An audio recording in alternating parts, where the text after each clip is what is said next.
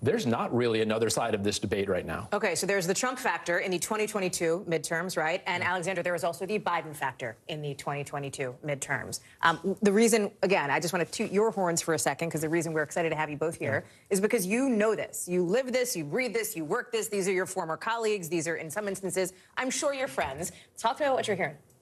Well, I think that, all of the Senate campaigns and across the country are running very competitive campaigns, Democrats across the board. But I do think that there was a missed opportunity around connecting, especially because we just heard abortion, inflation are top of voters' minds, connecting and the fight for democracy, connecting it with inflation and talking about how Republicans are using, have been running this political circus and tying more of the democracy inflation to pocketbook issues, I think was a missed opportunity for Democrats that we saw sort of escalate in the last 2 to 3 weeks. But I think the timing really mattered here. So we'll see what happens. But I'm hoping that Democrats do well, but I'm a little cautious. And Alexandra, I have to think Democrats are happy that former President Trump is doing this. Let's be very fair. Just from the exit polling and from the polling leading up to this election, President Biden was not having a good term. The poll numbers are just not there. He wasn't sure what to run on. You were just mentioning it. There's issues with Latino voters. But now they can run against former President Trump. So this has to be somewhat of a positive for Democrats. Yeah, I mean, I think that you're absolutely right. I think it's still the Donald Trump Republican Party. You see that with the sort of circus of candidates that they've decided to roll out in the Senate and across the board. So that's obviously good for Democrats, but increasingly, and I think it's very clear, is like we have to be able to tell a story in the same way that Republicans are about who's to blame. And I think that Democrats could have been the party, we should be championing that we are the party of the working class as opposed to ceding that ground to the Republican Party. And so again, when we talk about democracy, when we talk about abortion, connecting it to the economy, what's happening with inflation, and that corporations are the ones that are, and the Republican Party is the one that's fighting. And I think that really is the story of this election. Democrats sat out the #1 issue. Voters told us time and time again, the main issue is the economy and inflation. Democrats spent $320 million this cycle on abortion ads. Abortion's an important issue, but they only spent $30 million.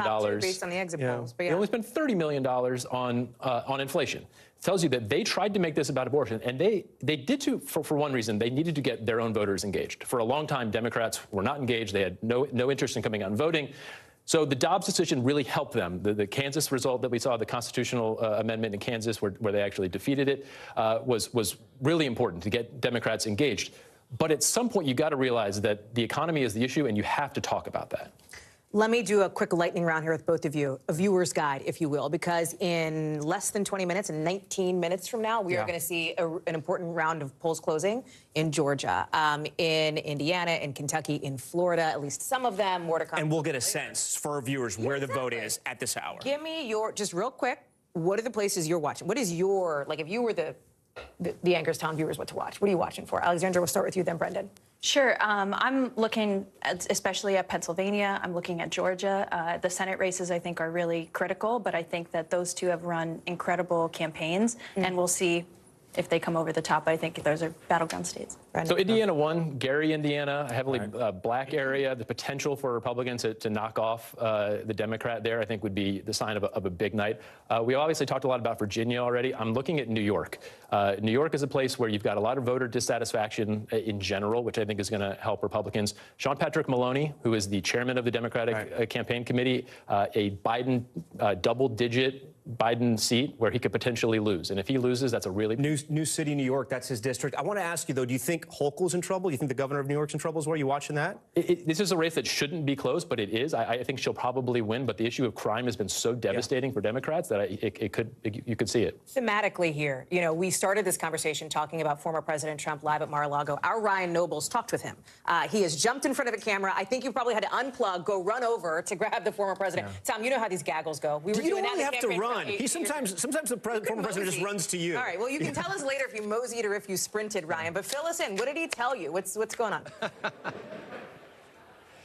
Well, he's obviously feeling very confident about tonight, and he is looking to at least subtly take some credit for what is expected to be a really strong Republican night, and what will obviously lay the groundwork for what is expected to be a 2024 presidential campaign, an announcement of which could come as soon as next week. And, you know, Trump kind of surprised us all here in this ballroom that he has set up, that he's going to have some of his closest loyalists that are going to be a part of this event here tonight. I'm told it's going to be members of his 2016 campaign, members of his 2020 campaign, and then perhaps even the team that will make up what would be a 2024 bid. But we did get the chance to ask him some very pointed questions about the election tonight and what it means for the Republican Party going forward, because, of course, the former president really has his stamp on the Republican Party, and he's already made some comments to reporters as we head into this election tonight about what could happen after these results come out. And the question that I specifically asked him is, what does he think about Senate Minority Leader, could be once again Senate Majority Leader Mitch McConnell, should the Republicans be successful tonight? In fact, Trump tonight even predicting that the Republicans could end up with 53, 54 seats when the dust settles here tonight. And Trump said that he does not think that Mitch McConnell has done a very good job. And in fact, he blames Mitch McConnell specifically for inflation, because Mitch McConnell was a part of the arrangement, the deals that were made to flood the economy with government money during the coronavirus pandemic. And of course, McConnell did support that $1 trillion infrastructure plan. And so Trump laying the blame on McConnell's feet, along with the current President Joe Biden and the Democrats in Washington. But where he stopped 0% surprising that is the case. But still, straight up. Yeah, criticizing his own party on election night. But before, by the way, we know who has control of the Senate, right? Because there is a little bit of a, I mean, Tom, you know this, there's a little bit of a risk there, because if it turns out that Republicans do capture the Senate, he will, you know, if it's very likely, I should say. Yeah, and Brian, I want to ask you, has anyone asked him, was he afraid with his sort of preview announcement if he was going to hurt Senate candidates across the country, number one? And number two, has anyone asked him if he's announcing so early so he scares off some of the smaller fish in the Republican Party? Yeah, that question didn't come up tonight. You know, neither of those questions came up. You know, as he often does. Yeah, exactly. You know, he likes to control the flow of questions back and forth. But I do think it's important to point out that when we asked him about Mitch McConnell, I specifically asked, are you prepared to try and encourage these Republicans, many of which, if they win tonight, won with his endorsement? Would you call them up and say to them, don't support Mitch McConnell for leader over the next 2 years? And he wouldn't go that far. So, you know, that's at least a line that he seems willing to draw at this point. But again, flirting with this idea of this 2024 bid, one that could come very early. Someone asked him if he has thought about a vice presidential pick yet, and he kind of laughed and said there will be time for that. So, you know, he's obviously laying the groundwork for a campaign that in many ways, guys, starts tomorrow morning, because everyone's going to start to talk about 2024 very quickly after the dust settles from the midterms here tonight. Ryan, we thank you for that. In the wake of everything Ryan was just reporting, Brendan, I got to ask you about this, because Republicans have to answer this question. So we just have an exit poll coming in. Again, it's early. The question was, voters nationwide feel dissatisfied or angry about the way things are going in this country. 92% of Republicans, 77% of independents. With those kind of numbers, why aren't Republicans theoretically doing better? And I know we don't know yet, but it sounds like Republicans are sort of tempering the expectations for tonight. Why? And you're smirking. Yeah, you're smirking. I mean, like, what's up? I think we are going to have a really like we're just waiting you to be like going like this. No, look. I think somebody put it to me this way.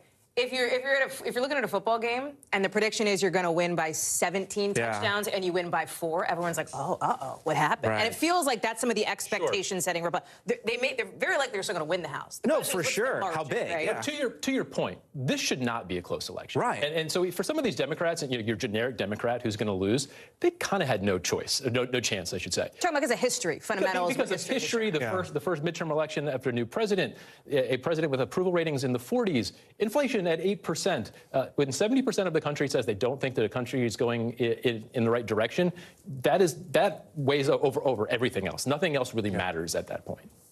Hallie, I think we're going to jump to Arizona, right? Is that our next move? Is that our next play? I had like a really smooth transition to lay that out. Damn, like, I just jumped in on it. No, that's cool. Whatever, we can do it that way. Because one of the What was the smooth transition? Well, were you just gonna? the elections Were you gonna like flow into Arizona from here? I was going to make the point that we're like again, and I just want to say this again because I think it's important for. Of homosexuality, because they say it should just be attraction between genders. Making things here in America again. we're shipping American-made products overseas instead of shipping American jobs overseas. We created 700,000 manufacturing jobs. An abortion and opening the door for further restrictions. Polls show a majority of Americans support access to abortion in at least some cases. And before the US economy began its downward spiral, it looked like a vote winner for the Democrats. The number one issue for me is women's rights. Joe Biden has promised he'll send a bill to Congress enshrining abortion access if Democrats retain their majority in Congress. If you care about the right to choose, then you got to vote. But an expected Republican victory in the House would mean access to the procedure would be determined by individual states for the next 2 years. And joining us now is Professor Mary Ziegler, a law professor at the University of California and an... I asked him about those Republican attacks on the election integrity of Arizona, and he expressed full confidence in the state's electoral system. Take a listen. I have complete faith in our county recorders across the state, including here in Pima, including our Republican county recorder in Maricopa County. We're going to get this right. There's little we can do about individuals like my opponent and the others on the ballot that may choose not to accept it. And I've been speaking with voters here at this polling station in Tucson and asking them sort of what issues are top of mind as they cast their ballots. And many of the voters here say that they're excited to be here and they have a number of issues in mind, from abortion to the economy. Inflation is hitting Arizona particularly hard. One voter told me that he is concerned about the integrity of the election system. I was speaking to Pima County officials, and they were telling me that so far turnout is on par with the same kind of turnout they saw in the 2018 midterm elections. And speaking to political scientists, they tell me that the higher the turnout, particularly among independents here in the state of Arizona, the better that will be for the Democrats, guys.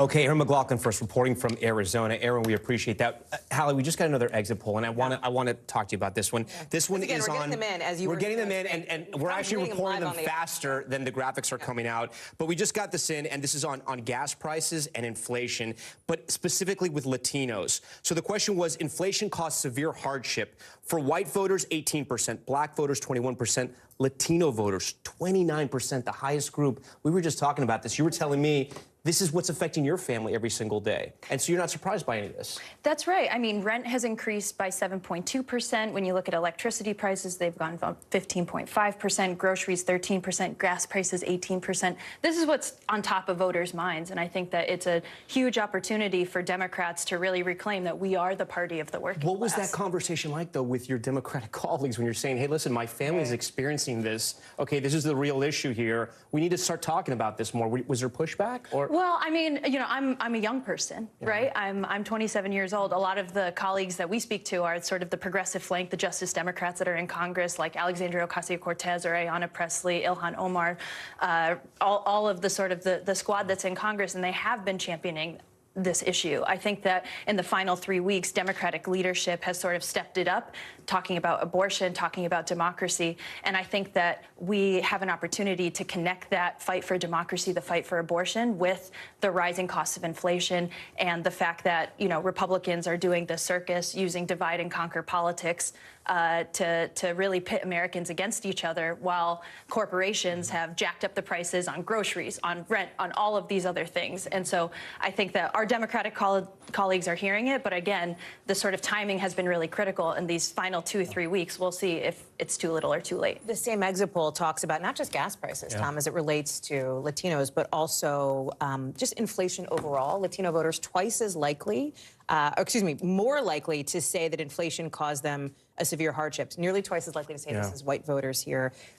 You know, as you're talking about, potentially a worrisome sign for Democrats, but also, Brendan, you know, messaging for Republicans here. You don't have to message so hard when somebody's doing their grocery budget for the month and it's like, oh man, I'm coming up short, right? That is really affects people. So this is fascinating because this is something that I heard from Republicans working on a lot of races, that they do think there's a huge opportunity to go into Latino and Hispanic districts that Republicans usually have no business winning because I'm thinking of some of the, like Texas, South Texas. So in South Texas, there's three seats in the Rio Grande. Yeah. So Myra Flores, who won a special election, Democrats sort of conceded the race. It was just a special. She was only going to be in for a few months. They'll just take it back. This is a seat that Joe Biden carried by 17 points, and they feel confident that she can win again. And there's seats like this in the Central Valley of California, in Colorado, in Las Vegas, where these diverse areas, they're getting hit by inflation just as hard or harder than a lot of other places. Yeah, and I think that's why it's critical. Instead of, I think the Democratic apparatus has not invested as heavily as we could have in South Texas and other places. It doesn't mean that we're not trying, but I do think that there is room for improvement, especially on investment, and particularly not just I think Democratic leaders at one point a couple weeks ago were talking about how inflation is a global phenomenon. Well, yes, but we need to connect what we're talking about to what's happening in real people's lives, which is the economy right now. People are feeling hurt at the kitchen table. And so I think Democrats are going to your point, historically, it's always would have been a hard night for us. But I think that, it will especially be close. And I hope we learn this heading into 2024, because that's what the Republicans are thinking about. Yeah. They're laser focused, as you mentioned, on Donald Trump and making sure that, We want to bring in somebody who has been standing by for us, keeping an eye on these exit polls, doing some reported analysis here, as we are now just minutes away from these key polls closing. 5.5 minutes to be specific here. Matthew Dowd is joining us here. Speaking of Texas, I believe he is posted up there in Texas. Matt, it's really good to see you. This is your sort of first appearance tonight. We've talked through in the last 55 minutes a lot based on some of the new data that Tom is all over here that we've been seeing coming into us in this exit polling here. What is surprising you? What is not surprising you? Well, one thing that I guess isn't surprising me, because I've been trying to say this for 6 months, is that there doesn't seem to be any red or blue wave in any of the data so far. And we'll obviously know more as election returns come in. But it seems to be very much in line with the last NBC poll, the president's job approval and all of those other issues, which had that last NBC poll had the Democrats up by 1 on generic ballot. It looks like we're going to have a long night with no red wave, as many had predicted and all the models I think had assumed we were going to be in. A red wave is what happened in 2010 when Republicans won by 7% of the popular vote. It's what Democrats had in 2018 when they won by 8% in the popular vote. And it seems to me, from looking at the data... Real quick, because, this was what you did. This is your bread and butter, messaging and crunching numbers. It's so early in the night. How can you say that with so much authority? Explain that to our viewers. Sure. One I can say it is looking at the vote turnout. And the vote turnout seems to be both Democrats and Republicans. When you look at the early vote and you look at what's happening on Election Day by vote totals, it looks like an equal enthusiasm on both sides. And the polls showed that. The NBC poll showed that enthusiasm had become the same. Number two is the president's job approval in these exits match his job approval in the NBC poll. So it's not what many Republicans had thought, which was an overwhelmingly negative audience. It is much more sort of nuanced than it was before. That, to me, shows we're going to have a very long and split night. Okay, Matt, we're going to check in with you throughout the night because we love your analysis. I know you love messaging and crunching the numbers as we get the information. And speaking of numbers, Hallie, getting a lot of them. We are just moments away from the first major round of returns tonight. Right after the break, the polls closing in Georgia, where we are watching that critical Senate race between incumbent Democrat Raphael Warnock and Republican challenger Herschel Walker. And then, of course, there's that high-stakes rematch from 2020 in Georgia. Democrat Stacey Abrams looking to take on the current governor, Brian Kemp, the Republican candidate in this race, a race that a lot of people are watching. And polls also closing in Indiana. Again, we're talking about Indiana 1, Gary, Indiana. Hometown, the Jackson 5. A lot of people are talking about that district, and we'll talk about it more when we come back. South Carolina, Vermont, and Virginia.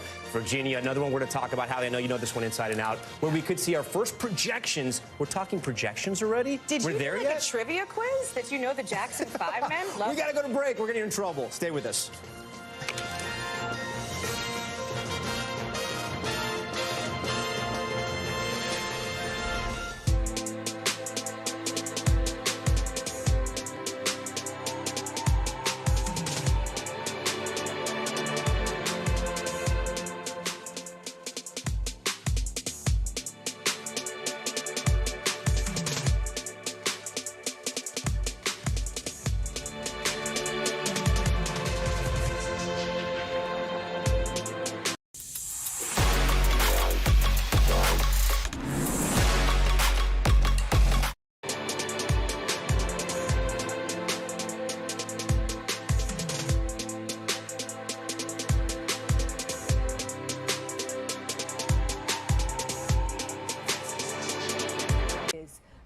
against Democratic candidate for governor Wes Moore. They are vying to be the next governor in Maryland. We saw President Biden at the DNC convention on Monday night campaigning again on behalf of Moore.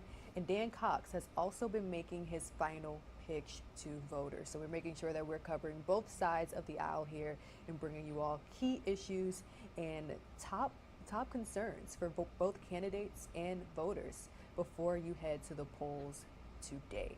The time is approaching the 6 a.m. hour here on the East Coast. Let's take a quick break, and then when we return, we'll bring you all up to speed on key races that we're paying attention to.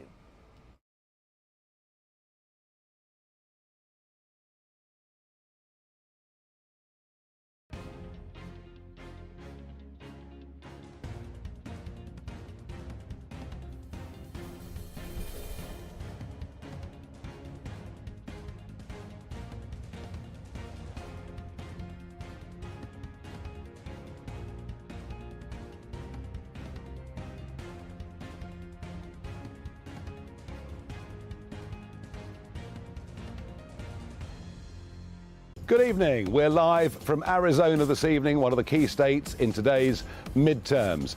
Perhaps if Kari Lake wins here and becomes governor, she could even become Donald Trump's vice president running mate. That's my opinion, one of the reasons that GB News is here. But Rishi Sunak has struck a big deal with America. We're going to be buying billions of cubic meters of liquefied natural gas from the USA. My audience question tonight, is Rishi getting this right? Todd Young there, the incumbent Republican. Listen, this is not a shocker. It is still a projection. It's our first one. There you have it. Let's look at Kentucky. The Senate race there, as we pull up that board. Charles Booker, the Democrat, with Rand Paul. Plenty of votes still to come in yet, so we're going to watch the vote coming in. Yeah, only 4% there. It's good to highlight that. Okay, South Carolina, let's move on now. The incumbent there, Senator Tim Scott, who projected winner. We have another one already, the projected winner there, and some already talking about him as a potential presidential candidate in 2024, even vice presidential candidate. We move on now to Vermont. Let's see how the Senate race in Vermont is shaping up right now. Too early to call. Peter Welch, Gerald Malloy, both men running for that open Senate seat right now. We'll see what happens there. And a reminder, the Senate split 50-50 coming into tonight. All Republicans need is one seat, but it's going to be a tough race. So many battlegrounds we're watching tonight. That's right. House, a little bit of a different picture, right? Republicans need a net flip of 5. You can see where things stand right now.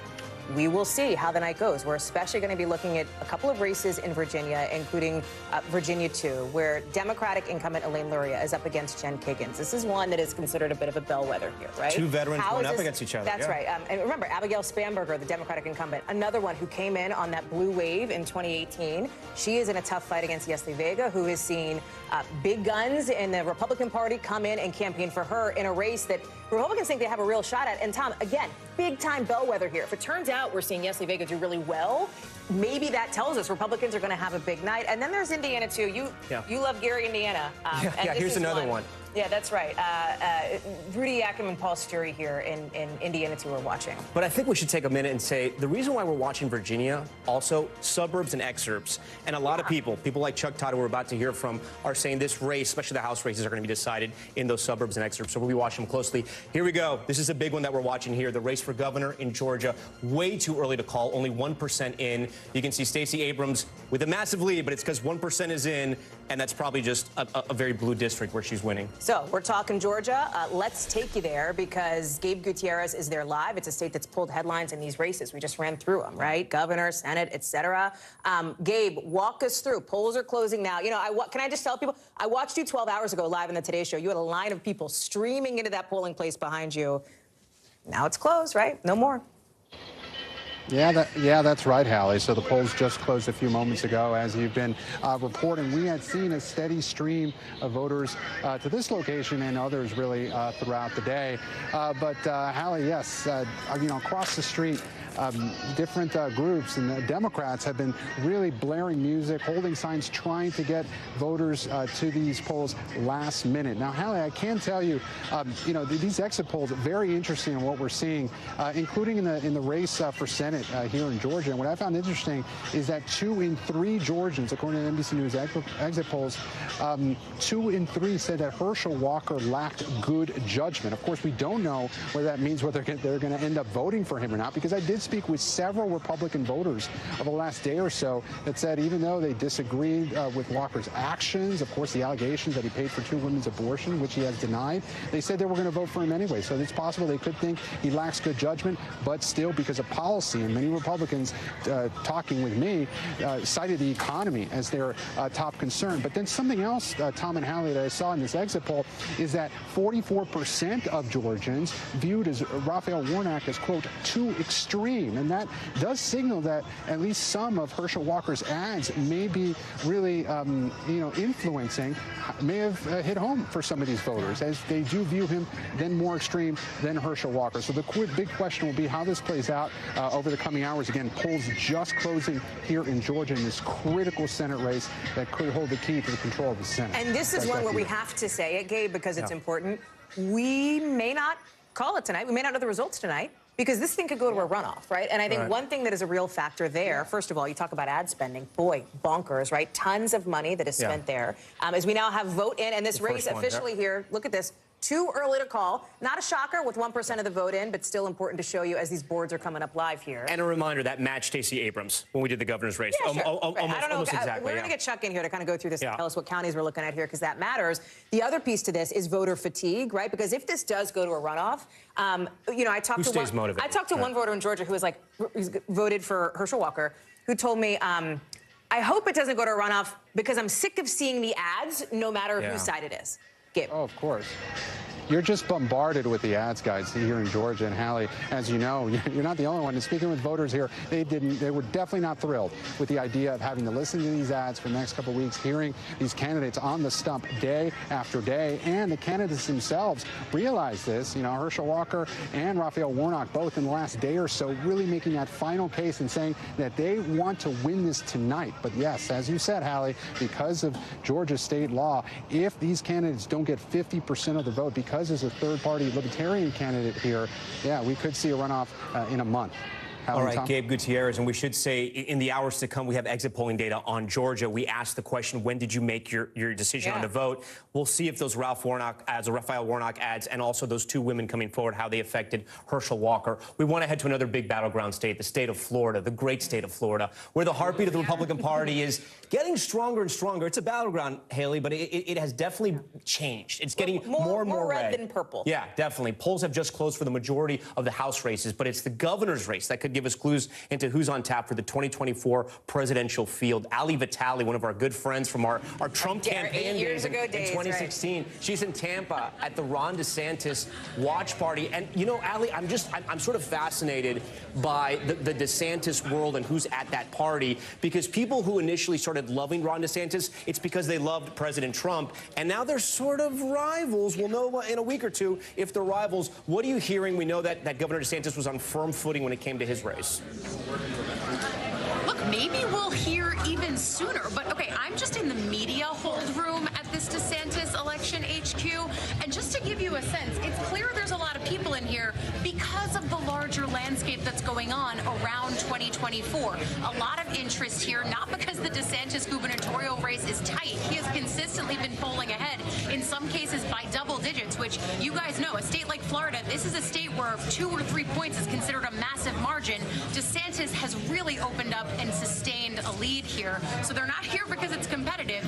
They're here because he could say something tonight in this likely victory speech that gives a sense of where this goes next in terms of 2024. We already know that former President Donald Trump is teasing an announcement in just a few days, but we could see the kickoff to 2024 squarely in the 2022 calendar. Hallie and I were joking about this over on her MSNBC show, the idea that I'm not sure if this is my last live shot of 2022 or my first live shot of 2024, because that's very much the sentiment on the ground here in Florida. People are looking at what's in front of them, but also what could come next. So the other piece of this, too, there's the governor's race there. As you talk about here, there's the Senate race with Senator Marco Rubio up against Congresswoman Val Demings.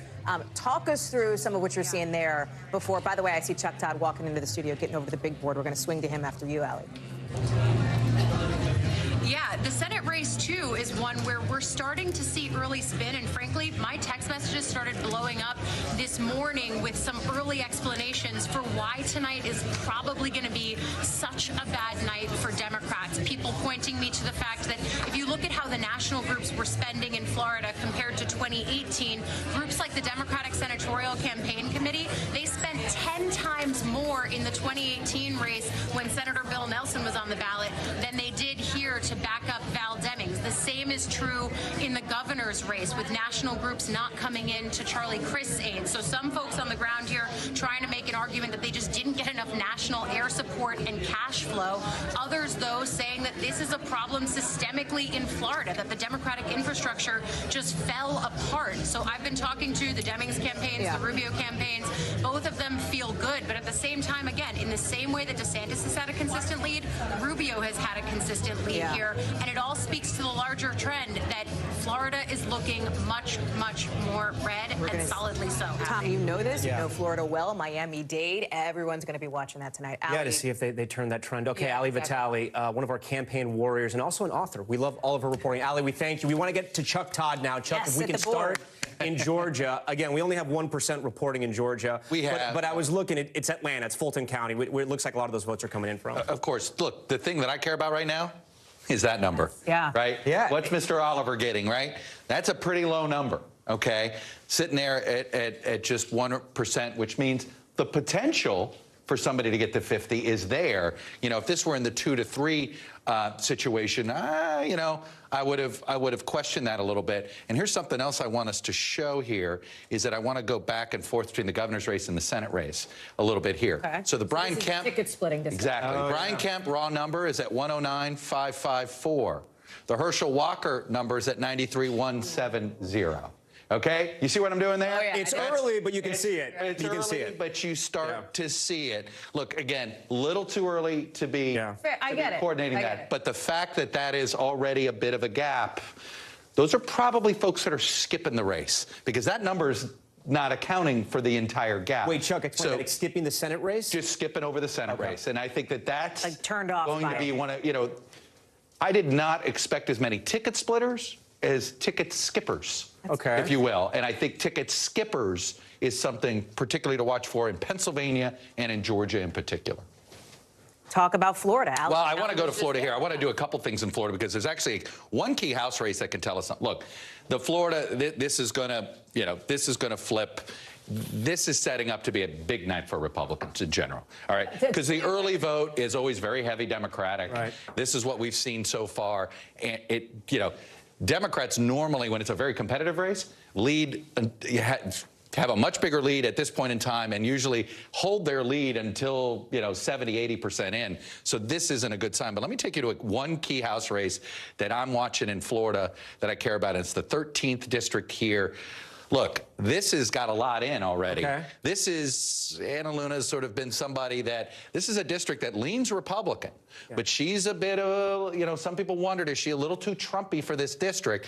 Look, the same-day vote's going to come in. This should flip, but this is probably, this will tell me whether it's a total disaster for Democrats in Florida or a moderate disaster for Democrats in Florida here. But the fact that they're still in the game here, this is, again, one of the swinger seats, and we have some stuff there. I think you have Broward County, too, right? Well, we've gotten some early Broward in a little bit, too. And let me take you down here. There's this, the one, let me make sure I find it here correctly here, the 23rd. Get it in here. Sometimes it's so small down here. Yeah, we're getting all these. Exactly. The representatives. Where? There we go. This is, no, that's not the one I was looking for. I was looking for our friend in the 27th there. My apology. Tadeo and there Salazar. she is. Here you go. This is one we don't have any vote in yet. So this is as 50-50 of a district. But a race that many people are watching because 80% Hispanic voters. But Annette Tadeo got no help nationally from the Democrats. And she said it, though. She said it. She got zero help nationally. The Democratic Party's decision to just blow off Florida here nationally, I think, is one. There's going to be some discussion. I know National Democrats wanted to walk away because it's so expensive, but this is really I think it's campaign malpractice. Chuck, one of the most telling things, I covered that race, one of the most telling things, I interviewed Maria Elvira Salazar. The whole playbook in 2020 was socialism, socialism, socialism. She didn't mention it all. She mentioned the economy, cost of living. I had to prompt her, and she finally got to that, but she couldn't run it because Annette Taddeo, her father actually was kidnapped. No, I mean, the S word, the amount of damage the S word has done in Miami-Dade County to the Democratic Party is Colombian Americans were a Democratic constituency. They're not anymore, and how you know it? It's that district. Do all the new residents affect Florida? Did they think those races? There's not that many yet. Well, look, yes, and I always I take people, I'll show you where to go when you want to look where the new residents are. It's always in here in Central Florida. You know, you get them in here in the inner Sumter County, of course, the villages. You'll see Lake County is another one where just it seems like there's a new subdivision that shows up all the time. And literally, if you look at it via college football flags, they all come from the Big Ten. Because you can see it, you know, they're not Florida State fans that are all living in your Lake counties and your Sumter counties. They're a bunch of Big Ten fans, and they're all working class Republicans. If anybody thought I was going to get in the way of two Florida men having a Florida discussion. Hey, you're darn right, Hallie. Good luck. Good luck. What else we could make this all about Florida if you want at this point. Look, what else have you seen in the boards that we should know about at this hour, Chuck? Not a ton yet. I'm obviously obsessed with trying to find the same race as you are. We're looking for some numbers in Virginia Beach. We don't have them yet. Nothing for Spanberger and nothing yet for Wexton. And, of course, in Gary, Indiana, we still don't have any numbers there either. So, you know, hard to characterize anything, again, about the one is Florida 13 there, that one district, lean Republican. That right now Democrats are hanging on, but let's see how it... And Chuck, real quick, explain to our viewers, when it's yellow, there's no vote in, blue means Dems are leading. Blue means that the Dems are leading in that county on that front. But yes, yellow is just something, that's what we've highlighted. This is just, we tell you that there's no vote. Chuck, excuse me. I was saying, as soon as you get Virginia, Chuck, interrupt us. Yes. Trust me, that's all I'm doing. I'm like, of those five, the five that are most competitive in this election, 4 of them are currently held by the Democrats. They are defending their territory in this election. You'll see we have already got some states coloured in. We have already got a race call in the state of Vermont. Not a single vote has been counted, but that is a solidly blue seat. Peter Welch is returned as the senator for Vermont. And the other one that we have a race call in is South Carolina, a solid red state. Not a single vote has been counted, but the Associated Press has made a declaration based on all the information that they have there. So a lot of counting still to come. We'll be watching these results for hours, but it's also been a very long day of voting. And someone who's been watching that unfold in Washington is our North America correspondent, Barbara.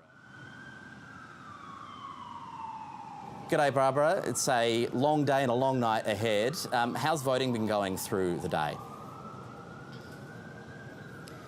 Look, I guess good and bad is the answer to that. In many states, it's gone off without a hitch. In a couple in Georgia, that state you were just talking about, a few polling stations will stay open a little bit longer because of delays in opening them at the start of the day. That's also the case in Pennsylvania. But the state where there's most concern about how voting is going is Arizona. Now, that's a key state because there you have, for example, a woman called Carrie Lake going for the position of governor, a very strong personality, a strong election denier, an acolyte of Donald Trump.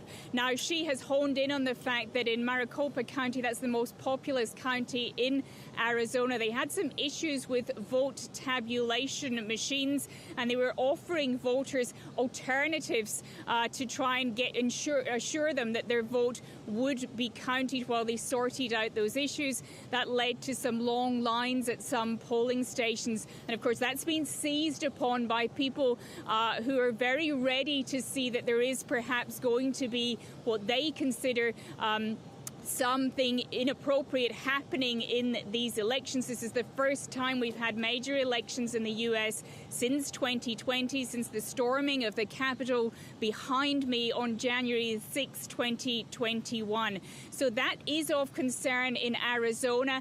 If the Republican candidates there don't win, and Blake Masters is going for the position of senator there, that's a close race. If they don't win, let me assure you we'll be hearing a lot more about those vote tabulation machines in Arizona. Potentially some court challenges, as we saw after the 2020 presidential race, Barbara. That's right. And in fact, Carrie Lake, that woman I just mentioned, she has repeatedly refused to say would she accept it if she were defeated in this election for the position of governor. She says simply, well, I'm going to win and I will accept that result. Now, it does look as though she has a good chance of winning against her Democratic opponent, Katie Hobbs. She hasn't really performed too well in this election campaign. She refused to debate Carrie Lake, who is a former television presenter and is a very good performer. She says simply, well, we also know that around about between a third and a half of Republican candidates in these elections, and there are, of course, statewide positions as well as the national positions up for grabs, have said that they do not accept that Joe Biden is the legitimate president. They do not accept the results of the 2020 election. So these elections not only deciding, as you say, who is in control in the House and the Senate, but also a test of democracy here in the United States and a test of whether the people who signed on to Donald Trump's false claims that the election was stolen in 2020 will accept the results of these midterm elections. And what do these results mean for the man who is currently the president, Joe Biden, and also the man who was formerly the president and is very likely to be running for the presidency again in a couple of years? He might well announce next week, Donald Trump. Multiple audio streams. Yeah. Well, let's take Donald Trump first. As you see, he's been teasing that he is about to announce that he's running again. In fact, reports from insiders say that he really wanted to announce that ahead of the midterms and had to be encouraged not to do that, not to influence the results of these midterms. Donald Trump now saying that come next week he will already make that announcement. Now, that could have many reasons. He's never really accepted that he lost the presidency. He has a number of potential lawsuits and a number of ongoing lawsuits.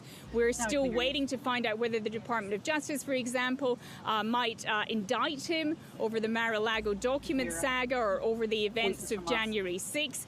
And he has a number of challengers, not least Ron DeSantis, the man who's going for a second term as Florida's governor and is really being talked up as a potential Republican candidate for 2024. We've seen just in the last week or so Donald Trump start to openly speak of the rising tensions between those two men, really starting to put down Ron DeSantis. So an early announcement by Donald Trump might stop Ron DeSantis in his tracks. He might decide he doesn't want to take on Donald Trump to try and get the Republican nomination. Now, as for Biden, we hope we'll hear from him tomorrow, U.S. time. If the House and the Senate go to Republican control, well, I think that's it over in terms of Biden's aspirations for 2024, unless, of course, he wants to make the case if Donald Trump runs that he's already beaten him once, so he should do it again. If it's a more mixed picture, well, then Biden also has not ruled out that he will try and stand again, despite the fact that he wouldn't finish a second term until significantly into his 80s. Barbara Miller in Washington, certainly given us a lot to talk about through the rest of the day and probably the days to come. Thank you. And Joe, as we've been talking, more results are coming through. We have another state called in the Senate. Rand Paul is re-elected as the senator for Kentucky. Again, no surprises there. That is a solidly red state. But it's good to see that the counting is underway. Red states have been decided already. Is there any noticeable change in the percentage of Democrat-Republican split to previous elections? Well, so Kentucky's just been called as I've been talking to you, Joe. I think where we're really watching for swings and changes is in places like Georgia and Pennsylvania, where they're really tight races and local issues are really kind of key there. I can tell you Rand Paul is, at about 54% of the vote, but it's a pretty early count still, only about 6% of the count. And the other thing I think I should probably say early on is just like in the 2020 US presidential race, it's likely that the numbers in lots of states are going to shift as they count first, either early votes followed by on-the-day votes or vice versa, depending on the state. Each state has different rules for counting these things. There is a very good chance we will see in Pennsylvania, for example, the Republican ahead for a very long time until those early votes start to be counted. We know those are more likely to be votes for the Democrats. So just like we saw in 2020, it's a little bit hard to kind of make predictions or draw too much from these early figures, because we know, depending on what kind of vote they are, where they've come from, swings can change. Okay, Casey Briggs there. The former FIFA president Sepp Blatter has described the decision to award this year's Soccer World Cup to Qatar as a mistake. He was in charge of the sport's governing body when the Gulf state was handed the hosting rights back in 2010. Qatar continues to face criticism over its stance on same-sex relationships, its human rights record and the treatment of migrant workers. A protest to evening, Right, sure. absolutely. And people have very strong opinions about the direction of Georgia. And we have two main candidates who would be taking it in a very different direction. And so I think people have been very vocal about, I am against this, I'm for this, and I have to show up to make my voice clear. What do you think about Chuck's theory about the what did he call it? The ticket skipping, skippers, the right. ticket skippers voting for governor but not voting for Senate on the Republican side? Well, we've seen that or talked about that quite a bit. I mean, you know, you look at the Republican candidates, and Herschel Walker and Brian Kemp are very different candidates, to say the least. And there are people who support one but don't necessarily support the other. And they're not going to vote just because it's a party line. I think a lot of people assume that everyone's just voting straight party line, or more willing to vote it than they really are. And I think Georgia's one of those races where we see that's not going to happen. Hallie, what can we pull from this, right? So you have one state, Arizona, where the candidate for governor, Carrie Lake, ran with President Trump, big battleground. Then you have Georgia, where you have another Republican candidate for governor running against Trump, or not running with him, I should say. It shows how fractured it is, right? Sure. Also, Georgia was anomalous, right? I mean, Georgia's a bit of an anomaly, and we saw that. We saw that with Brian Kemp. We saw that with Brad Raffensperger in particular when it came to those primaries. So we saw that Georgia voters were more willing to buck Donald Trump specifically, even with so much, Terry, you know, there's so much attention on that state from the sort of MAGA, the Trump wing of the Republican Party there. So I don't know that we can extrapolate like a ton other than that, right? The Georgia voters are kind of an exception in some of these instances here. Right. I actually wonder if either Raphael Warnock or Herschel Walker will actually get to the 50% threshold tonight.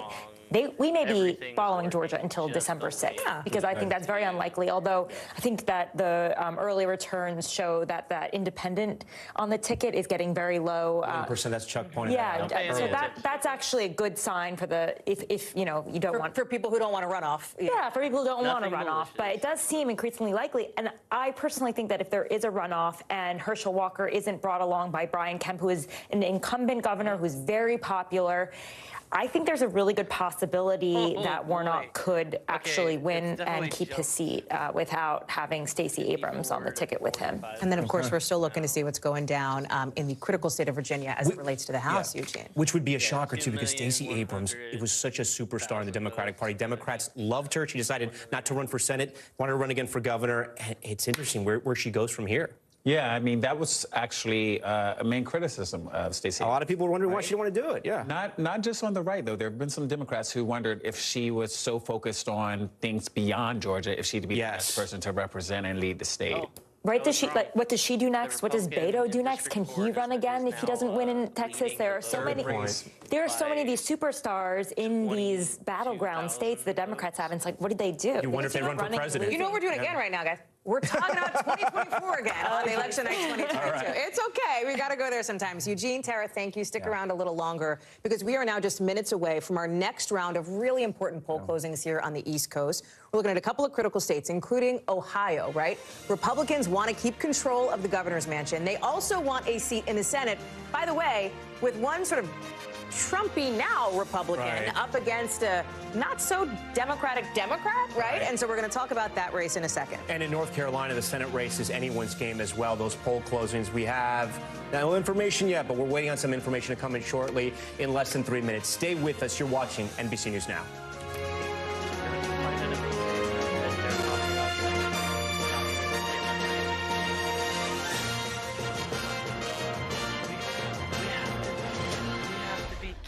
careful because Trump's going to come back going there.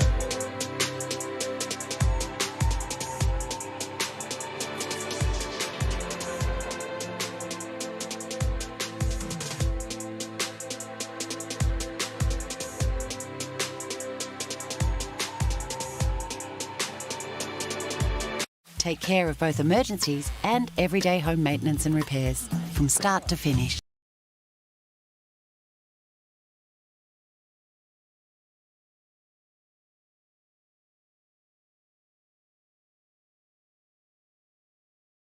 And it's going to be wet and stormy as well for large parts of the country. The southeastern corner still getting some of that today. That's the last of that lot moving off, but then this next trough coming through is going to help trigger plenty more today, getting into western parts of Queensland, though not for Brisbane. Mostly sunny for you. It's getting to 26, fine and 24 for Sydney, 23 in Canberra. Melbourne's warming up, 29 will be the top there. Even Hobart's pretty toasty with a maximum of 25. Adelaide showers, maybe a storm later for you, 32 will be the top. It's only getting to 23 in Perth, but clear skies there. And up north, Darwin's looking for some showers, maybe a storm as well, 33 degrees later. Now, this trough that we're watching moving through central Australia is going to hit the east, so a burst of wet and stormy weather to finish the week. And then this weekend, another big round of wet and stormy weather that could provide triple digits to the gauges over some already flooded areas. Of course, major flooding continues from the south of Queensland through New South Wales into northern Victoria, and we're likely to see riverine rises once that rain arrives at the end of the weekend.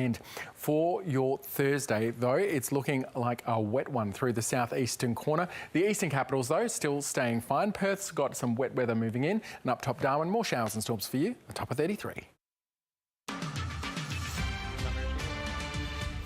Here are the top stories on ABC News. The Defence Minister has ordered an urgent review into the rules applied to former defence personnel after reports some ex-pilots are being lured by lucrative contracts to help the Chinese military.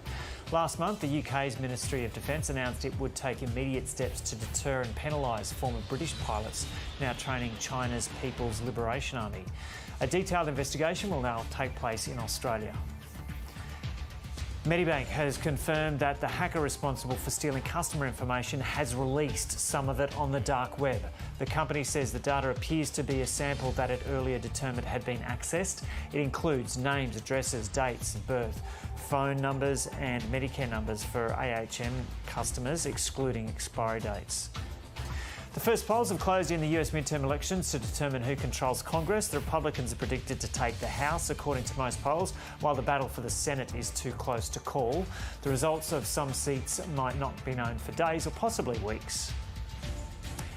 And people across the country have been sharing their snaps of last night's total lunar eclipse, which featured a rare blood moon. The event happens when the sun, earth and moon line up. It won't occur again until 2025. OK, so there's this urgent review in the Defence Force that's been announced now on whether China has been asking former military pilots for intel. The Defence Minister, Richard Marles, says the current evidence warrants the need for a detailed examination into the adequacy of current defence policies. I want to make this point.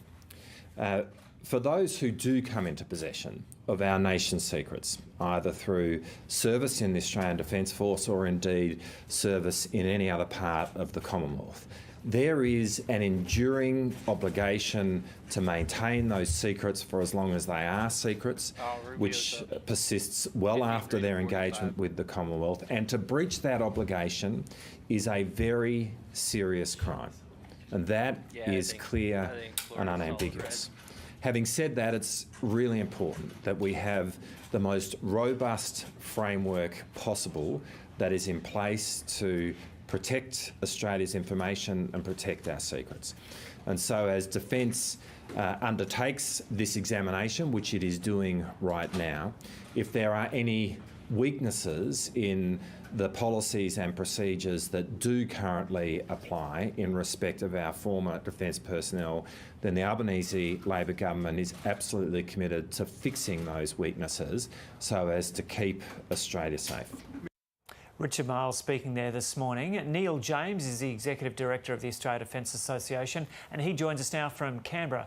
Neil James, welcome. So is it not unusual for Australian Defence Force personnel, after they finish up in Australia, to work with other national armies, navies and air forces?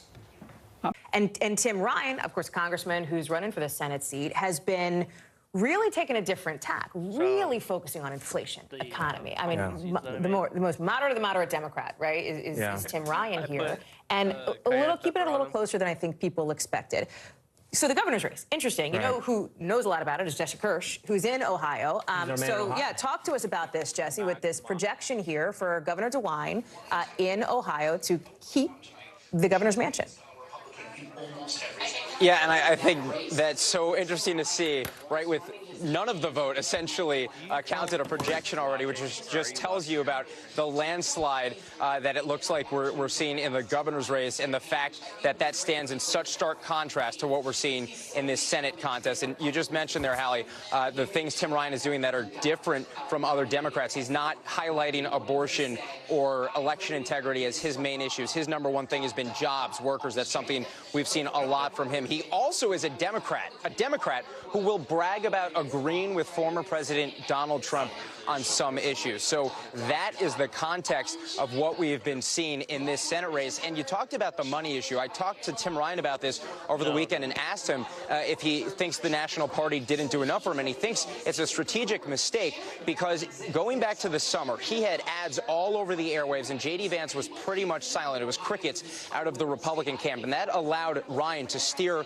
the narrative on television and the advertisements that voters were seeing. Well, then Vance gets an infusion of cash. He's able to push back on that narrative. And Ryan thinks there was a momentum that he had that could have helped push him all the way over into victory. And so we'll be seeing at the end of the night if there's any remorse from the campaigns in terms of how the strategy was played out. That's what Tim Ryan's doing. J.D. Vance first will tell you that what Tim Ryan portrays himself as doesn't line up with his record. And above else, both of these candidates are trying to portray each other as tied to their party leaders, whether it be J.D. Vance, someone who will just do what former President Trump wants, or Tim Ryan doing just what President Biden or Speaker Pelosi wants. That is the perceptions these two are putting out there, and they call each other extremists. So clearly there's a play for moderate, probably Republican-leaning voters, because remember, this is a state that voted twice for former President Trump by about 8 points.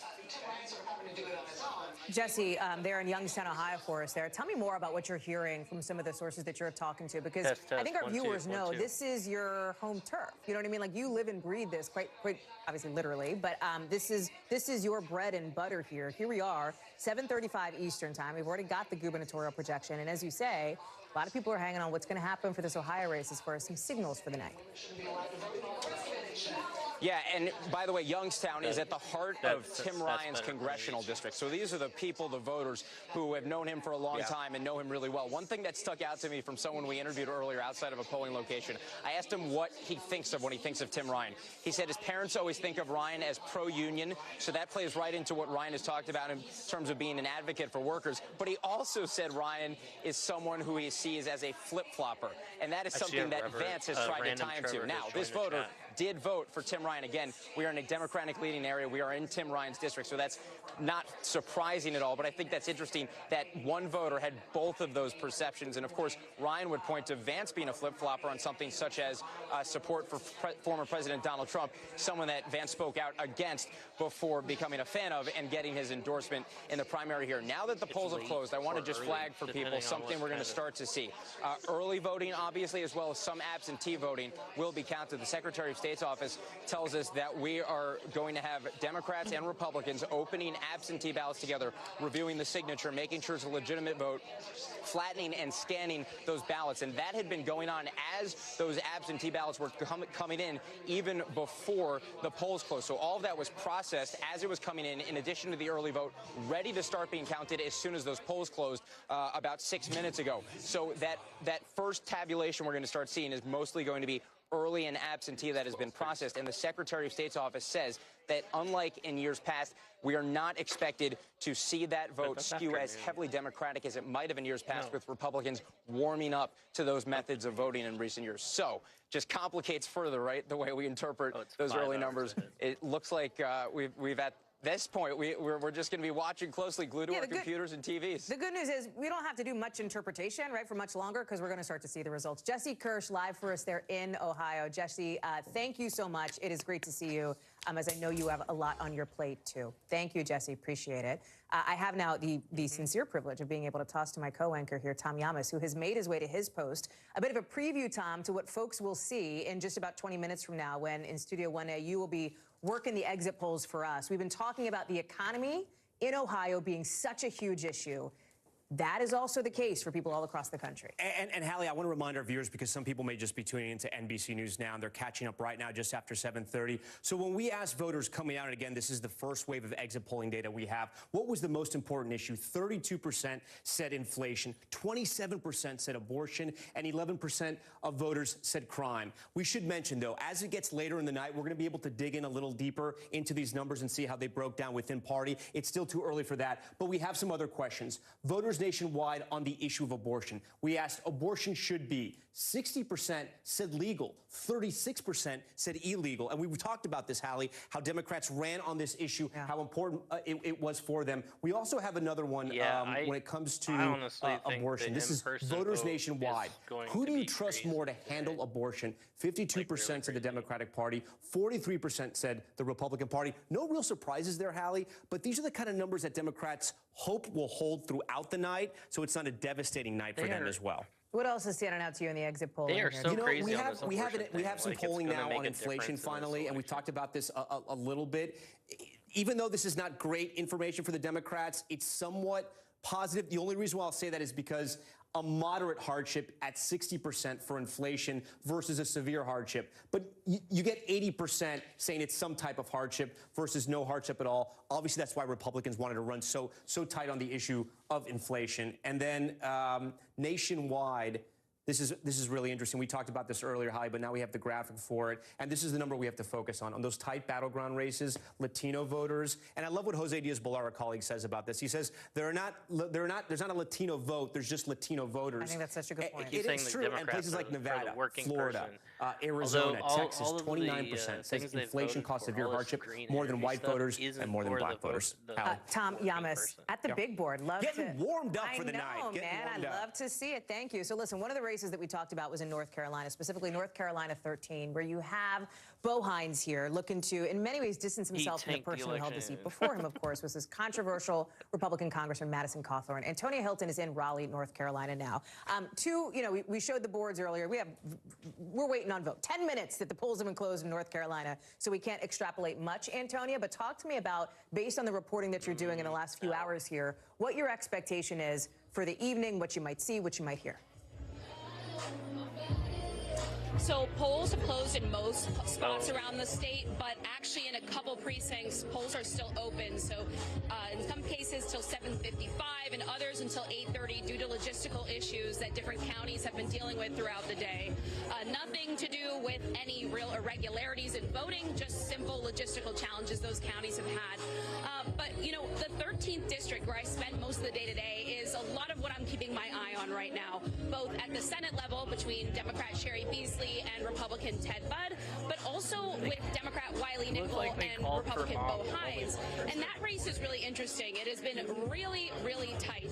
And the 13th district has new lines. It's incredibly competitive, a swing district, and it has a lot of unaffiliated voters who have no love for either party. They are issues focused, not really candidate focused.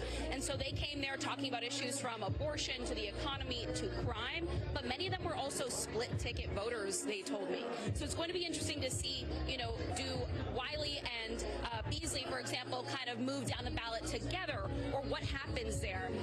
Wiley's team is feeling very good right now because these are voters in that community who tend to reject extremism because they see themselves as being in the middle, as not really being beholden to either party. They're not as comfortable with people on the extremes. And, Republican Bo Hines is a self-described MAGA warrior. He is only 27 years old. He's very openly anti-abortion. I heard from a lot of people today who told me that while the economy is a big issue for them, they also really don't like people meddling in women's reproductive rights. And so I'm going to be watching the 13th, both because of that congressional race, but also because the race between Beasley and Budd has been tighter than Republicans Republicans, frankly, wanted it to be. And I've talked to Beasley's team, and they're feeling very good tonight. Early results are starting to, give them a bit of confidence. About half of the early vote is in right now. And, we expect Democrats typically to overperform there, but Beasley's doing quite well, outpacing. Yeah, it's great to be with you. And I'll say I'm having an Australian Semignon as I'm going to watch the election results in honor of being with you. And what we see is that it looks to be a big night for Republicans in the House. They're certainly going to take back the House of Representatives. It may not be as big a win as it was in 2010 when Republicans won 63 seats, but they're very clearly going to pick up at least 20 seats, if not more. And so it'll be a big night for Kevin McCarthy. What we don't know yet is on the Senate side. The way our elections work, the House of Representatives are up every 2 years. In the Senate, it's only a third of them, roughly, that's up every time. So it really depends on who those senators who are up for re-election or who's retiring. And so we're looking at the races that, one of which you already talked about, Georgia. Certainly Pennsylvania is going to be very close with Dr. Oz versus John Fetterman. Races in New Hampshire, Nevada, and Arizona look to go down to the wire as well. I would bet on Republicans taking back the Senate, but sort of in the index fund of Senate Republicans, it's harder to actually pick the individual stocks. Right now. Well, let's just take it as a given for the moment. Say the Republicans do win the House. Is that the end of any Democratic legislative agenda for the next 2 years? In short, yes. Just as when Democrats took back the House under Donald Trump, that was the end of the Trump legislative agenda. In 2010, when Republicans won back the House, that was the end of the Obama legislative agenda. Now, that means it's going to be a very different world in Washington. And as we move to government funding, whether or not there'll be shutdowns, certainly questions about raising the debt limit, means these aren't just internal Washington, D.C. machinations. These are things that will have global impact and certainly impact markets as well. What are the Republicans going to prioritise if they do win the House? What's their number one focus? Well, they're certainly talking about crime and inflation. But to be honest, most of what they're going to do will be messaging bills. And I say that because they may or may not have the Senate. But even if they do have the Senate, it's going to be a very high hurdle for anything that a Republican House and Republican Senate does pass that would be signed by Joe Biden. So then what do you see? It's going to be the politics. You'll see a lot of investigations into this administration. You certainly will hear a lot more about Hunter Biden. And these are the Washington politics that we saw in the Trump years, in the Obama years as well. I helped create the Benghazi investigation committee, for instance. These are the things you'll see in this Republican majority, because it's going to be hard for legislation to get through a House, a Senate, and onto Joe Biden's desk for a signature. It's kind of where it's Some Republicans have talked about impeaching Joe Biden. Do you think that's likely? There'll be Republicans talking about it for sure, but Kevin McCarthy has been very clear that he doesn't want to see that happen. You need the audio. And he also doesn't see any reason for that to happen. And so, there will be more investigations, and you may see certain officials brought up in impeachment hearings and things like that. But you also have a high hurdle that you got to get to convict in the Senate. So an impeachment of Joe Biden would be a political act that goes nowhere in the Senate. And again, you have a high hurdle for somebody who is, say, the Homeland Security Secretary or someone like that. I think Republicans would be much better politically focusing on those issues that they've talked about all year now and trying to put some concrete proposals on that. That's inflation, the economy, crime, say also the border and healthcare as well. Doug, you are a Republican. There are hundreds of Republican candidates on the ballot today who deny or question the results of the 2020 presidential race. A lot of them are very likely to anyone drops into your after these live elections. feed. They will be in Congress. This isn't an election. What are they going to do? Are we going to see wholesale changes to the way that American elections operate over the next couple of years ahead of the 2024 race? Well, I can only hope not, and I think that starts with accepting the election results as they come in. Certainly Republicans love to, and I'll do it myself, point out Democrats who haven't accepted when they lose. But having Donald Trump at the top of your ticket and potentially at the top of the ticket in 2024 means that we've had a louder megaphone at this, and we've really sown some doubts in our elections in a way that we shouldn't be doing. And This means it's not just candidates for president, but ultimately when you get down to Congress and secretaries of state, you get into very dangerous things, and something I've tried to warn Republicans that they ought to oppose, especially because it's not just about us. America, we know, sends a message out to the world, and at a time when we see globally so many questions about the role of democracy and the role of authoritarianism and so forth, I think America really needs to do right by itself so we can set that example for the rest of the world that we often talk about doing. But as your party, have you already lost that battle within your party? If hundreds of election deniers are going to Washington, is there any hope there to come back from that? Look, it's a fair question, and it's one of the things a lot of Republicans are struggling with is how much due deference, I would say undue deference, to Donald Trump do you have to do? So after January 6th, and I'm about a 10-minute walk from the Capitol right now, we saw Republicans stand firm against Donald Trump, and every day after January 6th, get a little closer and a little closer to where they may be back in that symbiotic relationship, and that invites more trouble because some candidates have already said in advance, if I lose, the election is fraudulent. And if you're a Republican elected official, whether that's a senator, a member of Congress, or a secretary of state, or a city council member, part of your job is to make sure that you're sending the message that we have confidence in our election system. And it's why you played that clip of Senator Warnock saying that this is the worst situation we've seen with elections since the era of Jim Crow. The good news is, in Georgia and so many other states, we are seeing record numbers of early voting, absentee voting, in some cases, not just higher than the previous midterm election, but higher absentee and early voting than we saw in 2020 in the presidential election, which means people were out there voting, and that's a good thing. We just need to make sure that we're doing the right thing to make sure that these votes get counted, they get counted accurately and quickly, or as quickly as possible, and then that those results are accepted. Douglas High, thank you. Thank you. Well, so, Jared, for a man who's not on the ballot, today. Donald Trump sure does loom large over this midterm election. Okay, Casey. Anytime. More Australian wine for me now. Okay, we just got a bit of the guest there calling for more Australian wine and a bit of an audio glitch. It's Love heading Australian west. Wine. Okay, let's turn to finance news now. It's a very good morning to Sue Lannon. No, it's going Yeah, well, they've just kind of released their west full-year southwest profits, actually. So profits rose on the back of higher interest rates and more demands for loans. So they say cash earnings rose 8% to $7.1 million. Net profit rose as well to $6.9 million. But profit margins, known as net interest margins, fell over the year because of its purchase of the Citibank retail business. So taking that out, net interest margin rose slightly. Expenses also increased, but the bank is warning that higher interest rates and higher inflation are likely to challenge some customers, Joe. So overall, how did the big four banks go? Yeah, we've just had some reports out this morning from the accounting firm. So the big four banks making combined cash earnings of $28.5 billion over the 2022 financial year. So that's about up 7%. So we did see net interest margins decline. So that's the money they make between lending out and the finance they get. But they really did rise over the second half of the year. That's as high interest rates go up. So banks make money as interest rates go up.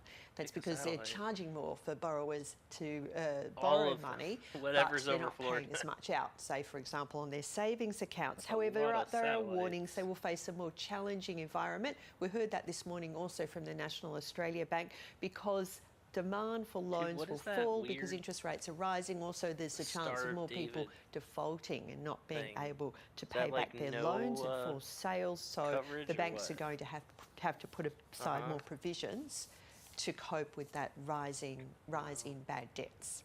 Now, there was a point there where we were having crypto stories virtually every day. It's been a bit quiet on that front for a while now, but what's happening there? Yeah, another potential bailout. So this involves the two biggest cryptocurrency exchanges, Binance and FTX. So there's been a surprise near collapse of FTX, and so the boss of Binance, Changpeng Zhao, has announced that his firm's moving to take over FTX. So the interesting thing is it's a fight between two really rich guys. They're bitter rivals. The head of FTX, Sam Bankman-Fried, bit of rivalry between these two, and it's not sure though if a deal will go ahead because Binance announced that it's a non-binding agreement, and it seems like the near collapse of FTX came after Binance boss was saying there was a liquidity crash. Let's have a quick look now at the markets. The Australian market higher as investors wait for the outcome of the midterm elections in the US. Australian market up about 0.5%, more sectors going up than down. So among the gainers are miners and consumer stocks going down. Energy stocks. I decided to have a beer. Looking at some of the top movers, Medibank rose today despite that news that customer details are on the dark web. Going down today, Whitehaven Coal and News Corporation. Also going down is REA Group, going up gold miner Regis Resources. Looking at Asian markets, the Nikkei higher in Japan, the New Zealand market's weaker. In the US, stocks rose for the third day in a row amid voting in the midterm elections. Investors are hoping for a Republican-controlled House of Representatives, which would stall the economic plans of US President Joe Biden. Financial markets like gridlock, which slows down legislative change. The Dow Jones index put on 1%. The survey showed small business confidence eased in October. And looking at commodities, spot gold rose overnight. It's lower today. Oil prices also fell on worries about rising COVID-19 cases in China. And looking at the Australian dollar, it rose above 65 US cents overnight. And that's finance. Wow. Thanks, Sue. Time now for a look at the weather. Look at those straight lines. Been very unsettled in eastern Australia and through central parts as well. We've got a repeat performance for both today. So this trough marching eastwards is helping to trigger plenty of widespread thunderstorm activity, as well as bringing down lots of heat into the southeast. Temperatures definitely up today. It's feeling a lot more like summer, and it's going to be wet and stormy as well for large parts of the country.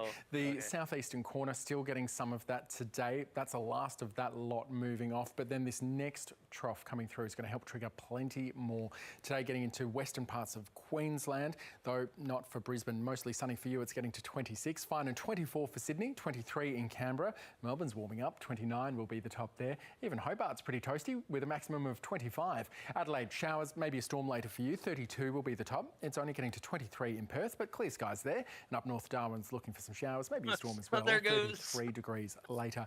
Now this trough that we're watching moving through central Australia is going to hit the east, so a burst of wet and stormy weather to finish the week. And then this weekend, another big round of wet and stormy weather that could provide triple digits to the gauges over some already flooded areas. Of course, major flooding continues from the south of Queensland through New South Wales into northern Victoria, and we're likely to see riverine rises once that rain arrives at the end of the weekend.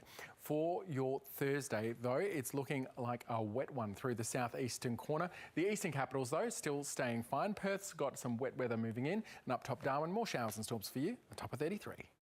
And a reminder that you can keep up to date on all the latest news across all your devices at news.abc.net.au and on ABC iView. Stick with us here on the News Channel. Going for a short break now. I'll be back soon. Ros Childs will take you through the next 3 hours or so, and we'll be keeping across those results in the US midterm elections coming through over the next several hours.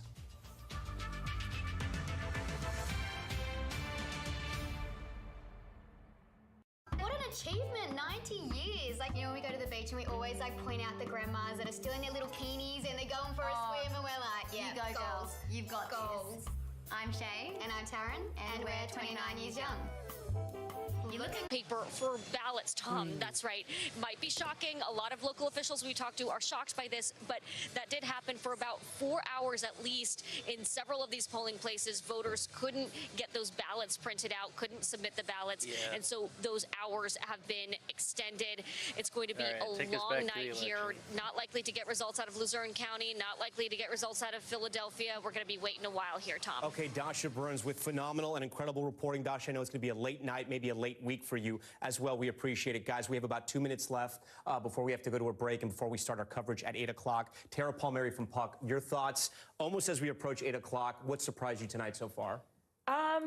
There haven't really been a ton of surprises so far, mainly because the results haven't come in yet. I still think this is going to be a rebuke on the incumbency. But I think what we're going to figure out is if the president's messaging in the final week really worked, if people see democracy, if they see abortion, if they see more of these existential issues as more luxury items, or if they're going to vote on day-to-day issues like inflation, pocketbook, economy, what's going to drive the independent voters out. And I think we're going to see that. Right now, still too early to tell, but my gut says, based on the polling that we've seen, is that pocketbook is going to win the day and democracy just might not win. Abortion was high up there on the minds of voters, which will help Democrats. Eugene Scott from the Washington Post, your final thoughts so far as we approach 8 o'clock.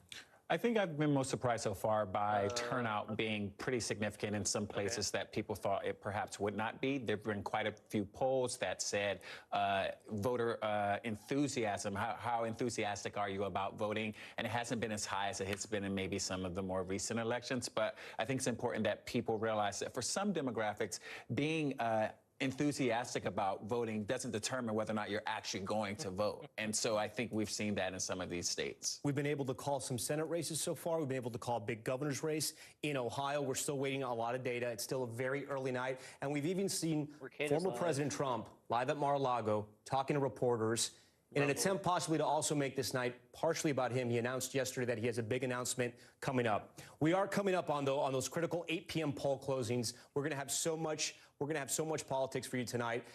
We have a huge special coming up at 8 o'clock. We have data coming in from the exit polls. We also have a lot of voter polls reporting and precincts coming in from the several battleground states that we've. How much I don't. Now, online platforms promise We have to go to this break. Eugene, as I go to you, we haven't seen President Biden tonight. We've heard him talking to reporters. Do you think he'll come out tonight and say anything, or do you think it's going to be a late night and we won't hear from him until tomorrow? I think it could be a late night. I mean, we know that he's been calling some of the leaders in the Democratic Party and encouraging them and voters and staff and some of the, who are at the polls and to express his support and his appreciation. But I think he may wait before he says something. And Tara, former President Trump already trying to make this night about himself. Right. I saw an interview on a right-leaning network, I think OAN, and he was asked, how will you interpret the results? If they're bad, not my fault. If they're good, it was because of me. So I think you're going to get exactly what you think you're going to get from Trump. Classic Trump line. All right. Quick update. I'll be joining Savannah Guthrie, Lester Holt, Chuck Todd, and my co-anchor, Hallie Jackson, who's already over there. Our NBC News special coverage of the midterm elections continues right now.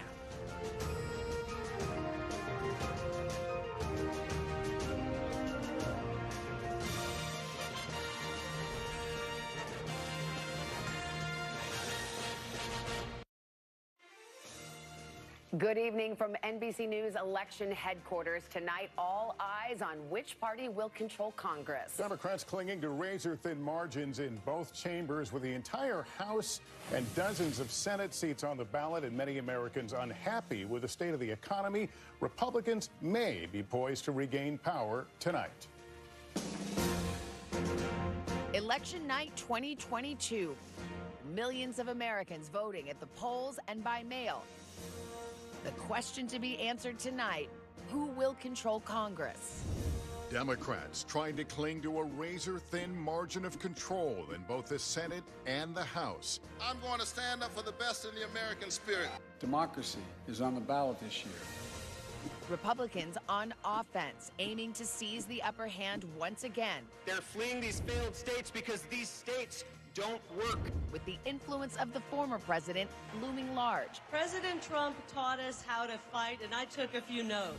What that means for the direction of the country. High drama and high stakes from coast to coast tonight in an election unlike any other, as America decides who will tip the balance of power.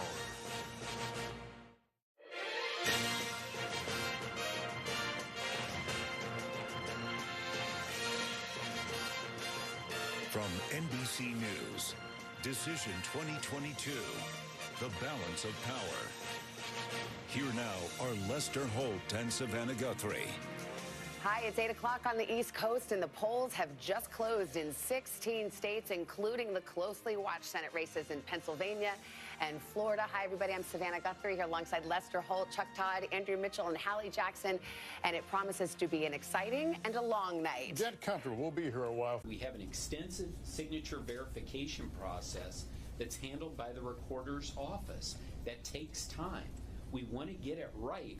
We don't want to do it fast. We want to do it right.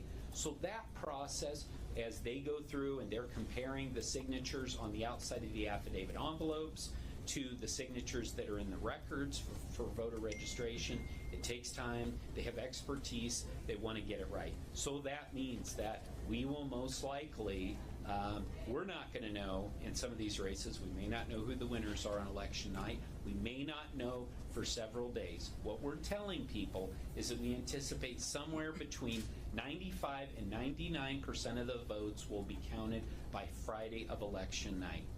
Now people say, why didn't we know about this before? Well, we think we've done this for years. This is how Arizona law works. But we didn't have this much attention on our elections. And also, our elections haven't been as close historically as they've been recently. And, I don't believe in polls. I'm not a poll watcher. But if you were, you would see that many of these polls are anticipating very close races. So again, that's why it may be several days until we're in a position. Additionally, there are literally state laws in place that give people days to correct, like their identification. If they don't have identification with them, they have days to respond, to get back to us with the IDs. So again, under Arizona law, it's going to take a few days. But unfortunately, again, we're going to continue to hear this kind of noise and maybe other noise about fake issues. So our request to the media is, please, when there's information like this going around tomorrow, please wait, get it verified before you amplify this sort of information out there. It makes it extremely difficult for these professionals who run this election to deal with it when that sort of unverified information is out there being amplified. So with that, I'd like to just take you through about three. These are scenarios with sort of fake news. Sorry, I said it, and how we would respond to those, and then I think you'll have a chance to hear from the reporter. So the first false narrative is kind of what I've talked about here already, but not having every ballot counted on election night indicates some sort of cheating or incompetence as well. And so here you go. You see this one. Pro tip: if your state cannot count every vote on election night, there's cheating in your state. Entire nations count their votes on election day. If you can't, it's because you don't want to. So again, that's just plain wrong, as we have described. This 100% count of ballots has taken a long time. It's taken several days for many years. We've been doing early voting here in Arizona since the early 90s. And I know about this very well from personal experience because I served as an election lawyer for the Arizona Republican Party in the mid-2000s. And we were frustrated by this. I understood it, but that's how it worked. It's part of Arizona law. It is in no way an indication of incompetence or fraud. And again, we've been very clear in these press conferences already what the plan is on reporting numbers. So our first report of numbers tomorrow night will be at 8 p.m. That's going to be all of these ballots that Recorder Richer and his team that they've gone through. They've signature verified these through this weekend, okay? And those that have been tabulated. That's going to be a big number. And then later on at 9 p.m., we may have additional ballots that have come in since the weekend. From that point on, we'll be providing vote totals from day of. So these are people who show up tomorrow, who vote in person, put their ballots in the tabulator, and we'll be reporting those votes throughout the night and into the early morning. So that's what's going to happen. Don't be surprised when that happens, and don't listen to the folks who tell you that that is flawed in some way. Okay, fake narrative, false narrative number 2. All right, so this is that the machines don't count the votes accurately. And I think we have a tweet on that one. Yeah, we have another one. If they're using the Dominion tabulation machines, they can still cheat. They could change the algorithm. They could also switch votes using the adjudication program. So again, the accuracy of these machines is tested before the election. It's done by Maricopa County. It's done by the Secretary of State's office. That's already occurred to make sure that there isn't any tampering. If those machines don't pass those tests, we can't use those machines. Additionally, there's a hand count that we do, a hand count that tests a statistically significant, easy for me to say, batch of those votes, hand count, and that is conducted by party members, Republican Party members, Democrat Party members. And once we've gone through that statistically significant number of ballots, if we find that that is consistent with the results from the machines, then we're done. If we find discrepancies, then we will expand that hand count. So that is another thing that supports what we're finding from those machines. And by the way, the hand count audit matched the machine counts both in the 2020 election and also in the primary here in 2022. Additionally, the courts have affirmed the count of these machines over and over again in lawsuits. And finally, in the Lake v. Hobbs lawsuit that was brought earlier this year and was heard in the federal district court, the court in that case actually said that there was such a lack of a basis for this claim that the machines could be manipulated that the judge threw the case out. And then the final false election narrative here is that election workers are going to change my vote. So again, if the tabulation machine cannot read the contest for some reason, that contest then is reviewed by a bipartisan team. So Republicans and Democrats are reviewing this. And the bipartisan team has to agree before any action is taken.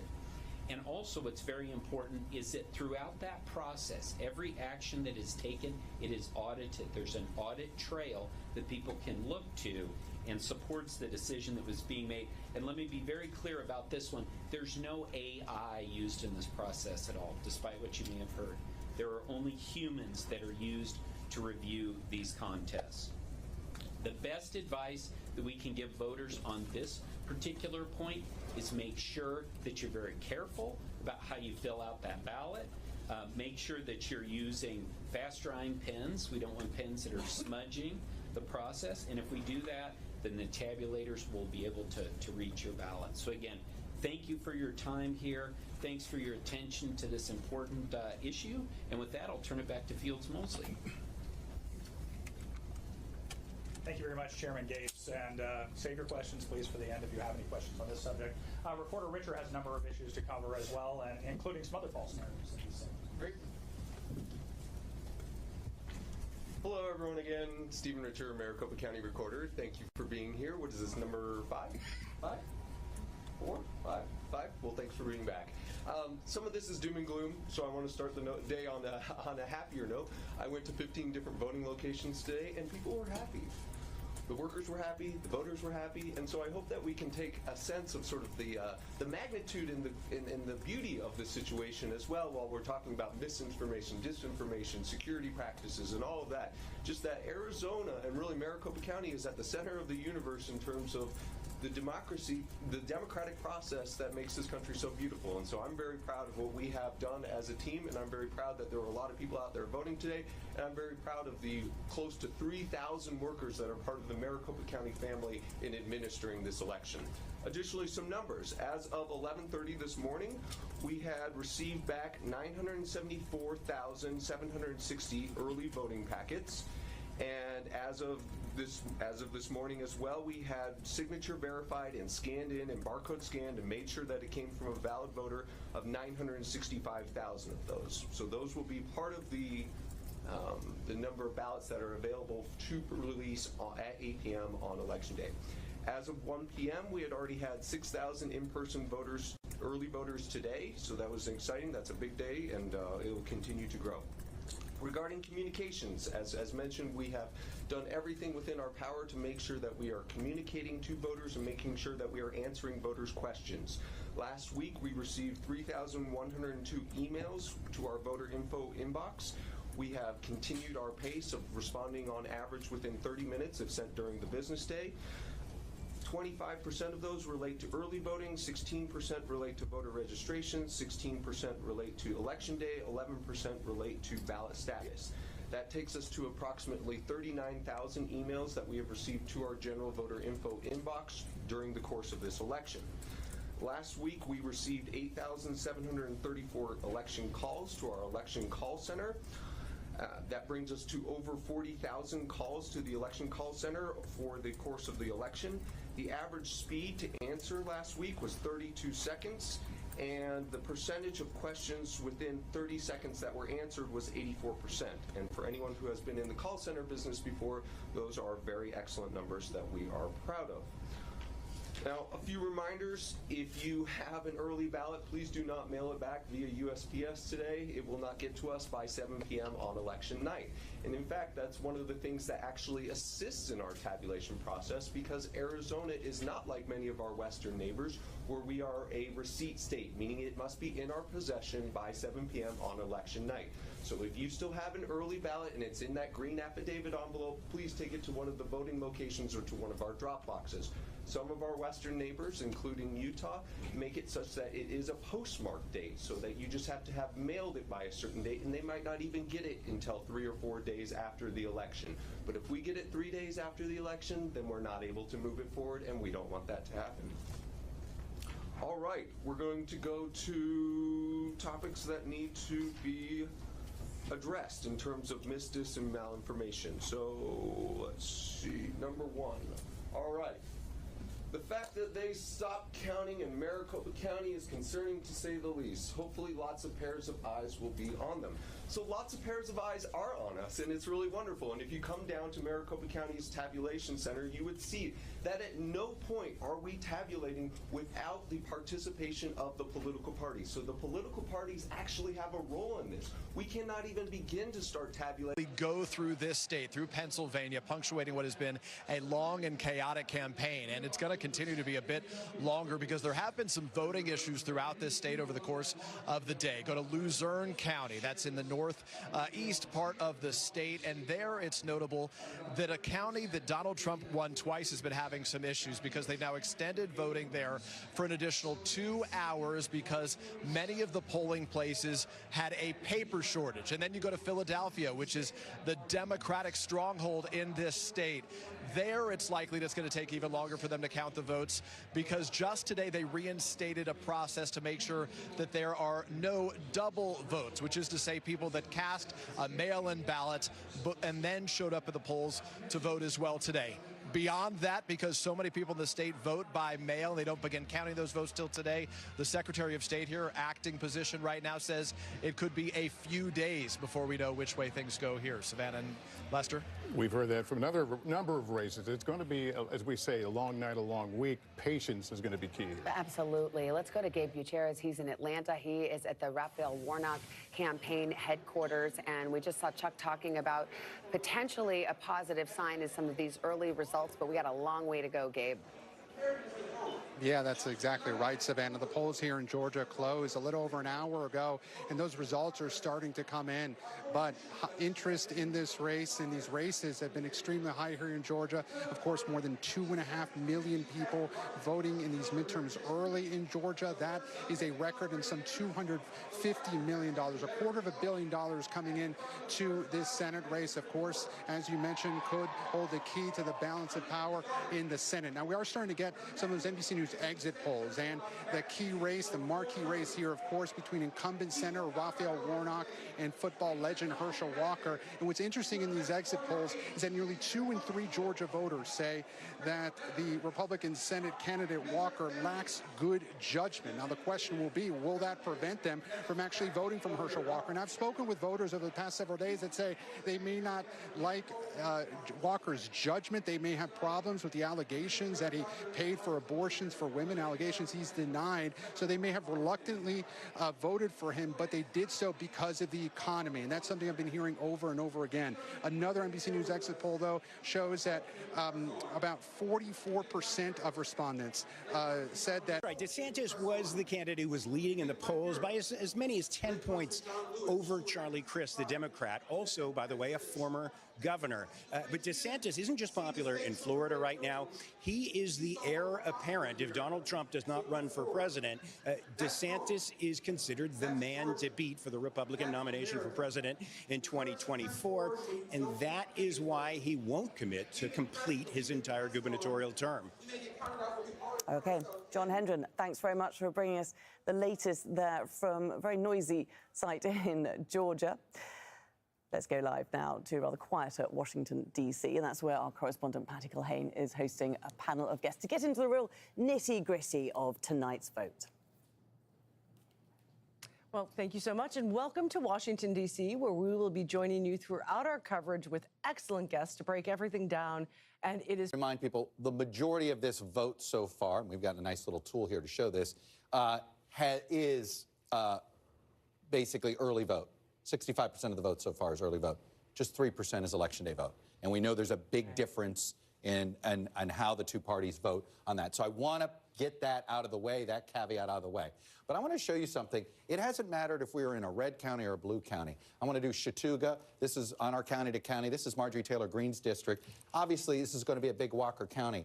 But Walker is running consistently behind Trump's number all over the state. As you can see here, he's running about 3 points behind Warnock, running about 3 points ahead of there. But look, you go to Fulton County, which is obviously going to be a huge, this is Atlanta, it's going to be a huge Warnock County. And again, he's performing almost 3 points better than Biden, and Walker is underperforming Trump here. And where is this underperformance, you know, in general, where is this coming from? Well, if you look, let me take you and compare. There's a lot of people skipping this race. There's no doubt in my mind. Look at the number now, 694.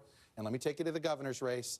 And as you can see here, he's now almost 70,000 votes. Just to be clear, what you're saying is these are people who might have gone in and said, I'll vote for the governor, Brian Kemp for governor, the Republican, but I'm just not even filling in a Senate race. They are skipping the race. We've been talking about, and I was skeptical that we were going to have a lot of ticket splitters, that I really believed it was ticket skipping. Voter had given us a mailing address of where? Mojave County. And so we did exactly as the voter had requested. But by that time, the mis and disinformation has already spread and has already become something that is a little bit hard to put back into the bottle.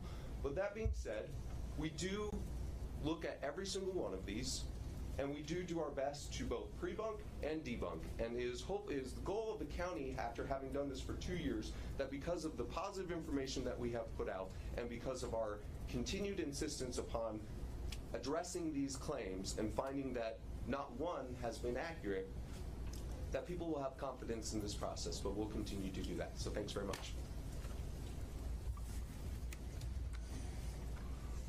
You all absorbed that, right? It's a lot thrown at you at once. So thank you very much, Recorder Richard. Mis-dis and malinformation, of course, it can lead to security worries, concerns, potentially threats, and that's where Sheriff Paul Penzone comes in. There's a part of me that wishes that Stephen was my algebra teacher for some reason. With that being said, I don't have any slides, I don't have any jokes, and at this point I don't have any patience. I've been in this business for over 3 decades, and I never thought in my life that we would be putting up physical barriers, fence lines, barbed wire, having deputies to the volume of what we've committed, having technology, having every resource readily available to law enforcement to protect a building where the most important thing that goes on in our nation, the free vote, takes place. Yeah, no problem. If you told me we were doing it to protect a school or a church or a synagogue or something of that nature, I'd understand it. But we are who we see in the mirror right now, and that is a result of, as you heard many times, misinformation, creating emotion that leads to frustration and causes people to behave in ways that is unacceptable. So, making excuses. As committed as we are to keep the community safe, we're committed to protect the free vote in a republic. Anybody out there whose intentions are to Interesting to undermine get this effort, better coverage to on create foreign fear, channels. to It's intimidate American news channels. good men and women who are trying to facilitate this process, you will have to go through us to get there, and it's not going to happen on our watch. A few of my chiefs are here today, and I couldn't be more proud of the work they put in to prepare a very comprehensive plan. We will be zero tolerance, so you can go and cast your vote and put your sticker on your shirt and feel good about the fact that you live in a free nation, or you can find your way down to the recorder's office and come in confrontation with the Maricopa County Sheriff's Office. We're going to protect everyone and every vote in that building. I'm not saying that to sound like a tough guy. All right, you're streaming live now from Fox. We are taking a look back on a very important topic there in Arizona, election security. We are listening in as officials in a key county, Maricopa County, Arizona, are speaking on how they are combating election security fears. This took place on Monday night. But Seems of like course, Marjorie we are Taylor taking Greene you did too. from state to state. We're talking about key issues and key races. So let's go ahead and head out live to Atlanta, Georgia. Yes. Joining us there is Fox 5 Atlanta's Mark Teitner. Mark, two very important races there in Georgia, but let's talk about the governor's race. So we have incumbent Governor Brian Kemp. He is being challenged by Democrat Stacey Abrams. What are we expecting today? Well, this is a rematch between these two. They went head-to-head back in 2018. At that time, Governor Kemp ended up coming out on top by just 50,000 Some of them votes. are so one-sided. So they that now can. are going to do it again, and we'll have to see if this one turns out to be as close as the one took place 4 years ago. Massachusetts, 1% reporting. They only have 2,000 votes in. Not even that. Challenger Stacey Abrams held a rally with rapper 2 Yeah. Chainz, during which she gave a fiery speech calling for Medicaid expansion, abortion rights, and higher teacher salaries. If you want more, say more. If you want So more money in that's your pocket, gonna say be more. If you want more Orlando, opportunity in your life, say more. If you Palm, want more or freedom in your day, Palm say Beach. more.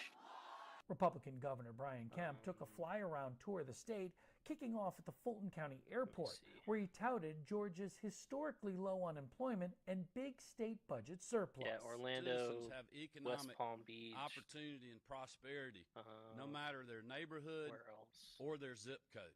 The race is, of course, a rematch of the pair's bitterly contested and close election back in 2018. Abrams says Kemp has failed as governor and only looks out for the rich and powerful. Well, if he's not willing to help people stay in their homes, it's time to evict him from the governor's mansion. We're going to get that house. Kemp is asking for 4 more years, running on his decision to keep Georgia open during the pandemic and the state's relative economic prosperity. You know, when I got sworn in, I told people I was going to work hard every single day for them, whether they voted for me or not. Q. Well, the initial polls have shown that Governor Kemp has a narrow but sizable lead in this particular race. That, of course, would go against the way things played out 4 years ago. When you ask Stacey Abrams about that, she says basically what all politicians say when they're behind in the polls heading into an election, that the only poll that really matters is the one that takes place when the voters cast their ballots. Mark, so you mentioned their initial matchup back in 2018. That was a significant year because then candidate for governor Stacey Abrams registered over 200,000 people to vote in the state of Georgia. In 2020, she quadrupled that number and registered over 800,000. So since they're meeting again, has anything changed since 2018? Well, there's been a number of things that have changed. We've got a new voter law that has changed, which Stacey Abrams was against and fought against, and that Brian Kemp helped push through. And according to the Abrams campaign, this is restricting folks' ability to go out and cast ballots. But the governor counters. Well, they all said economy to some degree or the other, but particularly in Georgia, which we were just talking about here, runs a small business, real estate, said inflation is affecting his life in a really serious way. It's why he's voting down the Republican ticket. Not a ticket skipper like Chuck was talking about, but somebody who did vote for Herschel Walker, voted early, saw it as a referendum on Biden. All right. Well, we will take a break, continue more of our Decision 2022 coverage here on NBC after the break.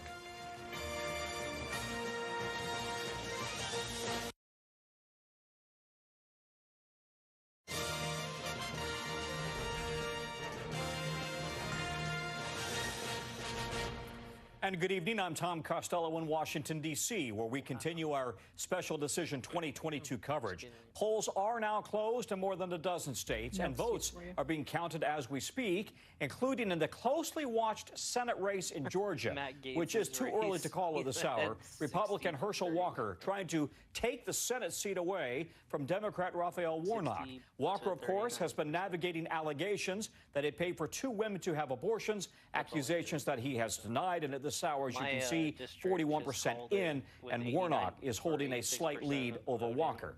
But again, this is far too early to call. Also in Pennsylvania, another high-stakes Senate race playing out right now between the Democrat John Fetterman, he's the lieutenant governor who has been recovering from a stroke, and the Republican Mehmet Oz, who only recently moved to Pennsylvania from his home in New Jersey. He really had a hard primary fight, painted as a TV liberal. Remember, he's an on-air doctor, but he did win, and he's been suggesting Fetterman has not been honest about his stroke recovery. At this hour, it too is too close to call, 7% in. Only 7%, Fetterman and appears there's to no way have gotten a Fetterman's numbers big are gonna stay boost that high. from some votes out in the western part of the state. Let's bring in NBC's Rahema Ellis, who is outside the Museum of the American Revolution in Philadelphia, where voters have been casting their ballots all day. Rahema, what are you hearing, and what does it look like so far? Before they did the debate. Tom, I can tell you what I'm hearing is that those in the Democratic Party are saying that we might know the outcome of the votes that were cast that were in-person votes. That may be in a matter of hours, but they say it's going to be days before we know about what happens with all those mail-in ballots, because they are finding that the Secretary of State here in Pennsylvania, they're calling for a review of some of those mail-in ballots because they want to ward off any potential questions about double voting. We also know that John Fetterman, you just mentioned, the Democrat for the Senate, he's joined a lawsuit to make certain that some of those... What is going on heading into the last day of this election feel different from 4 years ago for both of y'all? I'll start with you guys. Well, I think for me is, look, 4 years ago, I didn't have a record I was running on. A lot of Georgians didn't know me, but they do now. They know I've made tough choices, even when I was criticized from people on both sides of the aisle, and I think a lot of Georgians appreciate the fact that I've stood up and fought for them, even when the political winds may have been blowing in my face. So I'm very confident about tomorrow. I'm very confident about the process that's going to be going on tomorrow. But what's happened during early voting, you know, Stacey Abrams' narrative is falling apart. We're seeing record turnout in our state. Georgians are letting their voice be heard, and I think that's going to be cause for celebration for us tomorrow. But we cannot count on that. We got to keep working and ask Georgians to support us and make those last-minute phone calls and get people to the polls and turn the vote out. If we do that, we'll have a good night, but if we don't, it may be a long night. Well, 4 years ago, the governor beat Stacey Abrams by 55,000 votes, and I was in a runoff, so I was kind of busy for a month. But then on the first day I took office, I already had multiple lawsuits from Stacey Abrams and all of her allied organizations. And the big lie started back in 2018 when she lost by 55,000 votes. And we pushed back, and just a week ago, Fair Fight decided not to appeal the case anymore. But that cost the Georgia taxpayers $6 million to push back against that myth that she had about voter suppression. If you look at where we are today, right today we have 2.5 million people have already voted early in the state of Georgia. That's 20% more than we've ever had before. We have record registration. And some of that is House Bill 316 and SB 202, but also we had a Secretary of State before I took office that was there for 8 years, and he did great things for the state of Georgia, and that was our Secretary of State, now our Governor, Brian Kemp. And that's why we stand here a little bit different than we were 4 years ago. We pushed back against Stacey Abrams. We have honest and fair elections in Georgia. And I would just note for the record that was a Obama-appointed federal judge that ruled against every single count on that lawsuit.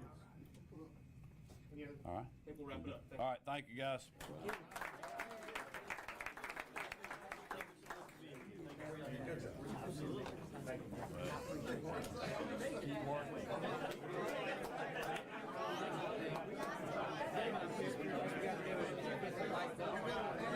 All right, that was a few remarks from Governor Brian Kemp as he was making his final well. So let's see what we've got.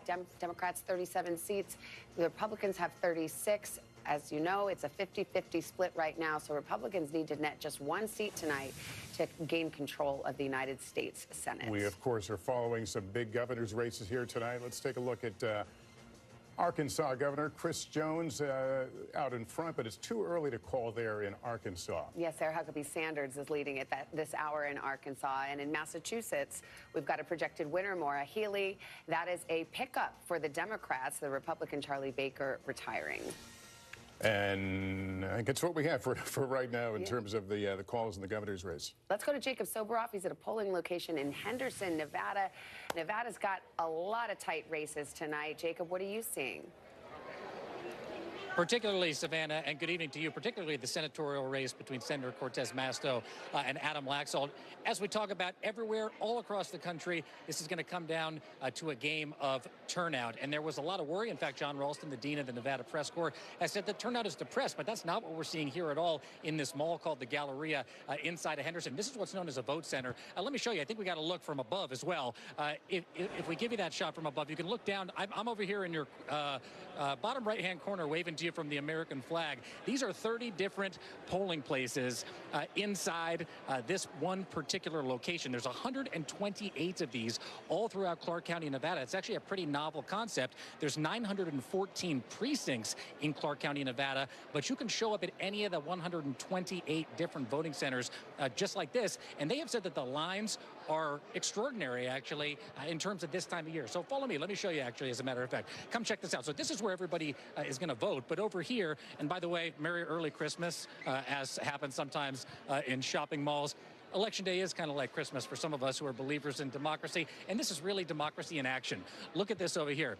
This is one room, only one of the rooms here where people are still waiting in line. I'm not a very good crowd counter, but there have got to be hundreds of people that are snaked around in here, and this is basically the middle of the line. How long have you been waiting? 45 minutes. 45 minutes. Okay, so you're almost there. Good luck. She's about halfway, and there's a little bit of ways to go. Come and check this out. Earlier tonight, the line ended, Savannah and Lester, right about here. Now it's 3 times as long. Let's keep going this way. I talked to Joe Gloria, the registrar here in Clark County, Nevada, just yesterday, and he was saying that, you know, all this talk about election integrity and perhaps a lack of it would depress turnout here. It doesn't seem to be the case because he says, look, the elections are fair, they're safe, they're reliable, they're accurate, and indeed, it looks like the people, at least in Henderson, have decided they're coming out, and they are coming out in force. There's still an hour and a half until polls close. If people show up here and they get inside by that time, in fact, get in line by that time, they are going to be allowed in and going to be allowed to cast a ballot. One thing that does mean if it's a close election, however, is we may not have final results out of Clark County for at least 10 days. That is state law that says a slow and deliberate count is necessary in order to have a fair and accurate result. Savannah, Lester? Yeah, Jacob, watching you walk to that mall, all I could do is smell cinnamon. I know. Sorry. I was going to ask him for an Orange Julius, but that's quite an 80s reference right there. Okay. We already had one, Savannah. We already had one. Of course you did. Of course you did. All right, Jacob, thank you so much. You know, let's turn to Hallie and Andrea here at the table with us. There is so much interest in this race, as we can see, people, and that's what you want to see. I mean, that's democracy in action. What is so cool is when Jacob is talking with those voters, and one woman said to him a little earlier on, you know, he asked why you're here. She said, because I want to vote, because it's important to me. And I think that is so cool. That's like a nice thing. I do think that what you're seeing is huge interest in this race. We see it in the early votes. We also see it in the spending, right? Politics is money. This is going to be the most expensive midterms ever that we've ever seen, right? And that is not traditionally something that we see for the midterms. Inflation. Yes, less than $10 billion in that number. But you also have to look at, and we're seeing it in the exit polling too, what people are driven by. Why are they turning out? And this is maybe less of a happy note than like yay voting, right? And it's really about people being driven by anger and by fear. That is what our pollsters are telling us. And by the way, we now have data. That is what is happening today. We have these exit polls here that we can pull up that show that people in both parties are giving both parties thumbs down, right? The majority of voters in both parties. You've got Republicans who think Democrats are too woke, Republicans who think Democrats are too extreme. That is what is driving people out to those long lines, whether they're standing here in person or whether they mailed in their ballots. And at the same time, some Democrats who you would not think are extreme are considered as extreme, like Maggie Hassan in New Hampshire is considered as extreme as Don Bolduc, even though the Republican popular Senator John Sununu, whose race we just called him a conspiracy theorist, his own candidate, his own, running mate. So you've got candidates who are viewed negatively by voters in both parties, and the president. Also, the president is a real drag on the ticket we see in the exits from Ohio. And this is typical of a first-term president in his midterms, and that's something that we should show as the context here. Presidents in their first terms lose big in the midterms. Those are the historic trends. And so Joe Biden should be poised not to, not to do better than the historic trends. And yet, the Democrats as we found in the NBC News poll recently, that the Democrats closed that enthusiasm gap. And Chuck, you were talking about that yesterday, the enthusiasm. What was at work as you're watching the numbers, the approval rating of the president? What happened that moved it around for Dems? Oh, I just think it was the look. Some of it is I think the last 2 weeks of this campaign, in some ways, has been. It was so Republican in sort of the momentum that actually, that sort of the way we work in our politics now, negative partisanship, in some ways that, some Democrats said, hey, that helped motivate some of the urban voters because they were the last ones to engage. But we'll see. I mean, it was sort of a catch up. Let's see if it's there. I'm telling you, I'm seeing some turnout, uneven turnout for Democrats. I think in the battlegrounds, they're there, but you don't see it. We're not seeing it in Virginia. We're not seeing it in Florida just yet. So we may still have that uneven turnout by party, depending on the state. All right, Chuck, thank you. Well, you mentioned the president, obviously, his approval rating is in the 40s. When that happens, by tradition, the president's party loses seats in a midterm. Let's go and get the view from the White House. Kristen Welker at her post there. What are you hearing from your sources there, Kristen? Well, Savannah and Lester, I can tell you that the president is in the residence right now as we speak, watching returns with his family, with his top advisors. One advisor saying, look, it's just too early to respond to the results. However, they are clear-eyed about the fact that this is a very tough environment. What Andrea was just talking about, the fact that inflation is quite high, that has driven the president's approval rating down. And it was pretty notable that overnight, President Biden was returning from a campaign event in Maryland, and he was asked if Democrats could hold on to the House. And he acknowledged, I think it's going to be tough. So if you talk to Democrats across the country who are involved in these really close races, they echo that sentiment. They are bracing for what could potentially be a tough night. But the White House advisors and allies to the president already trying to get ahead of that tough night by reminding people of the historical context, by saying, look, a loss of 20 seats in the House would be less than former President Obama, less than former President Trump, and they are trying to make the case that if that were to happen, that would potentially be a strong night. President Biden saying that he believes they can hold on to the Senate. We'll have to see if that's actually the case. But look, they are bracing for the possibility of what a divided government would look like, not only a gridlocked legislative agenda, but the possibility of investigations that would loom large over this president. Republicans even signaling they would investigate, his son Hunter Biden, as well as the origins of COVID. A little worried about All right, Kristen, thank you very much. Let's go back over to our friend Chuck, who's looking at Ohio and North Carolina. Trends you're seeing? Well, look, we are seeing some ticket splitters in Ohio here. Look, this is, we're still early in the stage of the vote here. Yeah, you can see the statewide total. You can just see it here. Keep an eye on this number, 797 for Tim Ryan, 640 for J.D. Vance. Let me take you to the governor's race here, 798, 640. So about 140,000 vote margin between what DeWine's brow number is and what J.D. Vance's is. And it's basically clearly going to Tim Ryan. There isn't evidence of a lot of skipping here at all. It is just him. The question is that enough? Can he overperform enough? One county that I'm following closest, because this is a county that, let me show you here, Delaware County. This is a county that Trump barely carried. As you can see here, it's a very competitive county. If Ryan can carry this county, that's how he would win the Ohio Senate race, right? An overperformance by 5 to 6 points. So it's something we're keeping an eye on. Obviously, there is some ticket splitting there. Let me take you down to North Carolina. I think a lot of people have seen some numbers there. And I want to warn you here. It looks like right now Sherry Beasley's holding up, but we have this nice little tool here, and I can show you only 9% of Election Day vote has been counted, just 9%. 83% of the vote in is early vote. So what we could tell you here is that is not a good sign for Sherry Beasley. She may be leading right now, but as this Election Day vote comes in, it's likely to go in a big way to Ted Budd, not in a small way here. So this is just something as the vote comes in, expect to see that blue flip to red pretty quickly. Well, Hallie, the word on ticket splitting. So for folks who are watching at home and saying, what is the significance of that? Somebody votes for the Republican for governor, but not for Senate.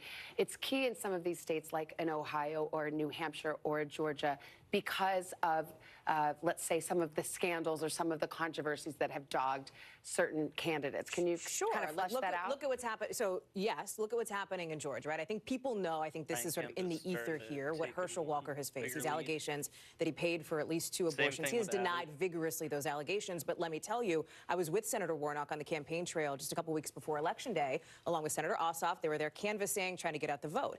Senator Warnock was asked about this. He really didn't engage. He pivoted to talk economy, right? Boy, did that change in the last couple of weeks before Election Day when he started going after, and his campaign and outside groups. They could have an effect on future elections. Solange Moujon with a look at the voting process. We can now go across to Pennsylvania, where Jessica Missouri is standing by in one of the one state, the perennial swing state, as it's often dubbed.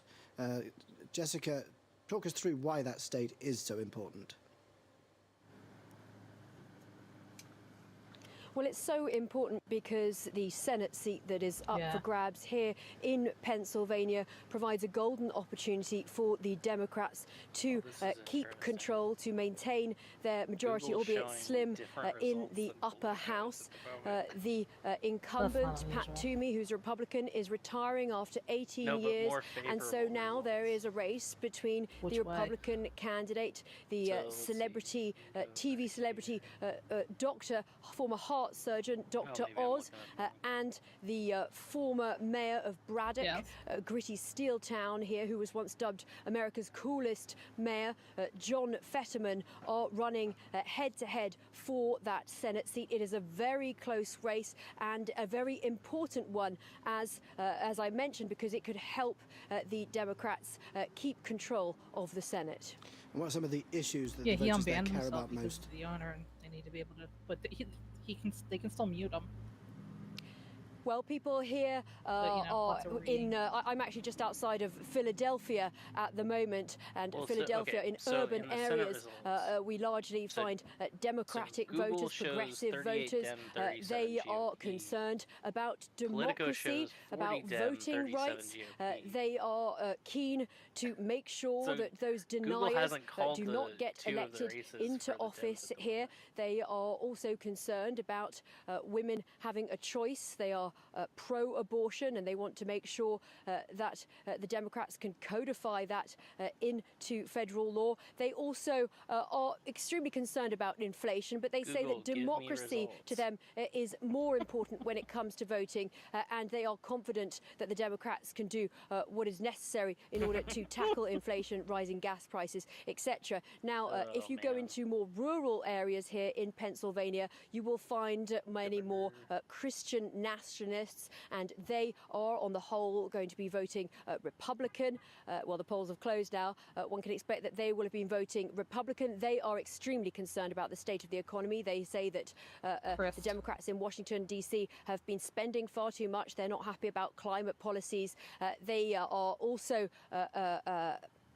anti-abortion, and they are also concerned about what they see as attempts by the Democrats to commit fraud. They say, some of them told me that they believe that if the Democrats win the Senate seat here in Pennsylvania, they will believe that it was stolen from them, that the vote was rigged.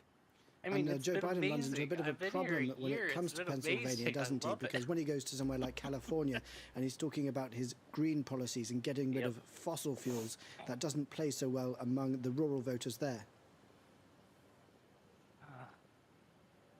quite right. Fracking's a big issue here, and many of the rural voters who I spoke to who are voting Republican are very upset about the construction of the Keystone Pipeline being shut down, being stopped. They say, look, America has enough oil. We should be drilling here and self-sufficient. We should be looking to make sure that gas prices aren't rising. They blame Joe Biden for that. So these issues, these climate change issues, they don't resonate with Republican voters as they do with Democrats. Jessica Missouri there in Pennsylvania, thank you very much. We'll continue to speak to you throughout the evening, I'm sure. Now, even though he lost the last presidential election, Donald Trump's shadow still looms large over this midterm vote. A majority of Republican candidates in the election have embraced the former president's lie that the 2020 election was stolen from him and that Joe Biden is not a legitimate president. Many analysts say that the dynamic poses a threat to the very core of American democracy. Monty Francis explains. This is the year we're going to take back the House. In 2022, Republican candidates are still talking about 2020. One by one, they're lining up behind Donald Trump, embracing his false claim of a rigged election 2 years ago that he lost to Joe Biden. I think Trump won in 2020. In fact, a vast majority of Republicans running for federal and state offices have either questioned or flat out denied the 2020 results. 70%, according to the New York Times, some 370 GOP candidates. A demonstration that Trump has not lost his grip on his party. Donald Trump maintains a certain power because he has a personal influence, a kind of charisma, even though more and more people think it's a kind of perverted charisma. Nevertheless, it can be much of a story by the end of the night. I think we're going to be sitting here, perhaps with Georgia and Pennsylvania, for the rest of the week. And you know, Arizona. We're not going to get the full count in Arizona for a while, even if one of the candidates wins by 3 or 4 points. We probably still won't know for a week. So it's coming down to Georgia and Pennsylvania potentially for the Senate. You're giving me 20/20 vibes here, Chuck. I'm sorry. Okay. It is. Well, let's get a couple of experts into this conversation. As we know, there are political divides that are deep in this country. We've got two former political leaders on opposite sides of the aisle, but they're on friendly terms. We get along around here. The former Democratic U.S. Senator from Missouri, Claire McCaskill, is with us, and the former Republican North Carolina Governor Pat McCrory. So both are NBC News analysts.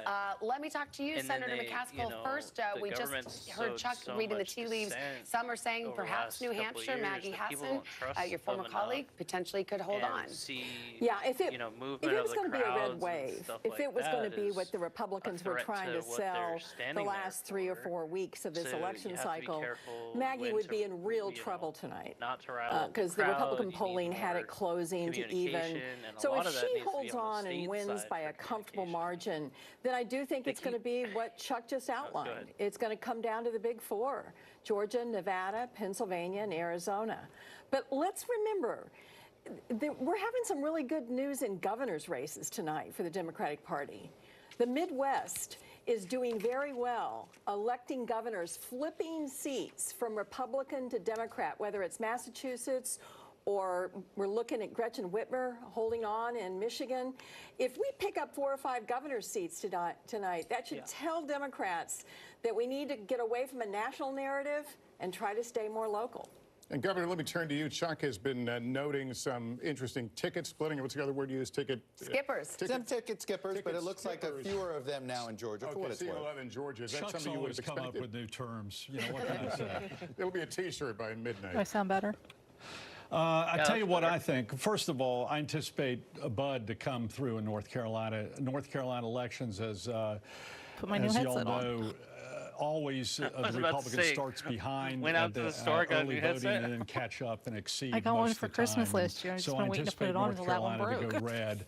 I think one thing we're forgetting some history here in some of these Ohio, Pennsylvania, North Carolina, Georgia, and a few other of the western states. That happened quite that the fast. Senate races had some tough Republican primaries next hour, where the Democrats Amazon. did not have that. Plus, the other interesting thing that could happen throughout the night is how much of a drag is Trump on the ticket and how much of a drag is Biden on the ticket. Because during the general election, unlike the primaries, all the candidates basically tried to ignore both those heads of our parties as much as possible because they have to get the independent vote. For example, North Carolina, the independent vote is 35% of the voters. So you saw this separation from our national leaders, and it's going to be interesting who did the best job in doing that because they're both upside down. I don't know, Claire, what do you think about that? Yeah, I think that's true. We're going to take a break. Don't go far. We'll be back with you, too, in just a moment. We're going to take a break and continue our coverage after this. Okay.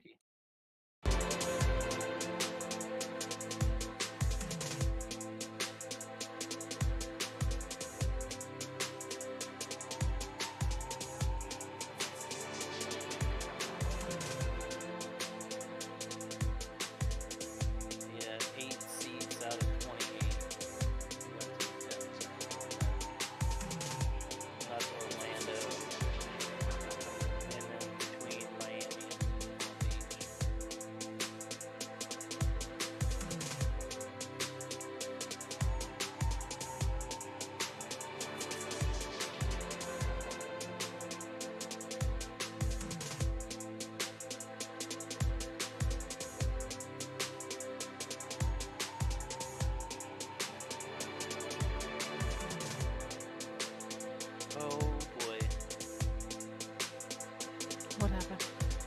So Walker might have a shot. He's 38,000 votes behind. Yep, he does have a shot. Red wave, baby. That'd be in for it. And only 45% supporting. Yeah, it's probably gonna go back and forth for a while.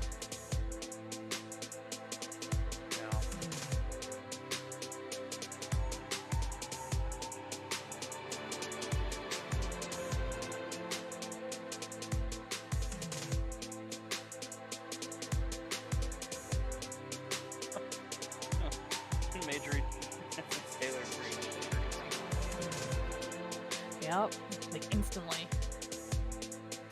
64 to 35.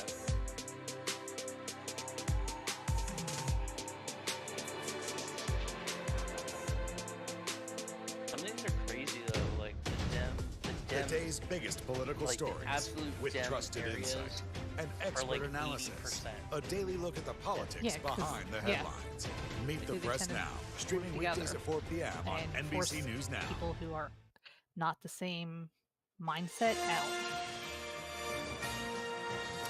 Coming up on 9 o'clock in the East, we're going to have a bunch of poll closings at the top of the hour, but we've got some results to report to you right now. Let's get to it. In Arkansas, the race between Senator John Boozman and Natalie James, he cruises to victory there. In Pennsylvania, as mentioned, it is early. Perhaps we need a way too early to call graphic for that one, and the same goes for Georgia's Senate race. And as Chuck just outlined, those two may be the whole ball game in terms of who controls the Senate. Yeah, let's keep an eye on that New Hampshire Senate race. Too early to call. Maggie Hassan right now with a lead over Republican. Ohio Senate, too early to call. Tim Ryan versus J.D. Vance, the Trump-backed candidate. No. And North Carolina Senate, too early to call. Let's go to the governor's races in those all-important states of Georgia and Pennsylvania, because this is where we're talking about the ticket splitters and the ticket skippers. Georgia governor race, too early to call there. Brian Kemp in lead at this hour. Pennsylvania's governor's race, too early to call there as well. And Chuck, we talk about bellwethers, and you had singled out 3 districts in Virginia.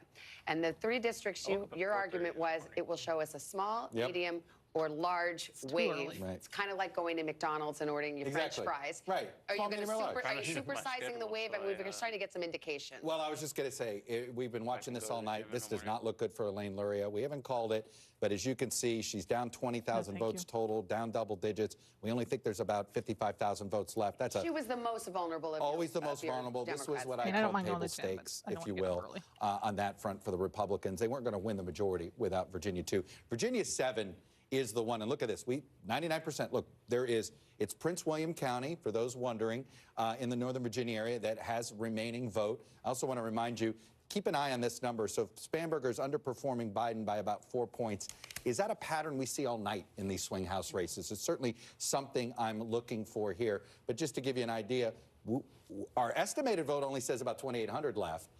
There's a 7,500 margin. Obviously, when you're talking, we're in the 3 and 4 figures here. We're not in the 5, so we want to be careful. But this is a sign of why we expect, at least this is why it looks like a good night for the Republicans in the House. 2 of 3. Like I said, I don't think we're going to get the supersize. This is a closer race, but Jennifer Wexton looks like she's going to hang on. All right, polls set to close in 14 states in just moments from now, including the critical states of Arizona, Colorado, and Wisconsin. More results just ahead.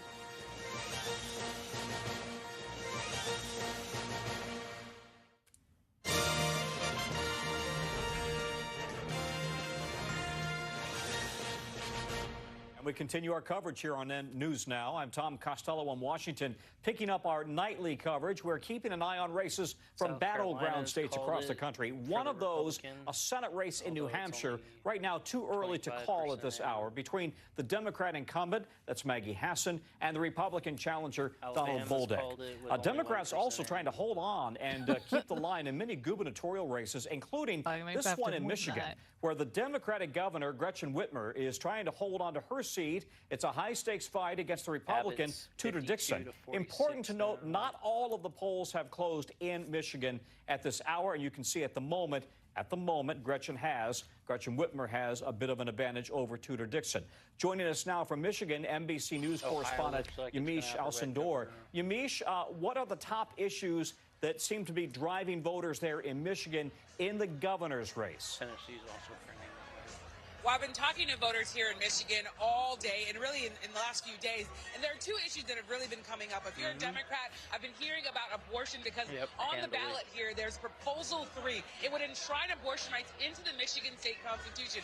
Governor Gretchen Whitmer, who is the Democrat running for re-election, she's been hammering home the point that it's important to protect women's rights in this country, in this state rather, and in this state and in this country rather. And she's been saying that this is critical for people to turn out and vote for her and vote for Prop 3. But her opponent, Tudor Dixon, the Republican, who is backed by former President Trump, she's been saying the exact opposite. And that has been weighing on voters. So voters who are Republican, who are voting for Tudor Dixon, I've been hearing that economy is the #1 thing. People telling me that there are just too many high prices at the grocery store, at the gas station. A number of people telling me that the governor just is not focused on the economy enough. So those are the real issues that I've been hearing from voters. But I will tell you one other one, which is school boards and education. Tudor Dixon, her closing message was focused on this, focused on parents' rights. All day at a polling location in Grosse Pointe, Michigan. It's democratically leaning in some ways, but also a lot of Republicans in that area. The top issue there was the school board issue. So we saw people outside the polling location with a number of signs. They were all related to education. So I tell you that there's a lot of issues on the ballot here and a lot of issues that voters are dealing with. Let's remind the voters, the viewers as well, that of course Governor Whitmer was the target of a kidnapping attempt about a year and a half ago or so. In the meantime, Tudor Dixon supported by President Trump, as you've said, and also President Biden in support of Whitmer. To what extent are those two, at the moment, kind of polarizing figures in American politics? How much is that driving the voter interest there in Michigan?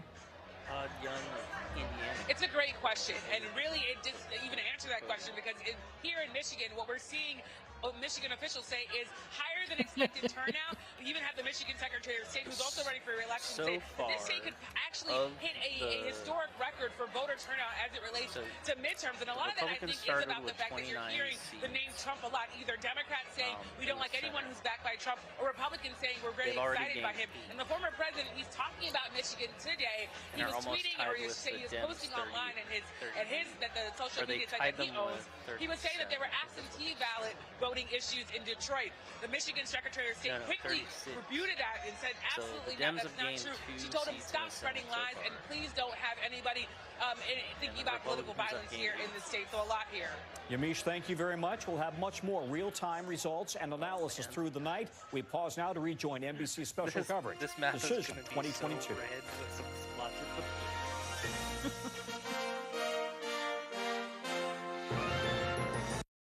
Ooh, Debbie Wasserman Schultz, they called it that.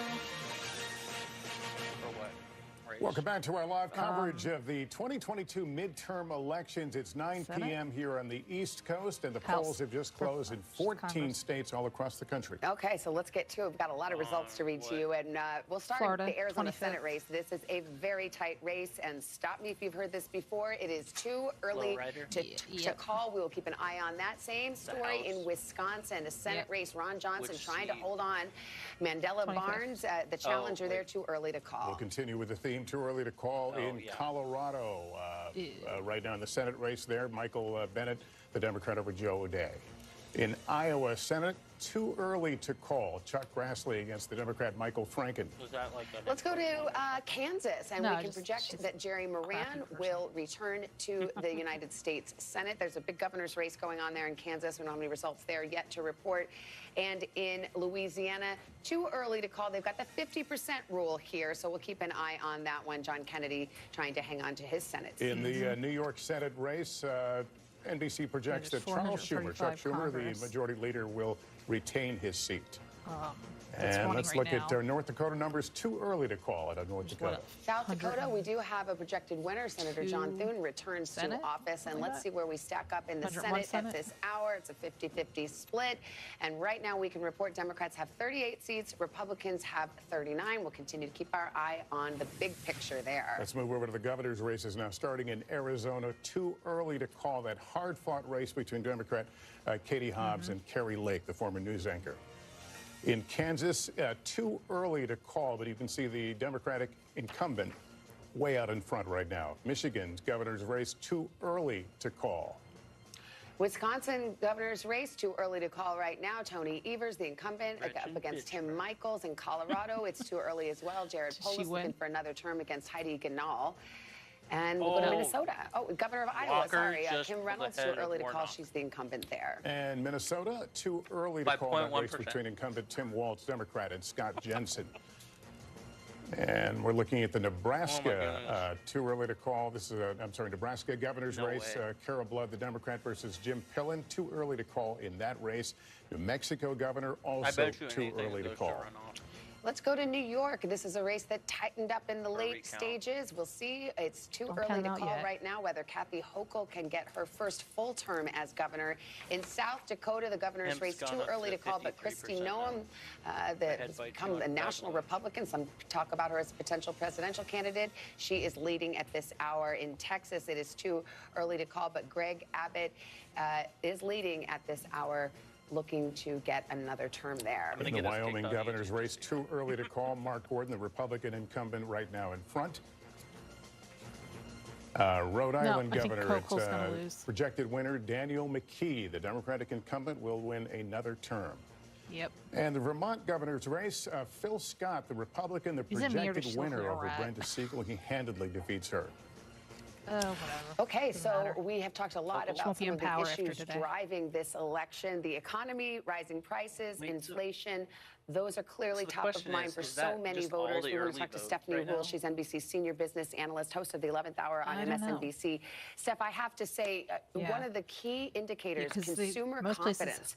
We have seen that number drop at a level not seen in decades, perhaps matching the inflation we had not seen in decades. Yeah, it's pretty one-sided. Savannah, it's really interesting because people vote based on how they feel, and consumer confidence is obviously about feeling. But when you dig into the economy, it's not all bad. What it is complicated, right? If you take a snapshot of the economy tonight, election night tonight, in 2020 and in 2018, it's a mixed picture. Now, at the top line, we know this. Inflation is higher tonight. Food prices, gas prices, all higher. Mortgage rates, obviously a lot higher because the Fed has raised rates trying to slow inflation. But here's the thing.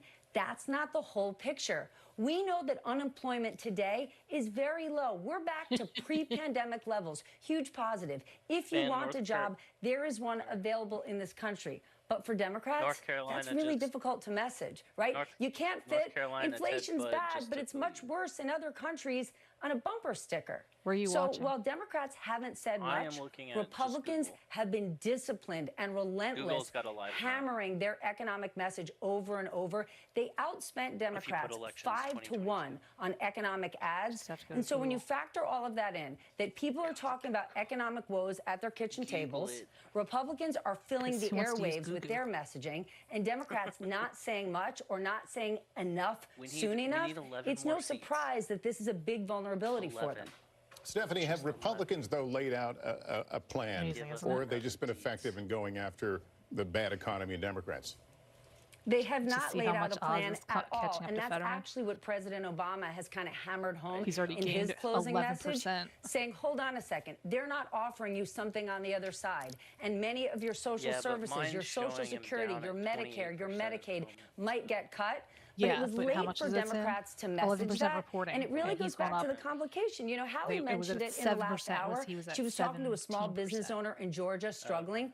Georgia's economy is actually doing better than most other states. If you think about the Port of Savannah, the booming business it's seen in the last 2 years, huge.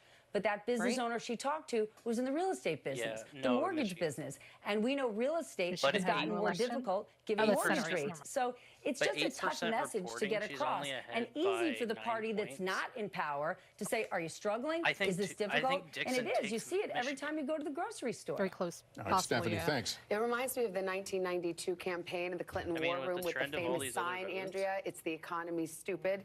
And you know, honestly, for these elections, it so often is the economy that's the top issue for voters. And it's inflation, and as the White House Chief of Staff, Ron Klain, says, he looks at the gas prices every morning, and even though they've come down, they've not come down enough. And in our exit poll showed that by the voters, 52% trust Republicans to handle the economy, only 44% trust Democrats to handle the economy, and 46% of the people in our exit poll said that their personal family financial situation is worse than it was 2 years ago. And this is the worst number that we've seen since the Great Recession. So that is a big shift. Look, inflation is the most important issue by far.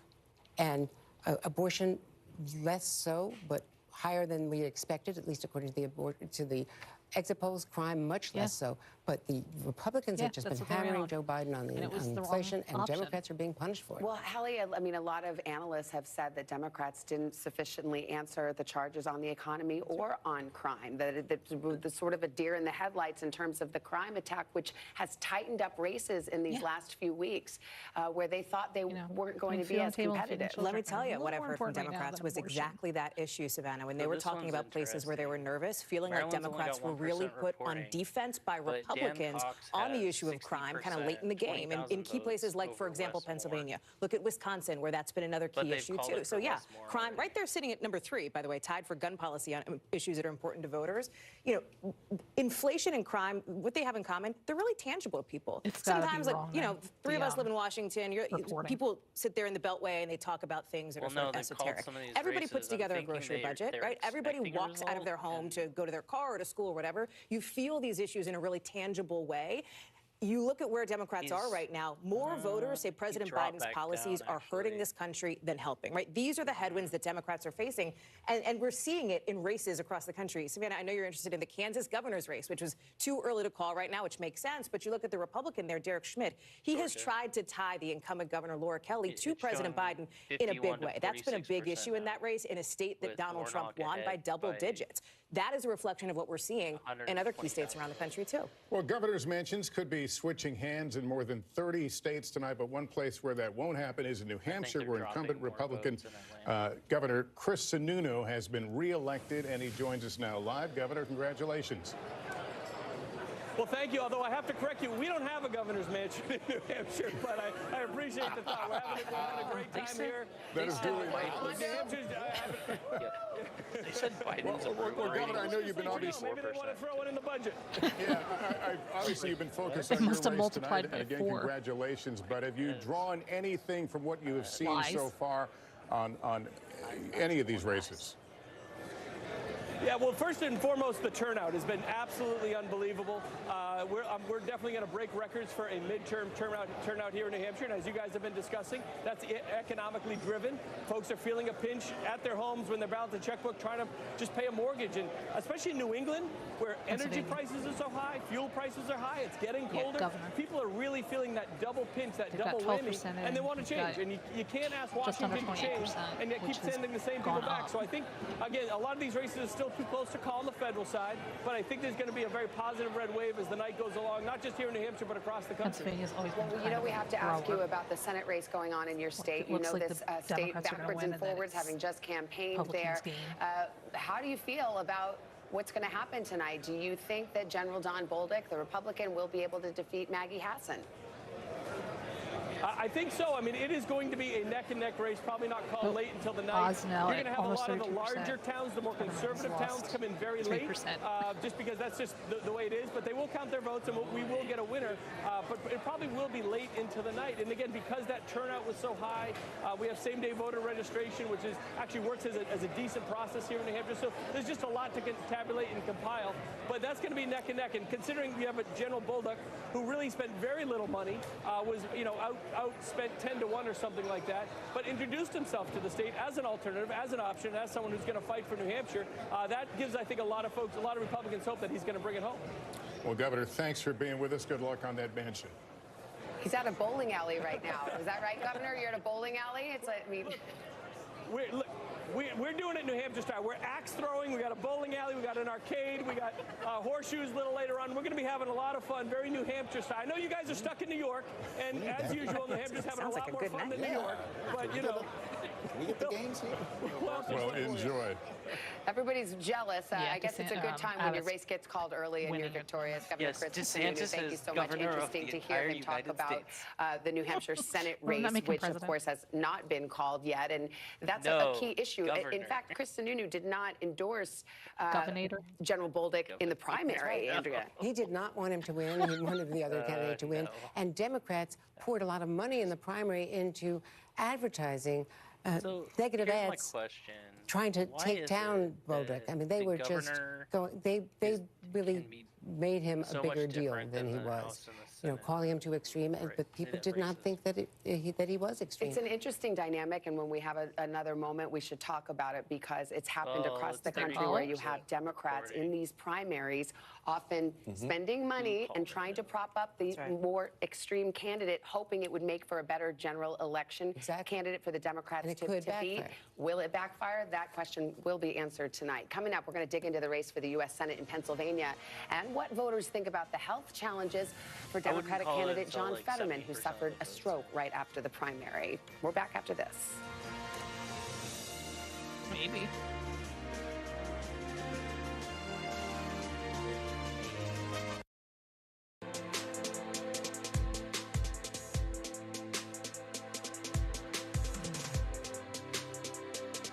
What winds up happening in these elections.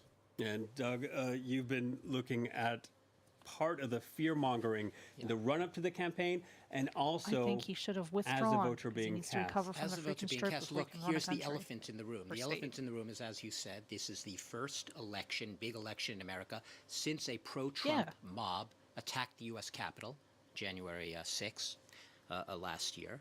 And we are really seeing these elections are showcasing, objectively speaking, are showcasing the degree to which one man, Donald Trump, has basically swallowed his party whole. He's getting better, but and has he can't run a state that way. Cast a poll, but really cast doubt on the very functioning of America's democracy and of America's electoral system. One thing that really, I mean, you know, I'm sort of steeped in a lot of these stats, and I follow this much too closely. I'm a real politics geek in many ways, but what really stood out for me is just reading the fact that hundreds of candidates, not a handful, not 3 or 4, not dozens, hundreds of candidates for major office in these midterm elections are either election deniers, that is, they never accepted the fact that Joe Biden won the 2020 presidential election, or they are conspiracy theorists, or they are the both. New Ron Paul. 67%. Now, this is the only stat I'll throw at you here. 67% of Republicans, according to one latest poll, going into these Big ears midterms guy. still Ran, like, believe every that election, Donald never Trump, won. it's the so-called big lie, that the election was stolen from Donald Trump. For me, this is perhaps Ross the Perot. biggest bogeyman sort of stalking these elections tonight. The fact that, and I will be non-objective, I guess, from your perspective, but I think it's actually relatively objective to say there is one party here and one contingent of voters who are steeped in an information ecosphere, if you could call it that, of lies and innuendo and rumors and misinformation, which skews their entire perspective on the reality, getting back to what Nita was talking about, of what's really happening in America. So the disinformation and the misinformation, lopsided way in favor of, on the right wing of America, plus the doubt of the legitimacy of the election and the preemptive efforts to discredit results before the votes are even cast. They don't run on anything else. Looming large. And we should say it's not all Republicans. The governor in Georgia, Brian Kemp, stood up to Donald Trump, saying who had accused Joe Biden of stealing the election. However, this year his running mate for lieutenant governor was someone who tried to block the election being certified in 2020. Let's cross there now and speak to Clovis Casale in Atlanta. Hello to you, Clovis. Georgia may be replacing Florida as a state we're looking to the most often. That's in the national spotlight. It determined the balance of power 2 years ago. Could once again. You've been speaking to voters, Clovis, there on the ground. Let's listen to what some of them had to say. Breaking even, I guess.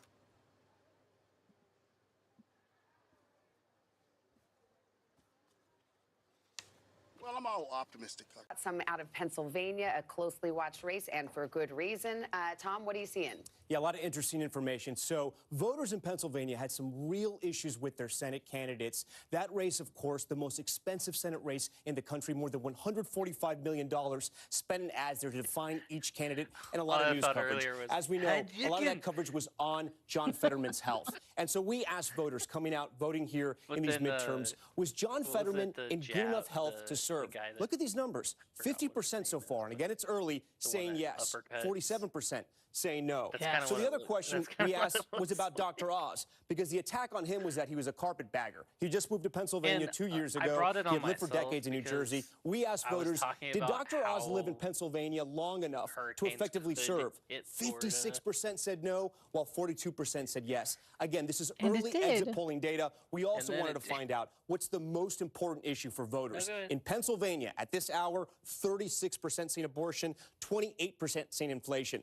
Look, in full disclosure, we don't know exactly where all the vote has been coming in for our exit polling data in the state of Pennsylvania. It's a huge state. We do know we just got a big dump coming in from Pittsburgh. That could have affected some of this data. But if this holds, this is actually pretty good news for Democrats. Guys, back to you. Chuck, what do you see in there? Well, look, it's very early, and I want to underscore something Tom just said, just so you know, and again, we have our tool. Yes, we have Fetterman with a big lead, but let me just show you something here, just to remind you. And we know how many Republicans vote same day here. And right now, we only have 26% of this vote same day. Those exit polls. So, the exit polls, are they early voting as well as same-day voting? We do both. Like, we do a phone poll in states with a lot of early vote and mail vote, and we know we do a lot of actual polling. Now, it's very good polling in the, you know, and we even went to early vote locations this year and had this. So, no. Any exit poll you're seeing is a composite and does all of that. So I want to reassure folks of that. But the bottom line is way too early to even characterize what we're seeing in Pennsylvania yet on that front. Let me just quickly take you to North Carolina. We haven't called this race yet, but I'll tell you why I think we're close to. I want to take you to Anson County. Anson County is part of our county to county. What you need to know about Anson County is that it's a blue county. In fact, it was a big blue county for Barack Obama back in 2012. I don't think I have that data in there. But the point is, Bud is carrying this county. This is a majority African-American rural county. And the path to victory for Sherry Beasley was to do something we haven't seen since 2008, a high turnout among rural African-Americans. That didn't happen. That is why Democrats haven't carried a North Carolina federal race since Barack Obama in 2008. And Sherry Beasley was not able to change things there. And I think Look, we haven't called anything. We're still waiting, but these are the tea leaves that point to a Ted Budd victory. All right, we got a call to make here. Polls closed just about an hour ago in Arkansas. Now we can project that Sarah Huckabee Sanders, the former White House press secretary, will be the new governor of Arkansas, first female governor from Arkansas, and will, of course, hold a seat that her father, Mike Huckabee, held about 15 years ago. He left office at someone you know well, having seen her a lot in the White House. Back in the day. So she's more or less cruising to victory there. As expected, right? There were, I will say, I think there was some speculation, pure rumor, even in the days when she was at the White House press secretary, that she was eyeing a run for governor, perhaps, when she got out of the White House. She has gone through a very recent battle with cancer. She is somebody with a lot of name recognition in the state of Arkansas. So this is not surprising, but it is, as you note, historic. But a shout out to the millennials. She's a millennial governor. Okay. And we're going to have Wes Moore's a millennial governor. There's a young, normally we're all used to our governors with grayer Fetterman's hair. losing. Not in Arkansas and Maryland. The new generation is coming into leadership. Well, as Hallie well knows, we had on the Today Show this morning, there are also 2 Gen Z candidates. One of them who's going to Congress. Okay. We just found out. And we'll see. Yeah, the Max other one, made it. in New Hampshire, Caroline Leavitt. And both of them have never run for office before. They weren't eligible until now. Yeah, that's how young they are. Constitution. I mean, in Arkansas and in Maryland, Wes Moore has never run for anything, and well, we got to take a quick break. Sanders. Much more ahead as we cover the results from the 2022 midterm elections here on NBC.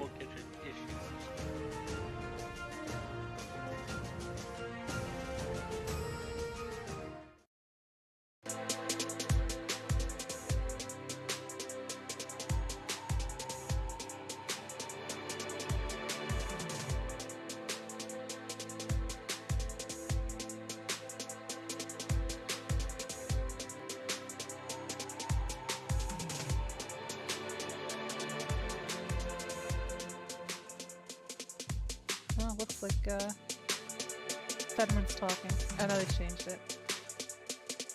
Democratic side and trying to protect the sanctity of voting. Fetterman. So what I really see is this wave of people who are willing now to do anything, to prevent this democracy from continuing as it once was. Nita, you're from the Peach State. You're Georgian. When you're looking at the race, are people focusing on the health of democracy? Are they focusing on inflation? Are they focusing on abortion? What's it look like to you? I agree with what Peter Emerson just said. People are focusing on fear. And let me point out that there's a scholar, Dr. Greg Carr at Howard University, and he is one of the scholars who says this is the last U.S. generation to be majority white. So the fear that your guest just referenced has to do with not having the numbers to be the policymaker. And when Doug talked about the big lie and said, well, there's one man that is creating this. No, there is a machinery of journalism, there is a machinery of business, there is the machinery that does want to preserve whiteness. And that is why, as Mr. Emerson just said, some people would do anything, would say anything, would vote any way that keeps that power structure in place. Let's bring in Doug Heye, a Republican strategist, joining us by Skype in Washington. Doug, we want to give you a chance to respond. Is denialism the price of entry into the GOP? Look, I mean, I think we can have a reasonable conversation about some candidates who, are saying they won't accept the election results, or, certainly things that Donald Trump have said that I would say have been destructive. But otherwise, everything I've heard is pretty well removed from where voters are. They do fear inflation. They do fear crime. And there are reasons for that. And what we've heard, not just from Republicans, but from an increasing number of Democrats in the last days, is sort of stating the obvious, that if you're not talking about those issues that voters are talking about, then you're missing the point. And that's not about preserving whiteness or anything remotely like that. It's about what are people paying when they go to the gas station, when they go to the grocery. More about Georgia. We had that storyline earlier. We did. There's still some underperformance here, and you see, I love this because I want to go to Walker County when we're talking about Herschel Walker. This is one of these red counties, but the point is that I kind of want to keep you going. First of all, across the board, remember, Biden carried the state. Across the board, I've noticed a pattern here. Walker, in general, is running about a point behind Trump's number in Georgia.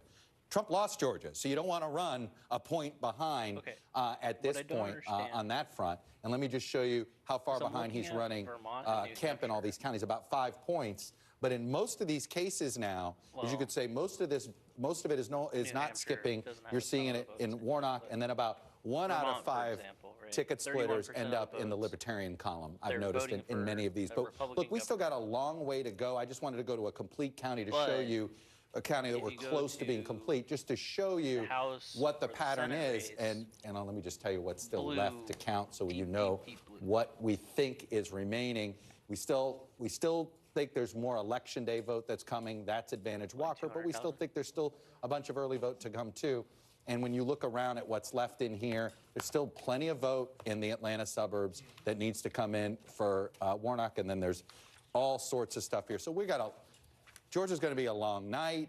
I think Georgia's going to be one of these situations where we're going to be trying to figure out not just who's leading, but whether 50% is in play or not. Okay. All right, we've got another call to make. Let's see. We're looking at the Maryland Senate race, and Van Hollen, the Democrat. Next wife's on Chris Van Hollen will win handily over Chris Chaffee. And history's being made tonight in Maryland. Wes Moore, we just mentioned him a few moments ago. He is indeed the projected winner, easily beating Dan Cox. That's a pickup, actually. Republican Larry Hogan, term limited, not running again, so it was an open seat. And in this case, Dan Cox being a candidate in the primary that Larry Hogan, the Republican, did not support. And now we see Wes Moore cruising to victory there. Democrats, though, paid for ads to get Cox is that nomination. There's that issue again. Right, so that's a case where that strategy worked. We'll see how it plays out. Lots more to come. This is Decision 2022. Balance of Power on NBC.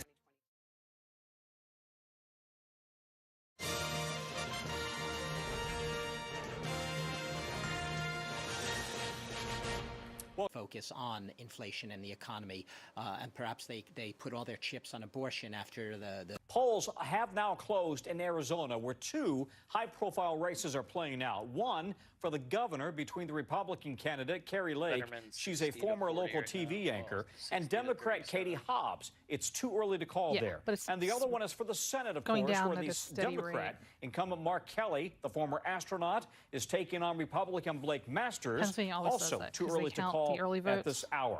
Let's bring in NBC's Vaughn Hilliard, who is in Scottsdale with the GOP candidates.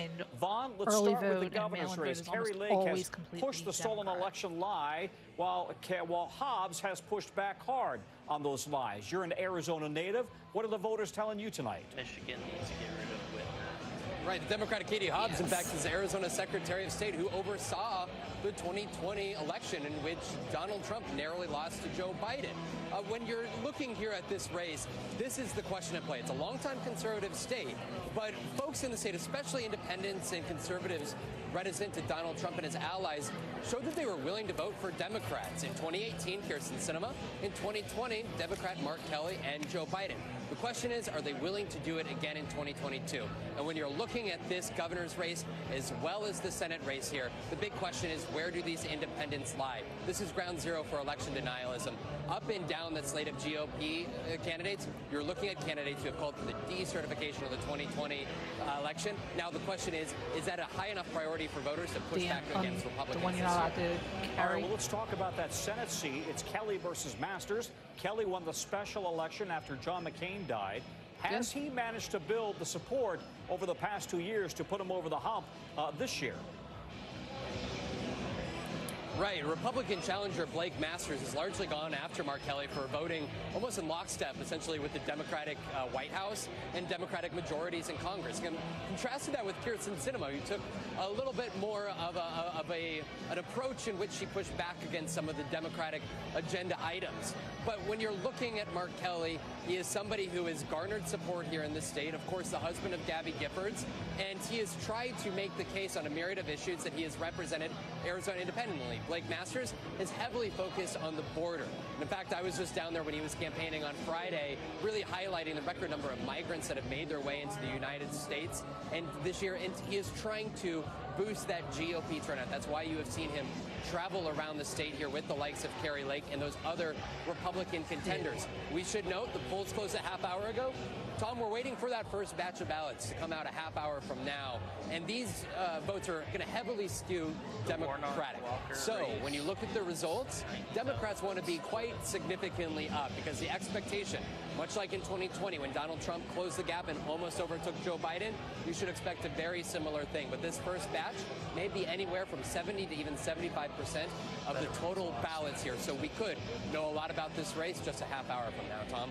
A familiar scene, because we should remind the audience that Biden won Arizona by less than half a percentage point back in 2020.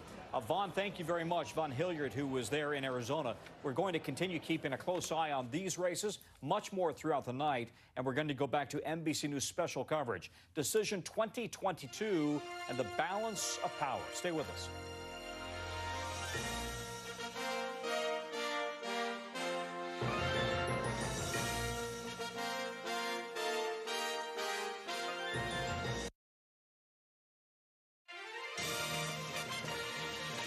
Did again win his third term as senator. Another race of 22 midterm elections at issue, the balance of power in the Senate and in the House. I see Sam. We've got some calls, or at least some characterizations of. Yeah, let's go to Arizona. A lot of folks are watching this Senate race between Mark Kelly and Blake Masters. It is too early to call there. And the same story in Wisconsin. Ron Johnson looking for another term in the United States Senate up against Mandela Barnes. Too early to call there. Both parties waiting to see which way this one will go. The Pennsylvania Senate race. That is still too early to call. Too early to call. Let's look at the Georgia Senate, one of the other big ones tonight that we're watching for potential switch in control of the Senate. The Georgia Senate, well, too early right now. At some point, we ought to say too close. We're at 70%. Well, we do have too early and too close. We'll have at this point, at 70%, it's hard to say too early at this point. We're getting into Georgia Senate is too close to call. Okay, you're the boss. I'm not. There's others that make that decision, but we're probably off of the too early. All right, let's get to Peter Alexander. He's at Dr. Oz campaign headquarters in Pennsylvania. How are they feeling tonight? Well, right now they're still waiting for the numbers to come in right now, and they anticipate that this is going to be several days before they may know who the real winner here is. This would be a Democratic pickup if John Fetterman can win. The first-time candidate, Dr. Mehmet Oz, is hoping to put his name on the board tonight as well. The bottom line is that they feel fairly good about the trajectory of this race, the momentum the Oz campaign has had in recent days. The bottom line for Dr. Oz has been a focus on being a moderate. It's why he's invested so much time in what they call the collar counties, those 4 key counties just outside of Philadelphia, like where we are tonight in Bucks County. They are affluent and well-educated, and they're really what separates Pennsylvania's Philadelphia metro area that is so heavily Democratic from the more rural conservative areas further west throughout this state. What was notable, though, is that just this past weekend, Dr. Oz, despite his efforts to cast himself as a moderate, hosted a rally alongside the former President Donald Trump. And I think if he struggles tonight, there will be a lot of scrutiny about that decision here. But keep a real close eye on those Philadelphia suburbs over the course of this night. 283,000 votes. That's what separated Joe Biden from Donald Trump in those counties back in 2020. According to a top advisor to the Oz campaign, their goal tonight is to be about 40%. They know they need to get about 40% of the vote there. So keep a close eye on the numbers that come out of those counties. The bottom line is they think they're going to be at it for a while. Philadelphia, as we've noted, reinstated today, Savannah and Lester, a procedure that helps them prevent against any double votes. That means, in the words of the acting Secretary of State, they may be at this for the next few days. Back to you. Yeah, but the pace of those results will certainly cause some anxiety. One thing in the exits is right now, Dr. Oz is getting fewer of those white male non-college educated voters, or the white non-college educated voters, than Donald Trump got. Okay. Interesting metric to watch there. Let's go to Wisconsin. Governor's race is tight there. We've got Shaquille Brewster on duty in Milwaukee. He's at the headquarters for the Republican in the race, Tim Michaels. Hi, Shaq. Hi there, good evening. And you know, polls just closed about a half hour ago, so there's still a lot of vote to come in. But I've been talking with both campaigns, both party chairs, and it's almost as if they're reading from the same script. They say that they are feeling cautiously optimistic. Republicans saying that they've seen high turnout in their high population areas. Democrats saying they see high turnout and long lines in areas like Dane County and Milwaukee County. And they both say that it was the issues that drove their voters to the polls. And look, in Wisconsin, all of that can be true at once. This is a 50-50 state. If you look at the turnout in the past couple of statewide elections, 2020, 2016, 2018, you saw the electoral margins all under 25,000 votes.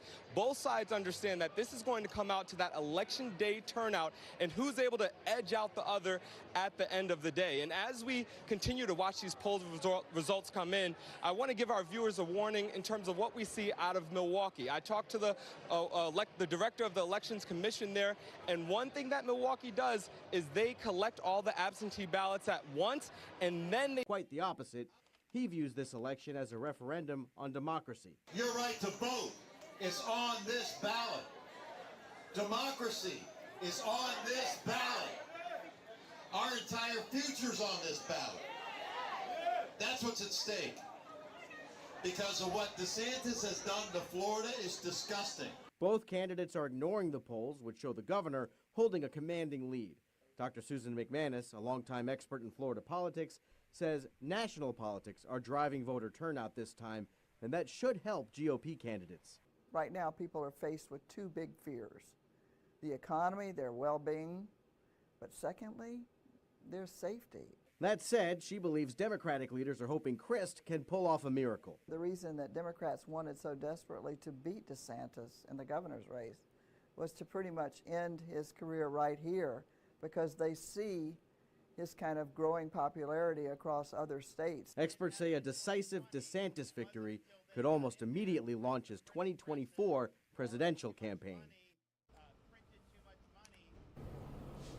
All right, so I do want to talk just a little bit more about that race. Who said, you know, Joe O'Dea went too far in attacking Trump.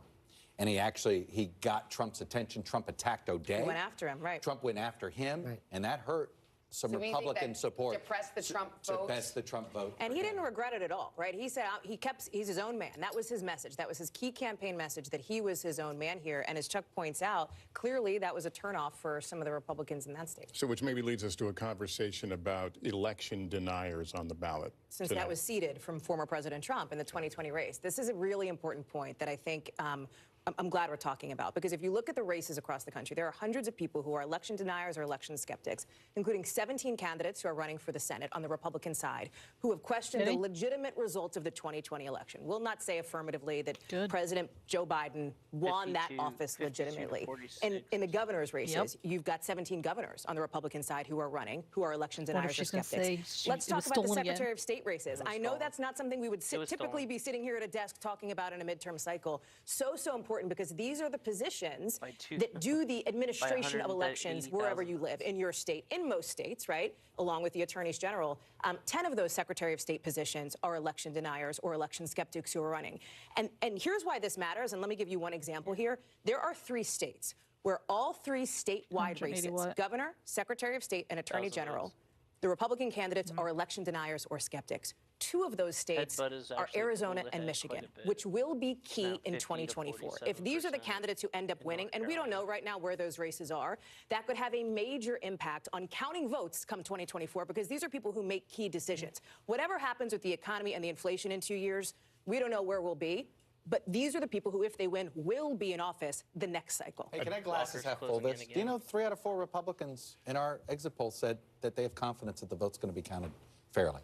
That you were surprised by that number. I was surprised it was that high, and I was sort of relieved, to be frank. Because if we had been sitting in a 50-50 Our exit poll said about 63% of all Americans thought that President Biden was legitimately the president. And more Republicans still do not accept that result. But overall, about these results, 3 and 4 Republicans said that they expected to be counted fairly. When you look at a state like Arizona, you just mentioned, which you know well. it's you have a Senate candidate who's an election denier doubter. You have the governor candidate, same thing. The Secretary of State and the Attorney General. It's not a trifecta. It's a quadfecta. Sure.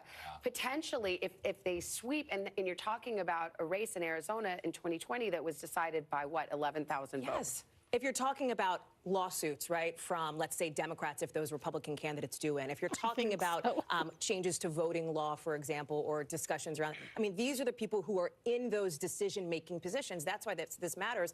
And, Chuck, you know, to your point, I would wonder, do you have any concern? We've seen a little bit here in the exit polling, national versus battleground state split, because we all know, I don't want to get into 2024, but 2024, the president isn't elected by the popular national vote. It's in these battleground states. If it comes down to just a couple of states, right, and we're looking at them. But Pennsylvania is one big exception here, because from all reports, Doug Mastriano, the gubernatorial candidate, is way behind Josh Shapiro, the attorney general, running against him. And Doug Mastriano, not only an election denier, led all the lawsuits, marched with the rioters on January 6th, but was considered really too extreme by the voters. Another counterpoint is Brian Kemp in Georgia, who, of course, went to war with Donald Trump over the results in Georgia. He beat a primary challenge, as did the Secretary of State, Brad Raffensperger. So, I mean, it's a mixed bag on this issue.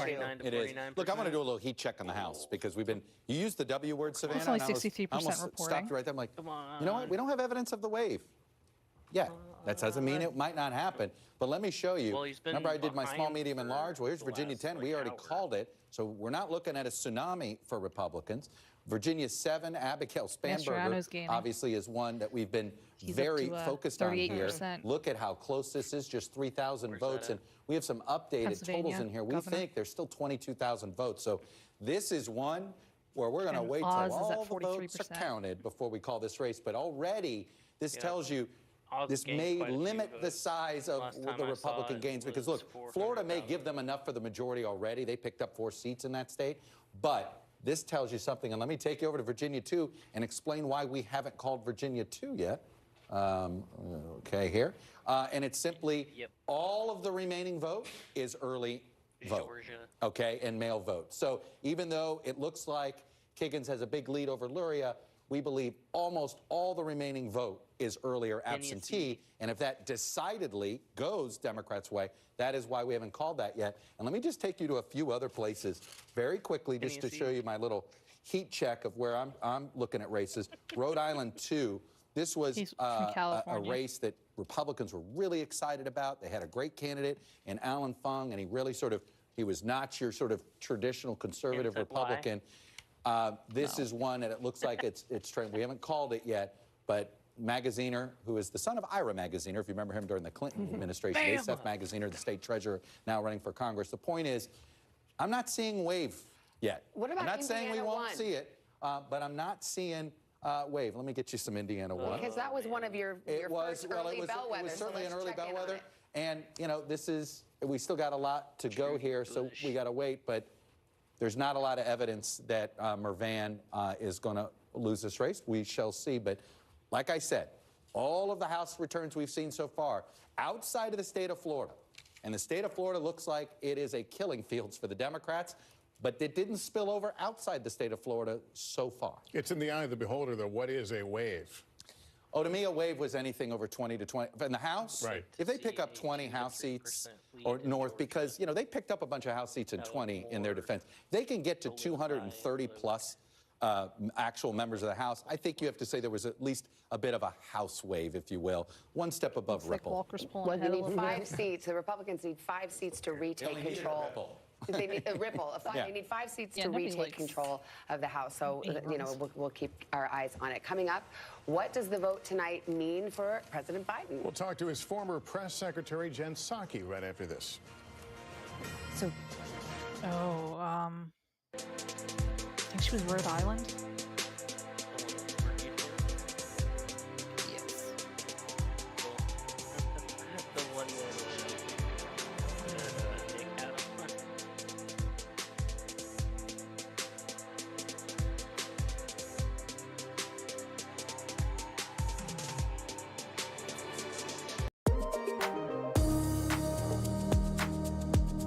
think that they have made, sometimes the Democratic Party it acts like an echo chamber, and people tell each other what they want to hear. Well, in recent weeks, we've seen women flocking to Republicans because of that lack of discourse on other issues. Women who are themselves pro-abortion. Yep.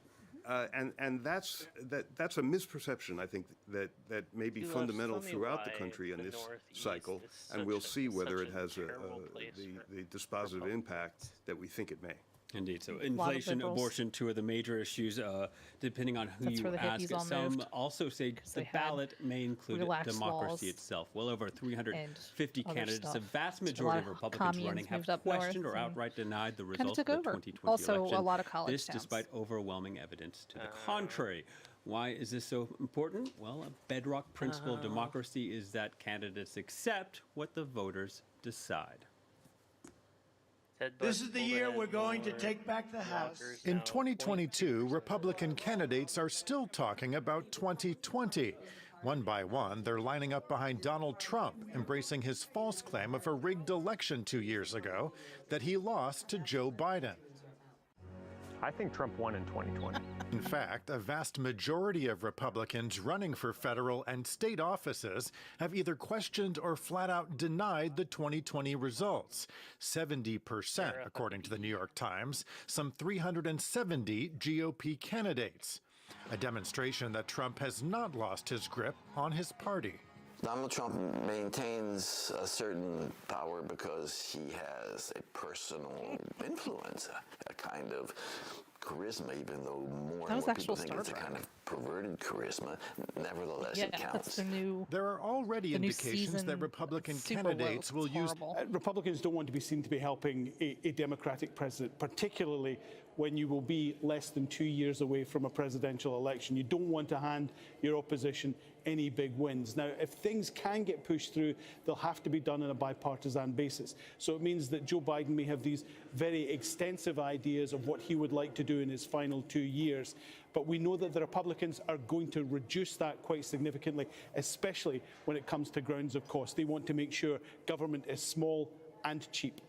Okay. Alan, thanks very much for joining us there from Capitol Hill. Let's go over to the White House now. Kimberly Halkett, she joins us live from there. Can we just talk us through the main issues that have been shaping up to be so prescient in voters' minds today? Close to call in North Carolina. And we have a projection in the Oklahoma governor's race. It looks like the governor, Kevin Stitt, is the incumbent, will win re-election over Joy Hoffmeister, who was a former lifelong Republican. Well, Chuck has been watching this Oklahoma governor's race very closely, and there is a very fascinating dynamic there. Well, Stitt wins. That's good news for him, obviously, but there's a new attorney general that's likely to get elected, and he got into a big war with the tribes. Because they can't pay their bills, so they're it's very possible he could be under some state investigation, the governor, having to do with some campaign contributions, but it all stems from this big fight he seemed to have with the tribes, who spent millions trying to unseat him, both in the primary and the general, and apparently they're not done with him. Well, Governor Stitt holds on and will serve another term. Jen Psaki served as President Biden's first White House press secretary. She's now an MSNBC host. Jen, good to have you. Thanks for joining us. So if you're in the White House and you're watching those numbers right now, what does it tell you and what do you do? Well, whenever you're in the White House and your party's in power, you're always bracing for impact, Lester, because every time a president is in power and there's a midterm election, almost every time that their party loses seats. And if you look back at Barack Obama's first midterm election, he lost 63 seats. He even called it a shellacking.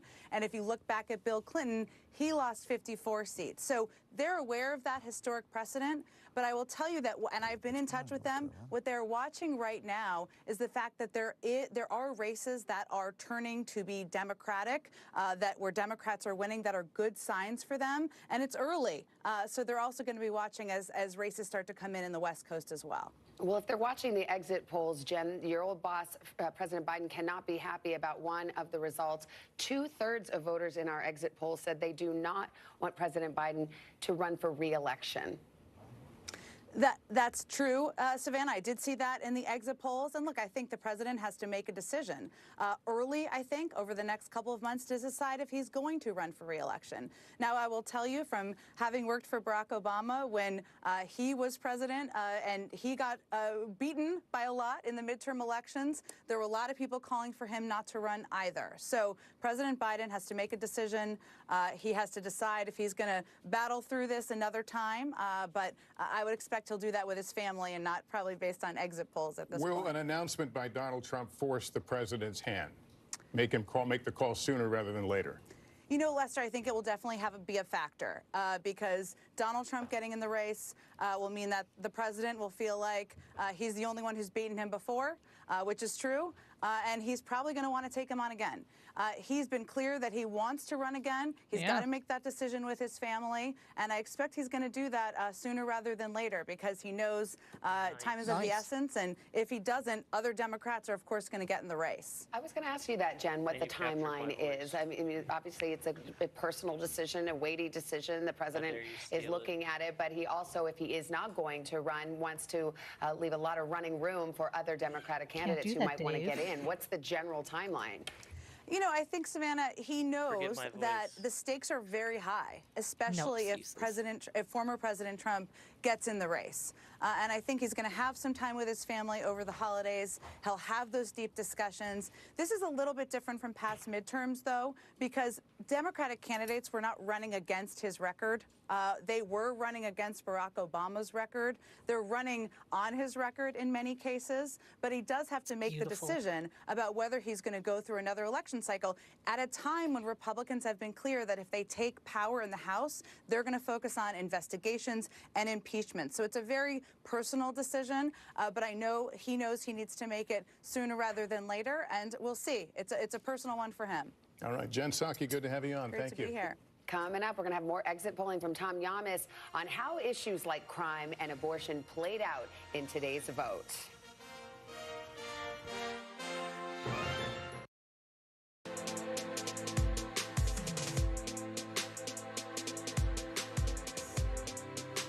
Walker's ahead by a full point.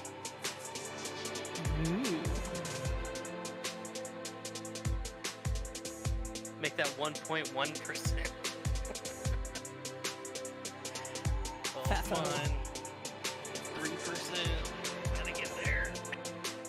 Out of question.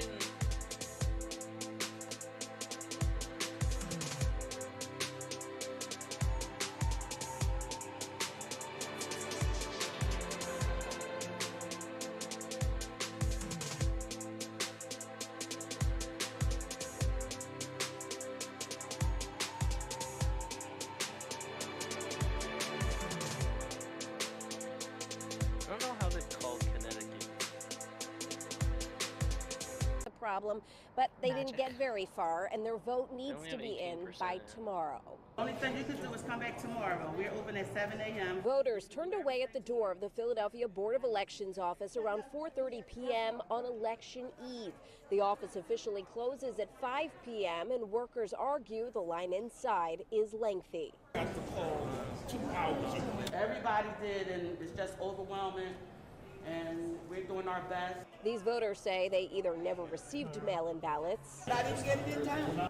or filled it out incorrectly. The city released a list of roughly 3,500 voters who need to fix their ballots immediately or they might not count. 3,500 names, that's 3%. Fetterman and you know, Oz is neck and neck.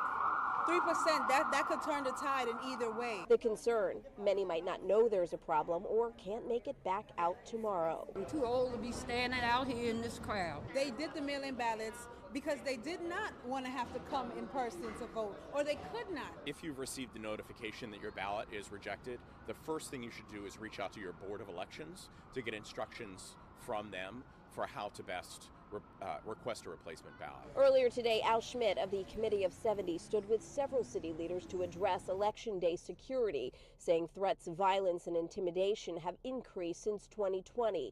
An election. We got a call there. Christine Noem, the incumbent governor, will get another term.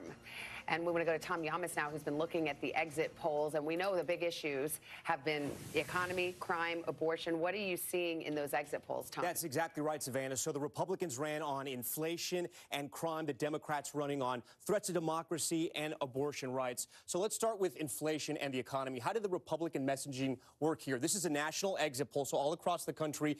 This is the question. Who do you trust more to handle inflation? 52% said the Republican Party, 44% said the Democratic Party. On the issue of crime, this was the other big one for Republicans. Not a surprise here. 51% of voters said they trust the Republican Party to handle the issue of crime versus 44% for the Democrats. Let's talk about now the issues that the Democrats wanted to run on. The question was the Supreme Court decision to overturn Roe v. Wade. This is so important, guys. Right now, if you add up dissatisfied and angry, you get about 60% of voters here. So clearly this was on the minds of voters, and we're going to come back to abortion in a second. And then also the other question, democracy in the U.S. today. This one was fascinating, guys. Remember, Democrats ran on this, but look what asked, threatened? Was democracy threatened? 72% of Democrats, but 68% of Republicans. It affected voters in both parties. I mentioned abortion. I want to go to Texas.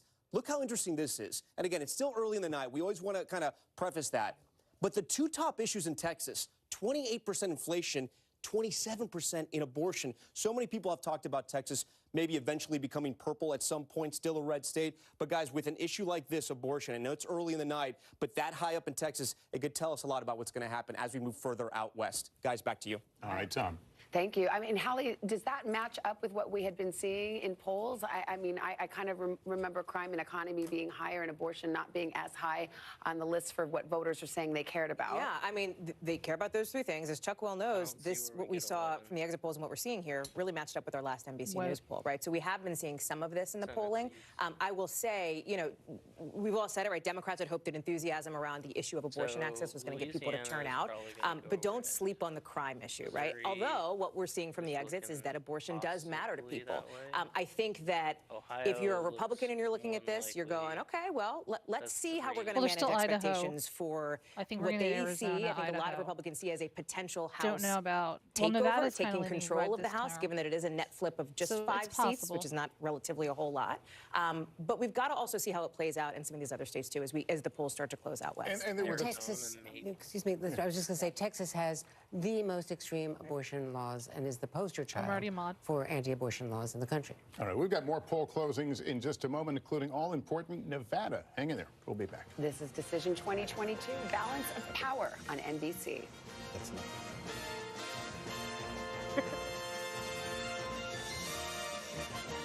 You're a mod, too.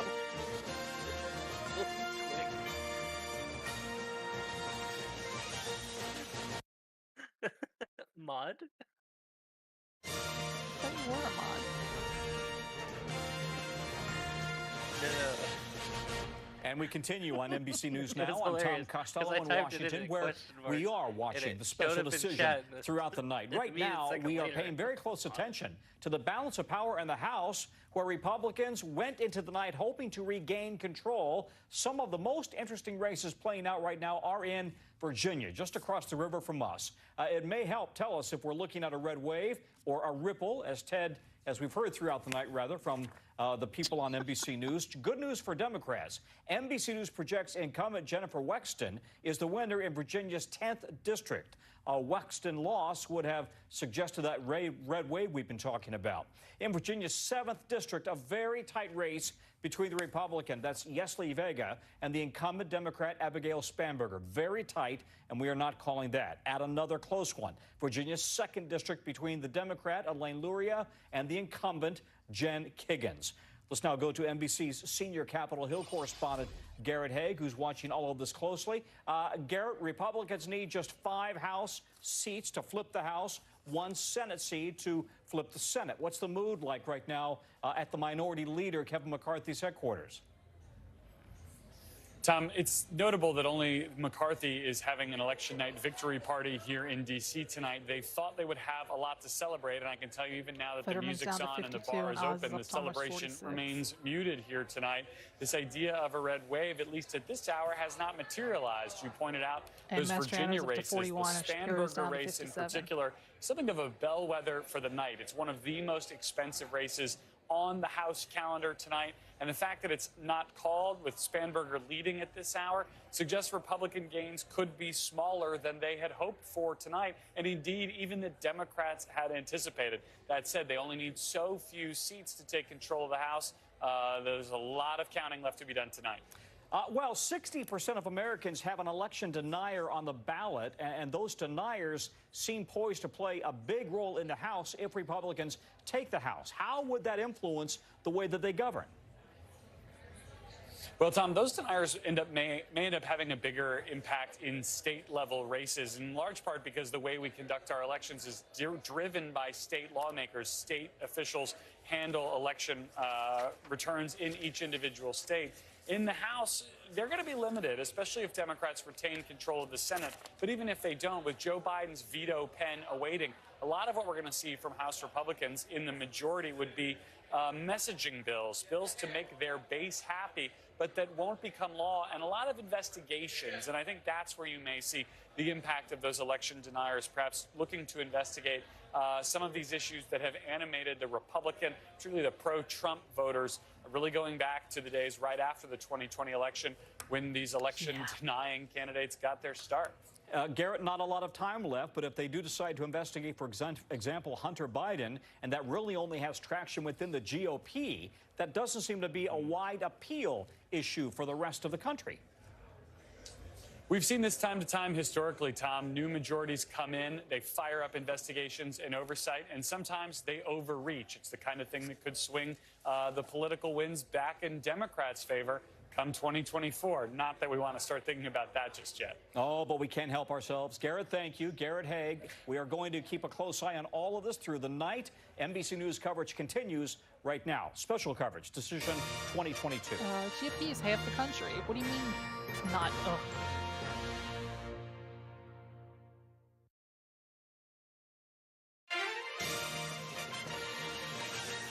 No. Screw the media. Hi, everybody. Great to have you along with us on NBC News for coverage of the 2022 midterm elections. It's been quite a night already. Yeah, and the polls have just closed in Montana, Nevada. That's a biggie. Utah, although residents in that state vote only by mail. We're just an hour away from poll closings on the West Coast. So why don't we run you through what we have so far in Utah. We're calling that one too early. This is the Utah Senate, too early between Mike Lee and Evan McMullen. But they were like Remember, the Democrats didn't put a candidate in this race. They're backing 2 years, 3 years. McMullen. This is Nevada. Closely watched. The economy, huge issue there. Catherine Cortez Masto, the Democrat. Adam Laxalt, the Republican, too early to call. And Louisiana Senate. We've got a projection there.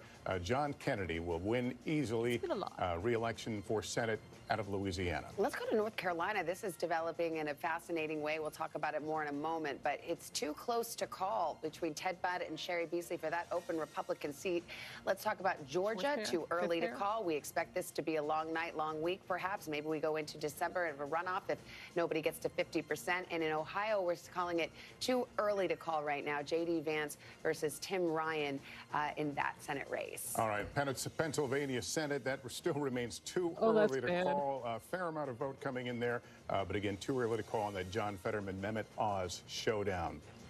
The New Hampshire Senate race, too early to call. Maggie Hassan out in front over Donald Bullock, the general, but again, too early to call there. Arizona Senate, that is too early to call as well. Well, Wisconsin is the same situation. Too early to call there. We've got Ron Johnson looking for another term in the United States Senate up against Mandela Barnes. So let's see where we stand at this hour, 10 o'clock in the East. And we've got Democrats having 40 seats, Republicans 41. It's a 50-50 split going into tonight. So Republicans needing to net just one seat to take control of the United States Senate. And we're watching a lot of governor's races tonight. Nevada again, where the polls have closed. Too early to call in that governor's race in Nevada. The New York governor's race, also too early to call. Kathy Hochul, Lee Zeldin. Hochul looking to do her first full term as governor of New York. Let's go back to Maine. The governor's race, too early to call there. Paul LePage, a former governor. Janet Mills, the incumbent. Too early to call, but we can say that the Democrat, Janet Mills, is leading. And we're saying the same in Pennsylvania. Josh Shapiro, the attorney general there. Too early to call the race, but he is leading against his opponent, controversial Doug Mastriano, who we just spoke about a few moments ago. Yeah, what do you say we go to Jacob Soberoff now? He's at a polling location Unless in Henderson, it's Nevada. such a We clear showed the big victory races there. It's too early to call, but you've been seeing at your camera view a lot of enthusiasm about this election, Jacob. Lester, honestly, it has not stopped. And last time I talked to you, I think the tally was around 2,000 people had voted at this location. It's up to almost 2,500 on last check. And actually, they were telling me it's quite interesting. You could take the high shot if you want and take a look down at what's going on. Part of the reason that you see kind of a crush of people down here right now is that there were 8 printers that ran out of paper at this location, and they had to call the central warehouse that runs the elections here and had to bring all that paper over here to continue the process because while you vote on electronic machines, all of them are backed up with paper records of what those ballots cast ultimately were. I'd also love to show you, if we have a second, I want you to bring you over here and show you the end of the line, because when I talked to you guys last, I'm pretty sure that the line doubled back twice. Now it looks like it's about 3 times as long as it was before. The line's all the way out to the door, and the folks that are here probably have another at least hour or so to wait. But the important thing to note is that everybody that's in this line right now, and you can see, yeah, it almost goes all the way out. This mall is closed right now, so all these people are here after hours. The stores have shut. The arcade around the corner just closed those metal grates that everybody's so familiar with from the mall. But everybody that's in line right now is going to get a chance to vote. And the election administrator here says she thinks it's going to go pretty quickly now that they got all that paperback. Might be another half hour until everyone makes it through the line here, you guys. You talk about something as simple as printing paper. You have to hand it to these poll workers, these volunteers who have taken it on the chin in many ways, in recent months, and to see them out there doing what they do. If you're voting tonight, give them a thanks. Doing their civic duty, and again, in an environment that's gotten increasingly difficult. So hats off to them. Let's go to Vaughn Hilliard. He's in Scottsdale, Arizona, at the shared headquarters for 2 Republican candidates there. Carrie Lake for governor, Blake Masters for U.S. Senate. Vaughn, how are they feeling this morning? This evening. Right. We should note that the first ballots are just dropping here literally as we speak right now. And I keep refreshing my phone here to see what these results are. But what you should be expecting here from these initial results is the Democrats, the slate of candidates, not only incumbent Democratic Senator Mark Kelly, but also Katie Hobbs, the current Secretary of State who is running against Republican Carrie Lake for governor, but also those important Secretary of State and Attorney General races. This initial ballot drop, Democrats need to have a sizable advantage because makes up about 60% of the ballots that are going to overall be counted around the state. And what we expect is the late mail ballots that were returned in the last really 72 hours, as well as those who voted in person here today, those are going to skew Republican, which is why we saw in 2020 Joe Biden jump out to that significant lead there in that first initial batch, but then Donald Trump closed the gap and almost overcame him, losing by just about 10,500 votes. But this is the race here in Arizona, where we saw back in 2018 with Kyrsten Sinema and 2020 with Mark Kelly and Joe Biden, not only were independents willing, but also conservatives, reticent to Donald Trump, willing to go and vote for Democrats. Here in this longtime conservative state, that was significant. And yet Republicans, they doubled down by going with Trumpism up and down the ballot in 2022. Blake Masters told me himself this summer that he would have objected to the certification of Joe Biden's win if he had been in the U.S. Senate on January 6, 2021. And then the likes of Mark Finchem for Secretary of State, Abe Hamadeh for Attorney General, and Carrie Lake, each of them have still called for the decertification of the 2020 election. And it's important to note, here in the state of Arizona, all 3 of those statewide officials must certify the election results. That is why there's a lot on the line as we wait for these ballots to drop, and the extent to which Arizona voters are willing to potentially cross back over again here in 2022 for a 3rd cycle and willingly vote for Democrats and really make this state to be taken more seriously, considered to be a purple state for the long run. Guys? All right. Vaughn, thanks. Let's go over to Chuck Boyd. Talk about a tight race in Georgia. Let's go. If you want to stare into the abyss of our close elections, just watch this. It's just fun to point out 63 votes. Not 6,300. 63 votes are what is separating the two right now. But look at this, 49-49. The Libertarians not getting much, but it may be enough to force the runoff, just what Georgians want. They're going to be like, remember the old SNL skit? Really? Really? We're going to have to do this again? We shall see. We're watching that all night. But I want to take you to the developing story of the night, and it is North Carolina. Look, I showed you, looked like the path to victory for Beasley wasn't there. She wasn't doing well in some of these rural African-American counties. But let me show you where she is doing well, because our models indicate this thing is it's going to end up being 50-50. We shall wait and see. But I want to show you, she is outperforming, okay? She is, even with Biden in some of these places, she's outperforming Clinton in these bluer counties. And I'll show you here in another place. In Asheville, she's been running ahead of where Biden is by a couple of points.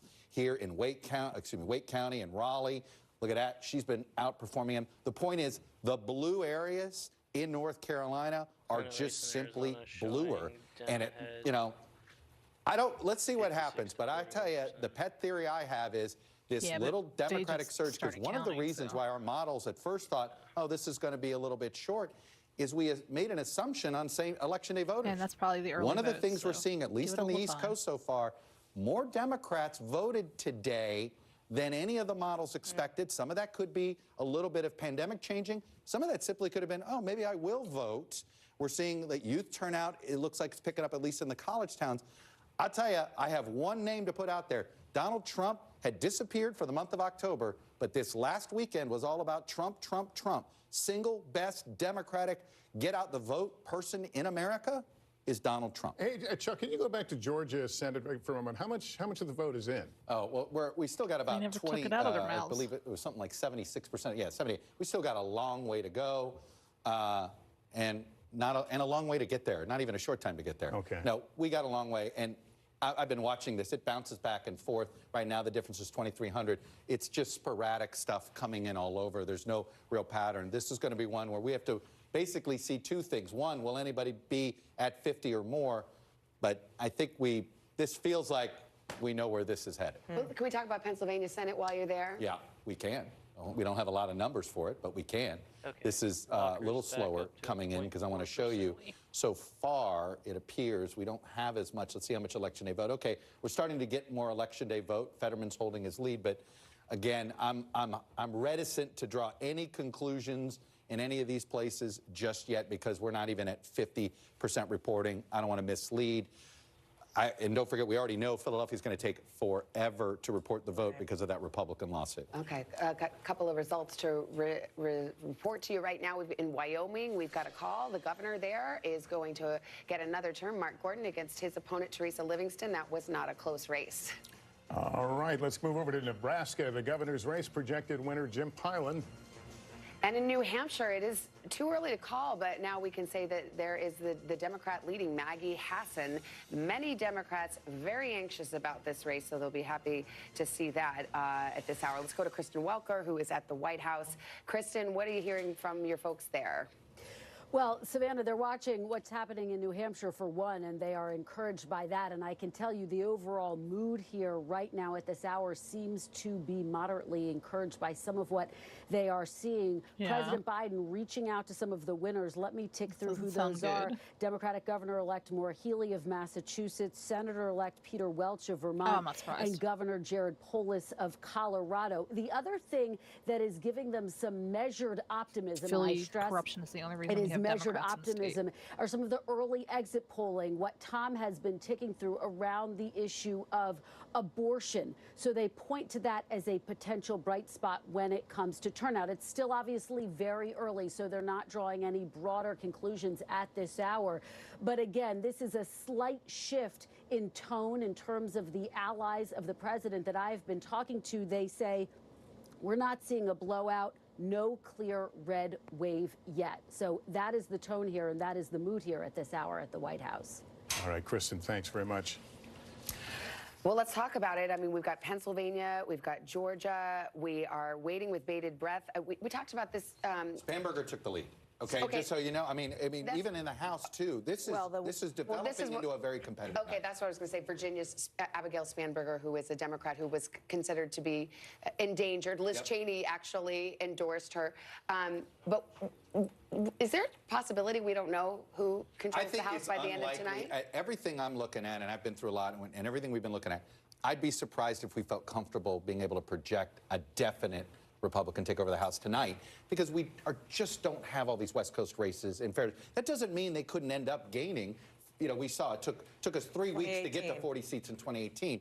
We're not saying that, but everything we're seeing on the East Coast, election day voting for Democrats was higher than expected, and that is making our models say, hey, this isn't a done deal yet for the R's. But what has happened down the stretch that would suddenly bring in a same-day The big thing to me is Donald Trump. I mean, the big thing that was different this last weekend versus every other weekend in October is that Donald Trump suddenly was front and center, dangling the presidential race and all of this.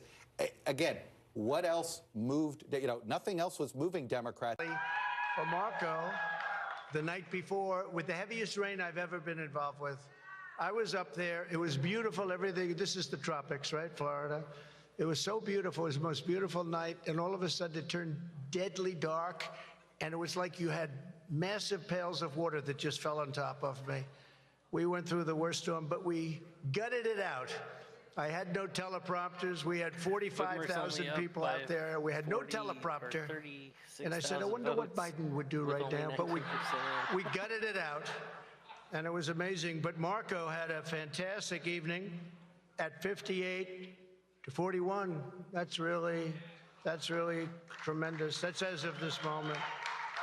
Katie Britt, I want to congratulate Katie Britt. We endorsed Katie, and she did fantastically. 68 to 30. That means she has a future, young and just a fantastic woman with a husband who's great. He's maybe the largest human being I've ever seen. He was a offensive lineman in the NFL for a long time and a great football player, actually. Played for Alabama. But Katie, congratulations to you. And we have a lot of other good ones going out there. Herschel's leading right now.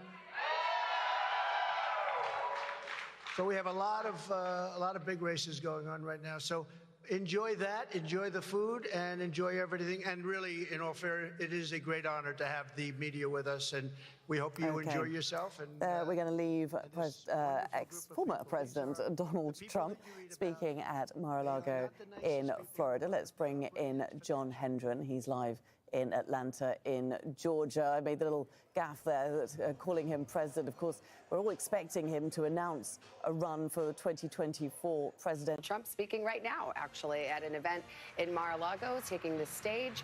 We will be back with more of our coverage of the 2022 midterm elections coming up.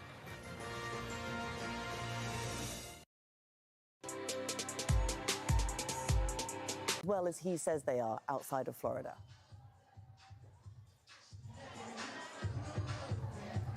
Well, it does seem like they're not having a bad night so far. Herschel Walker was endorsed by Trump, the Republican running in this race here in Georgia. He was endorsed by Trump. He's a good friend of Trump. He invokes Trump's name often, and he's neck and neck with this sitting senator, Raphael Warnock, the Democrat, who won here in a special election just a little over a year ago in January 2021. So those Trump endorsements, you heard him bragging about them, they do seem to matter among Republican voters. He hasn't put Herschel Walker over the top yet in Georgia. That's for voters to decide. But he seems to have had a relatively good night. You heard Trump bragging that he was, in his count, 80 versus 3. He was had 80 endorsements where they succeeded tonight and 3 where they haven't. But we'll see what happens with this big Senate election here. There are others. He did not, you'll notice, congratulate Ron DeSantis for winning the governorship of Florida. One good reason for that is that DeSantis has already not promised that he was going to serve out his entire term because he is considered a leading candidate for the presidency, for the Republican nomination for the presidency in 2024.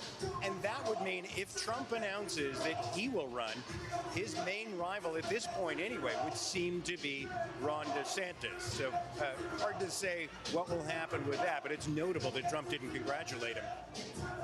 It's good news that you've got some earphones on there, John, because it's pretty noisy, isn't it? That party is determined to keep going, even though we haven't got a clear winner yet in the Senate race. They're trying to sow discord. Tell us a little bit about the governor's race. So we've got Stacey Abrams attempting at a rematch against Brian Kemp. Who's coming out on top there?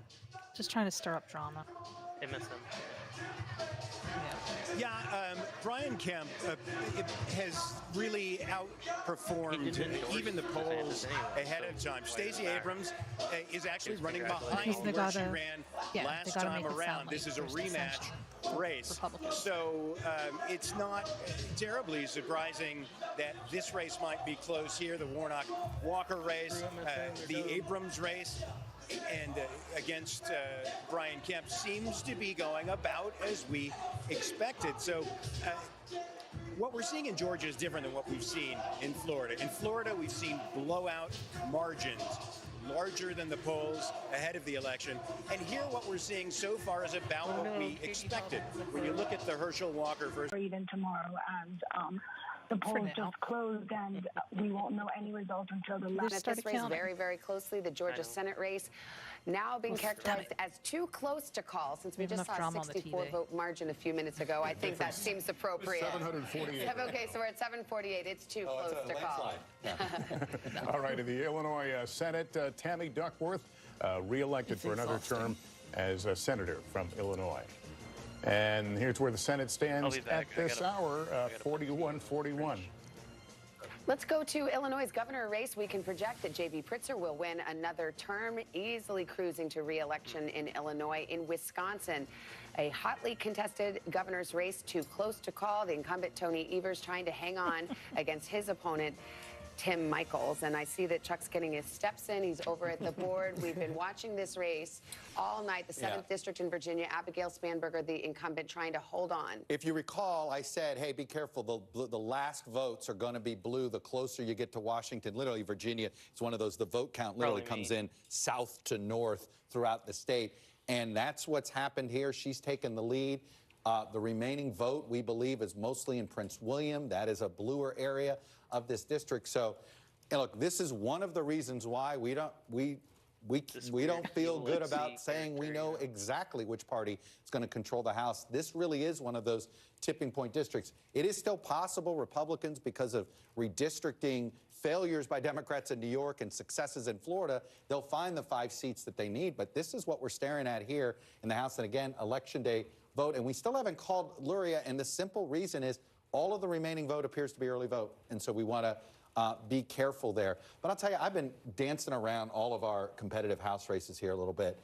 And I just, everywhere you go, Democrats are holding their own. Ohio won. This would be a pickup, knocking off a Republican incumbent. Now, this is Cincinnati, Hamilton County, became a bit bluer of a district. But, right now you look at many of these. This is another one that we expected to be competitive. Democrats are holding up there. I want to take you to the state of Iowa. Where did Iowa 3 go? We've seen she's hanging in there. This is one Republicans that almost counted on this one being already in their column. So, look, it's across the board so far. Democratic performance in these House races a little bit better, and looks like it's because of Election Day voters. All right, Chuck, we'll continue to watch it as that story develops. Much more ahead on this dramatic election night on NBC.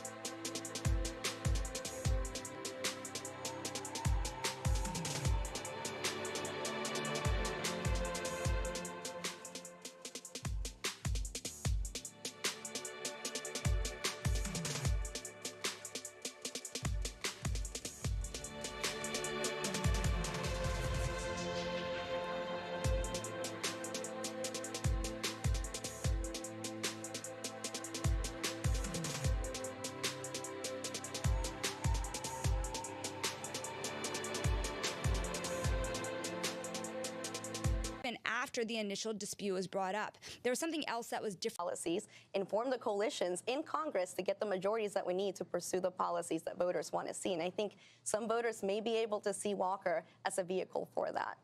But as a Republican, are you proud that he's your candidate? I think I'm proud of anybody that will pursue the right policies.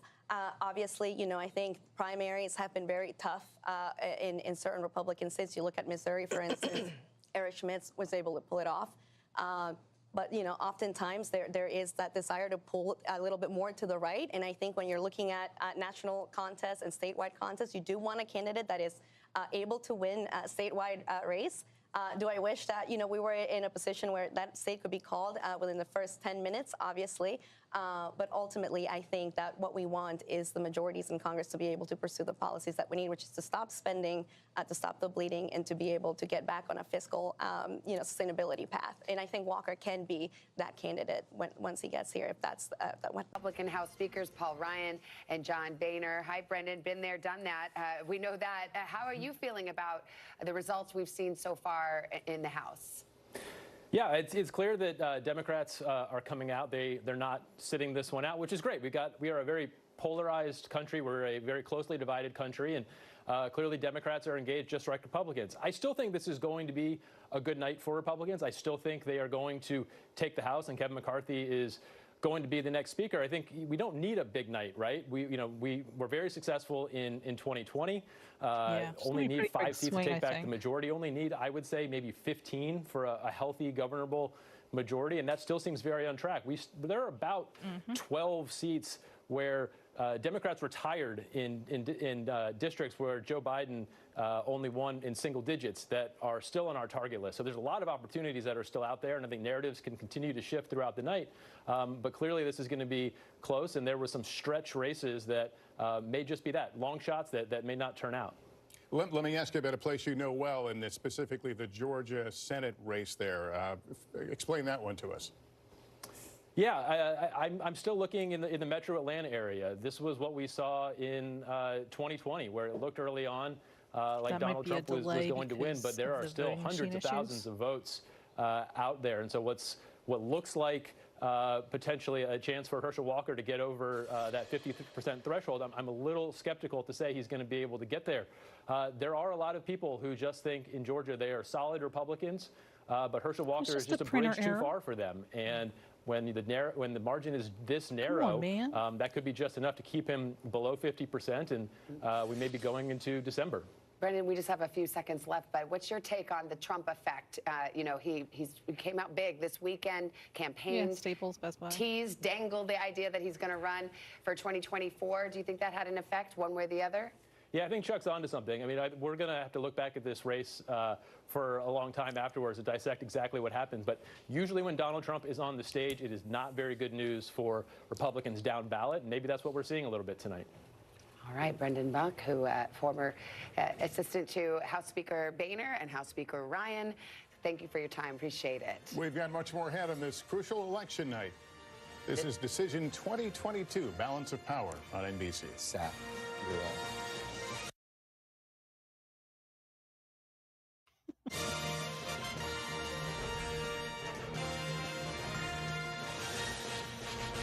And we continue our coverage here on NBC News Now. I'm Tom Costello in Washington.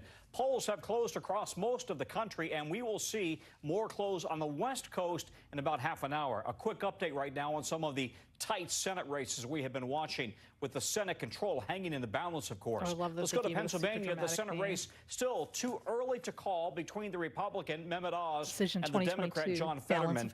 That's the Democrats' only real shot at picking up a seat at the moment. Fetterman is ahead of Oz, but again, we are not calling that. It's now too close to call in Georgia's high-profile Senate race. Look at this between the Republican Herschel Walker and the incumbent Senator Raphael Warnock. Right now, 49 to 48.7, 81% of the vote in. Again, at this point, too close to call on this one. And then there's this race in Nevada where polls closed at the top of the hour. It's one of the most competitive Senate races in the country between the incumbent Democratic Senator Catherine Cortez Masto and the Republican challenger Adam Laxalt. Our Guad Venegas is there for us right now in Nevada. Guad, this is a Senate seat the Republicans would love to pick up. Cortez Masto, the first Latina elected to the Senate, and Latinos are a critical part of the electorate there in Nevada. So what's the temperature on the ground right now?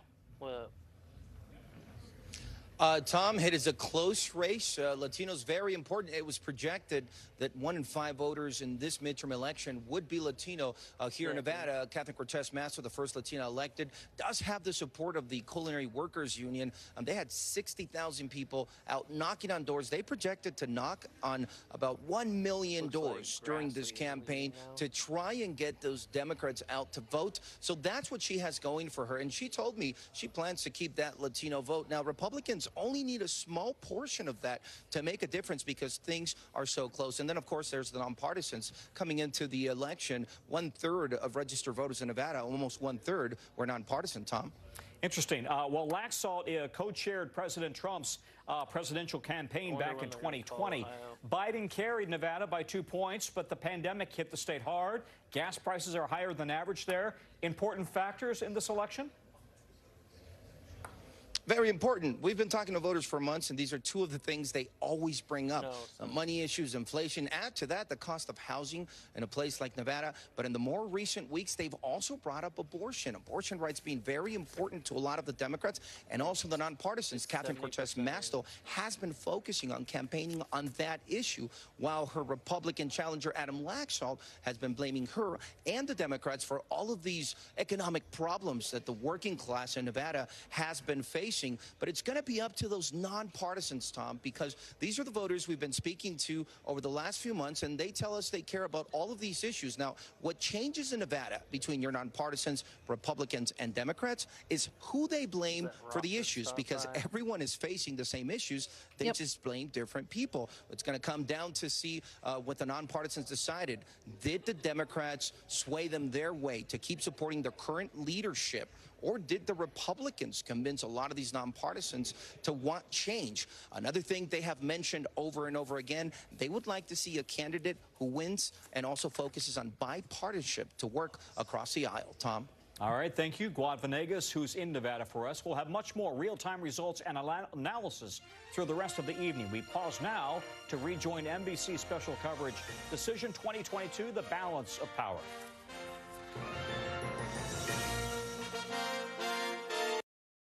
Walker's ahead by a point. Welcome back to NBC News coverage of the 2022 midterm elections. The drama beginning to build. Yeah, we've got a result in a very closely watched race. Abigail Spanberger, the incumbent in Virginia, holds on. He's just being a negative That was a Nelly. race we were watching very, very closely. Let's go to the Texas governor's race. Greg Abbott will get another term as governor.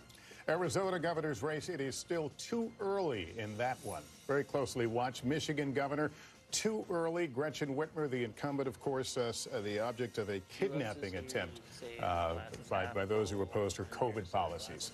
And in the Nevada governor race, Steve Sisolak, the incumbent, versus Joe Lombardo, the Republican. The economy, a huge effort here, perhaps headwinds for Democrats. Well, we've got a winner in Pennsylvania. Josh Shapiro, the Attorney General, is the projected winner over Doug Mastriano. Let's go to Chuck on this one. Doug Mastriano, a very controversial candidate. And Josh Shapiro has been able to open up this lead that we have not seen when it comes to the Fetterman-Oz race. We have, and I'm going to get there in 2 seconds. I just want to show you with all counted with Spanberger, it's important. She's at the Biden number. And it just tells you there's always been, are we looking at a rerun of 2020? I look at Georgia, I look at Pennsylvania, I look at Spanberger here, and I'm like, oh my God, this is a rerun of 2020. We are literally in the same position that we've been in here. But let me take you to Pennsylvania. There's a reason why we likely called the governor's race, because of how strong Fetterman is in some of these places. This is Scranton. You've heard of Scranton Joe, right? Joe Biden's home county, Lackawanna. Look at this spread here, 15 points for Fetterman over Oz. Just so you know, Fetterman's doing better in Joe Biden's home county than Joe Biden did in Joe Biden's home county. So this is why Democrats are feeling a lot better like about their chances here at holding the Senate because Pennsylvania, the turnout here looks for them about as good as they could have hoped for. And we saw a lot of presidents in that part of the country. There's quite a few. Days. Yeah, exactly. I think the only living presidents that didn't get there were Bill Clinton and Jimmy Carter. But everybody else. And I'll tell you, there's going to be a lot, again, to bring up Trump. Pennsylvania. A lot of people wondered, boy, Dr. Oz had done a good job for about a month sort of distancing himself from the right wing of the Republican Party. And they thought he was making progress in the Philly suburbs. And then he did a rally with Trump and Mastriano. In the final weekend of the campaign. Can we talk about actually that very issue, which is the choice of Mastriano in the Republican primary and the effect that I was out there covering those races, and Mastriano was Trump's choice and beat a very solid Republican primary opponent. Yeah, Fozzie Bear. You know, there was no reason why Mastriano should have been the nominee in a state like Pennsylvania, and he was just too extreme. He was the January 6th marcher, you know, with the rioters. He was leading the election count, all of those lawsuits. And the anti-Semitism in this race was just extraordinary. He linked up with the most toxic anti-Semitic website in the country, according to the ADL and other groups, and hired the guy, Joe Torba, to be a campaign consultant so that anybody who logged onto that website automatically was switched to Mastriano's campaign. And only when the local papers, and frankly, we did also on our network, called him out on this, did he fire the guy, but he was paying him $5,000, you know, a month for this. And then the anti-Semitism just spread throughout the state. And that really, and Shapiro is an observant Jewish person, and he criticized Shapiro for sending his children to religious school, religious day school. So this was really, this state is where the governor controls the Electoral College and all of that count, and it's a Republican legislature and abortion. Abortion was a big issue here in the collar counties of Pittsburgh and Philadelphia, because if Doug Mastriano became the governor, then the Democratic governor, who was term limited, has been vetoing all of these abortion bans coming out of the Republican legislature. Howie, you picked up on something that some of these races we're talking about have really become nationalized, and part of the discussion. Oh, yeah. Which I think is fascinating, too. And just to the point Andrew's making, it's really, I'm really glad that you brought up the anti-Semitic piece of this. There's also crime. Savannah, this is an issue that I know you have some interest in, and we talked about earlier. The governor-to-be, if the projection holds, really, from what Democrats talked about, was seen as doing a really good job talking about the crime issue, right? From a perspective on an issue where Democrats have been on defense. Terrible. As for that Senate race, you know, I was talking with a voter, I'm going to say in Arizona, and you're going to say, well, wait a second. Why are you talking about Arizona when we're talking about Pennsylvania? Because this was a Republican in Arizona on the phone with them, and I said, you know, talked about who he's voting for. I said, why are you voting for the Republican ticket? And part of his reason was, well, look at who Democrats are putting up for Senate in Pennsylvania. It tells you how nationalized, I think, and how much attention there is on that Pennsylvania Senate race, which is going to be so important as we talk about the balance of power in that chamber. And 50% of the exit poll said that Dr. Oz doesn't live in Pennsylvania, just moved into Pennsylvania from New Jersey.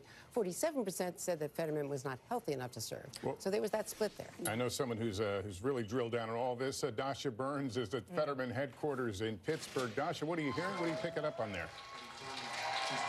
Well, as I've been talking to the Fetterman campaign tonight, Lester, I'm hearing them talk about what Chuck was just referencing that's giving them some hope tonight. They're seeing in some of those counties that have a good number of their votes in that Fetterman is outperforming Biden, places like Lackawanna County.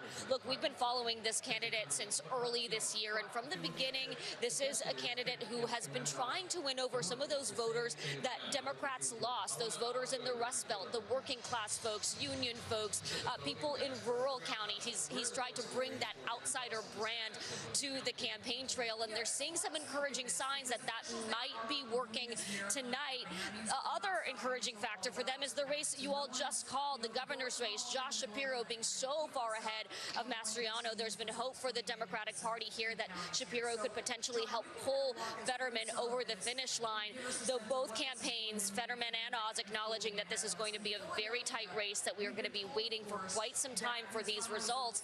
And some complicating factors here, guys. We've been talking all night about the patience that we'll need to have in Pennsylvania because of the election rules here. But we've also been watching a story out of Luzerne County in northeastern Pennsylvania, where we've actually spent quite a lot of time because of our Meet the Press County to County project. And I got calls from voters there earlier this morning that polling places were out of paper.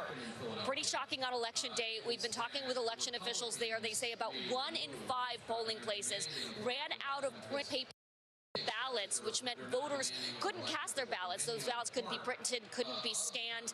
They solved the problem after a few hours. They've extended voting hours there, so polls closed there a little bit later. They closed at 10 p.m.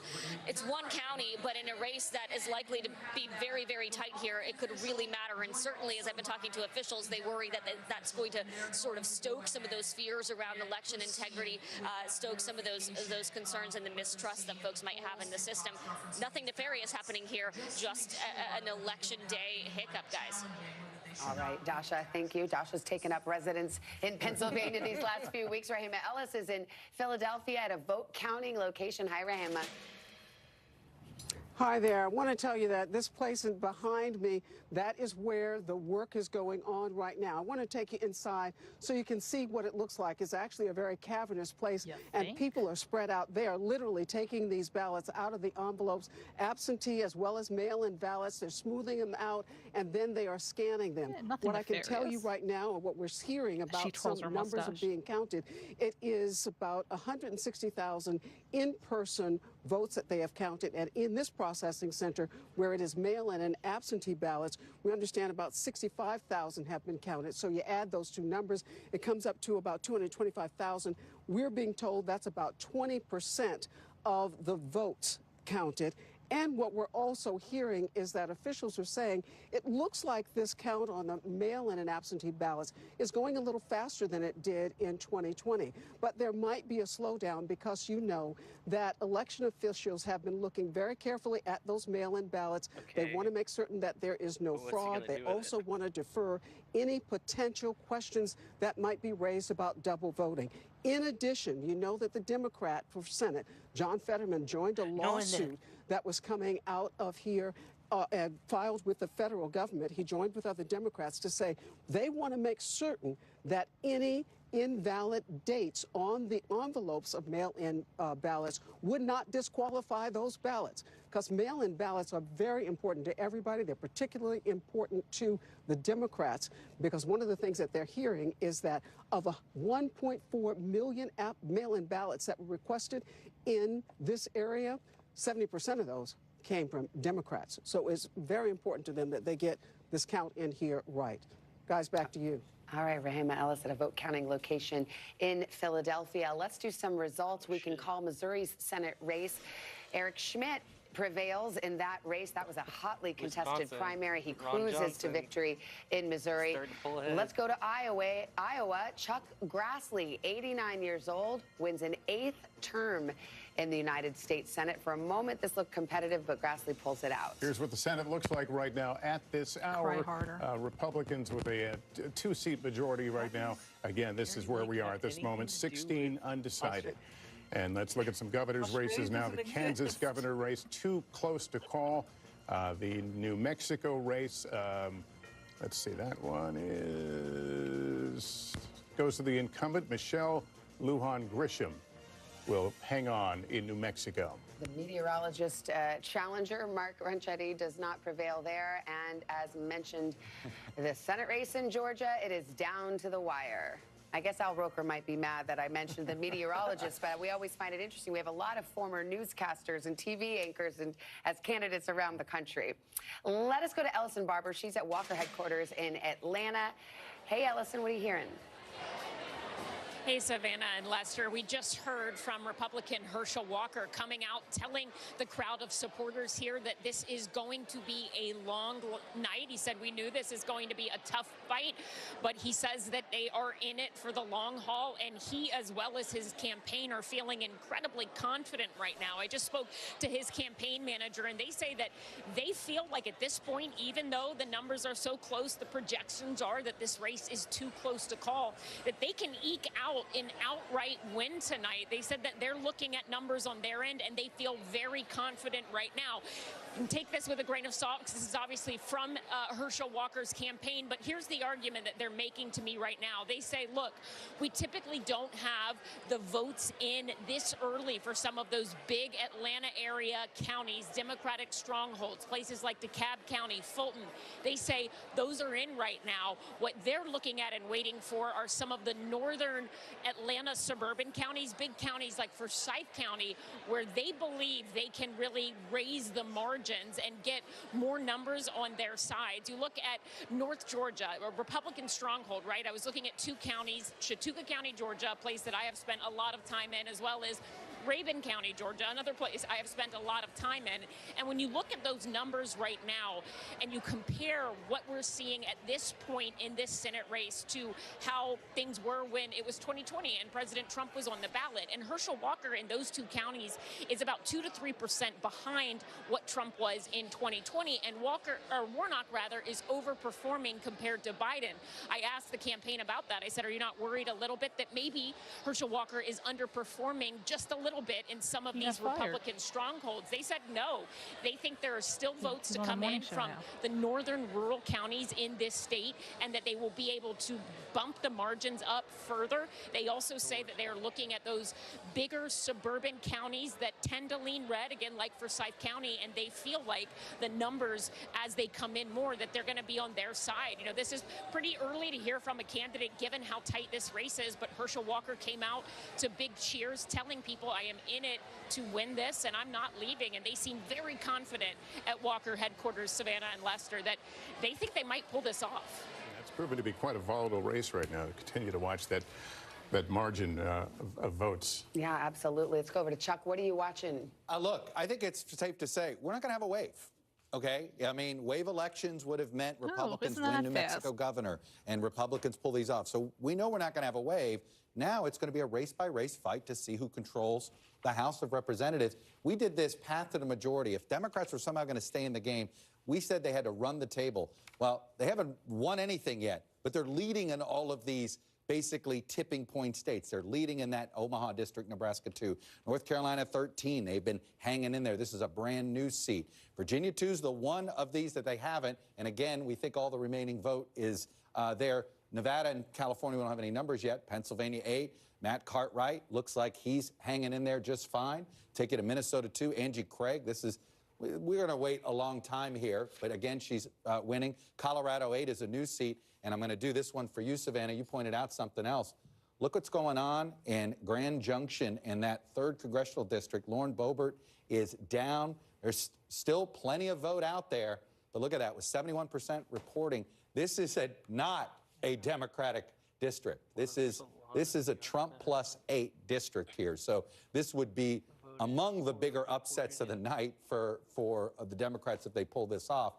But this just shows you all the evidence is pointing that we are living in a polarized environment, and this election so far, I think somebody was pointing it out, the blues. Take the fact that we don't have final results on election night or early the next day as somehow proof of fraud. There is no such thing as simply injecting ballots into the system. You would first have to create fake voter registration profiles, and to do that, you would have to fool the Social Security Administration. There are only votes for registered voters, and there will never be more votes than there are registered voters. But all eyes are on Arizona. Since the 2020 election, security has tripled, and Sheriff Paul Penzone says threats from voters and candidates will not be tolerated. Your words matter, and if you choose words that invoke violence, you will be listed on the criminal reports also. The sheriff's office is also preparing for physical threats. The elections office is now looking more like a prison than a place for democracy. And at this point, I don't have any patience. I've been in this business for over 3 decades, and I never thought in my life that we would be putting up physical barriers, fence lines, barbed wire. Anybody out there whose intentions are to undermine this effort, to create fear, to intimidate good men and women who are trying to facilitate this process, you will have to go through us to get there, and it's not going to happen on our watch. Yeah, and Andrew, tomorrow the polls will be opening at 6 a.m. local time. They'll close at 7 p.m. local time, and we won't be... Races matters. Republicans, and Chuck well knows this, had the advantage going into tonight because of the redistricting and because of, the gerrymandering that had happened here. And so that is why it is so interesting. And Lester, you said it, the drama of the evening, that is part of the reason why it does feel dramatic at the moment. Guess who will get credit if the Republicans only get the House by about 5 to 10 seats? Ron DeSantis. He jammed through a new House map. It gave them 4 House seats that they didn't think they were going to have. Ron DeSantis might be the hero of the night for the Republicans, while Donald Trump might be the guy that suddenly spurred Democratic turnout. Can I just say one more, just put thing? Put those little 2 things together just tonight. Context-wise here, because one of our guests, Brendan Buck, said this. Sure, Republicans don't need to win by a whole bunch, but it sure makes governing easier for a potential House Speaker Kevin McCarthy if the margin is more than 15 or so, because there are people in his caucus who could make life difficult for him. That's why this matters, right? What the margin is. But does the Lauren Boebert loss, if that happens, actually help a McCarthy? That's something I'm just curious about. Always got to be orange man. Because that's always been the fear. He gets it only with a few votes, and then he's basically held hostage by the farthest right man. They may not have a governing majority, but just winning, they take over those committees. You have Jim Jordan in charge of Judiciary. You have all of those impeachment threats. And, of course, the end of the January 6th investigation. Well, we're going to have to get to the end of the book to see how it all unfolds. We're not there yet. We've got a lot of election to cover here. We're back with much more of our coverage, including reaction to the night's events from South Carolina Senator Lindsey Graham. He'll be our guest coming up right after this.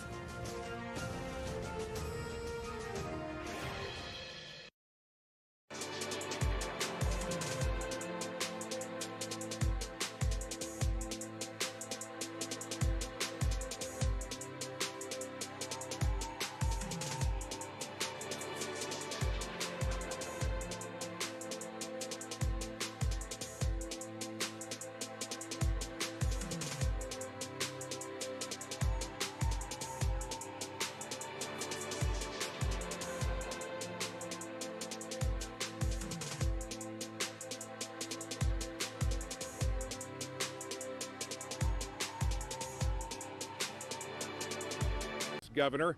On Monday, Lubbock was one of his campaign stops in the Texas Panhandle. Abbott says he believes he's connecting with voters who previously might have supported the vice president and then the Speaker of the House. Chuck Grassley would step in, but he has won. It looks as if he's going to win his seat in Iowa at the age of 89 for another 6-year term. 6 years at 89 years old, rather him than me. Alan, thanks very much indeed. Let's go over to Washington. Sound very cold. Stay in Washington rather, and that's where Patty Culhane is going to bring in some more great chat with her guests.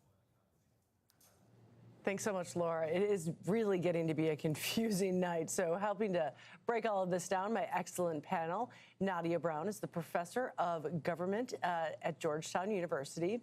That's here in Washington. Steve Clemons, familiar face, host of the Al Jazeera's The Bottom Line, fabulous show you should watch. He's also the executive editor of Semaphore because he doesn't have enough jobs. And James Davis, he's a Republican strategist. Okay, Grassley. We were just talking about Senator Grassley. That one I was watching, paying close attention to, because Iowa right now is in this place where abortion is being battled in the courts, and in Kansas, we saw abortion. It energized women to come to the polls. So abortion is on the ballot with Grassley because the Republicans have said they will try to make a national ban. What happened, Nadia? I know you said women can walk and chew gum at the same time, but this is a state where it's quite possible abortion rights will be taken away. Yes, this is possible, and not entirely unexpected, right? But just because Grassley has won this race doesn't mean that I think it's a foregone conclusion that abortion rights or reproductive health is off the table. There are activists in the state who are working to really elevate women's voices. They're using other kind of legislative tools at the state level to try to kind of curtail a federal ban that might come down the pike. It's not to say that it's going to happen. It might be a Hail Mary pass. Got some more results we can share with you. The New Hampshire Senate race. We can tell you that Maggie Hassan, the Democrat, will hang on to defeat General Don Bolduc. And let's go to Connecticut. Richard Blumenthal gets another term in the United States Senate. And let's see where we are at this hour with the Senate breakdown, 43 seats to 43 seats. If you wanted a tight election, well, your wishes came true. We want to welcome in Republican senior senator from South Carolina, Lindsey Graham. Hi, Senator. Nice to see you. Thank you. Well, we just I called didn't want a tight election. You didn't. Well, you're getting one. And I mean, let's talk about. Listen. Yeah. Go ahead. No, well, I was just going to say, let's talk about New Hampshire, because here's one where Republicans were feeling kind of good recently. Sure. But you do have General Bolduc, who it was controversial, election denier from that wing of the party. How are you reading these tea leaves? If you run that far behind your governor candidate, you probably made a mistake. So, General Bolduc served his country well, but, Sununu won big. Bolduc, wouldn't talk about what we should have done, I guess, but definitely not a Republican wave, that's for darn sure. I was in charge of Guam, so I want to take credit for that. Congratulations. We won Guam, which I thought was big. 1993 is the last time we were in Guam. I think, I think we're going to be at 51, 52 when it's all said and done, the Senate. Well, let's talk about the Donald Trump effect. There have been a couple of conversations around this table as it's become apparent there's not going to be a wave here. And the question of whether his appearances along the way have actually hurt Republicans. Do you give that any credence? Not really. I think it was a referendum on Biden. If we take back the House and we get the Senate majority, that's a very good night. A wave would have been like New Hampshire and Colorado. So, you got hats off to the Democrats. They performed well in a lot of these swing districts. A couple of days from now, we'll know better. But at the end of the day, guys, if we take the House and the Senate, we're going to have to sit down as a country and figure out what to do with it. Some unsolicited advice to President Biden: if we do take the House and we do take the Senate, let's all go to the border and see if we can find a way to fix it. I've got a bill with Elizabeth Warren, believe it or not, to regulate social media. And maybe we could do something in energy, in the energy space. So if it's a divided government, maybe something good can come of it. I want to just mention that we have a result in the Ohio Senate race. J.D. Vance just won, a Republican, beating Tim Ryan, the Democratic congressman. So we've got a result there. Let's keep talking, Senator Graham, while we have these moments together. There's the Trump wing of the party. There's the DeSantis vein of the party. DeSantis having a very good night. We don't know yet how it will characterize Trump's night. Let me tell you what President Trump said today to an interview about Ron DeSantis. He said it would be a mistake if DeSantis won, and he said ran for president. And he said, and if he did, Trump said he would say things about him that won't be flattering, and said, I know more about him than anybody. How does this sit with you? Take it for what it's worth. Here's what I think. President Trump, if he announces next week, which I think he's likely to do, will have about 6 months to himself. Ron DeSantis can't announce for president on Valentine's Day. He's got to be governor for a while. So President Trump has a chance to get a wall of money, a mountain of support, and close this thing out. And if he fails to do that, I think a lot of people will run. But he'll have a shot 4 or 5 months where it's pretty much his field by himself. We'll see how he does. Would you expect President Biden to throw his hat in early if Donald Trump goes? I don't know. It depends on what happens tonight. If Biden doesn't run, who do you replace him with? President Trump has bags. He has assets. I don't know how you replace President Biden if he... that's their problem, not ours. We've got plenty of problems. But I think tonight's going to be a very good night for Republicans if we take the House by a governing majority. Y'all made a good point. I said 25 House seats and 52 Senate seats. I think we're going to be short of 25 and maybe at 51. So it's not a wave for sure, but I think it'll be a very good night. All right, Senator Graham, thanks for being with us. Thank you very much. We're back with more coverage of election night right after this.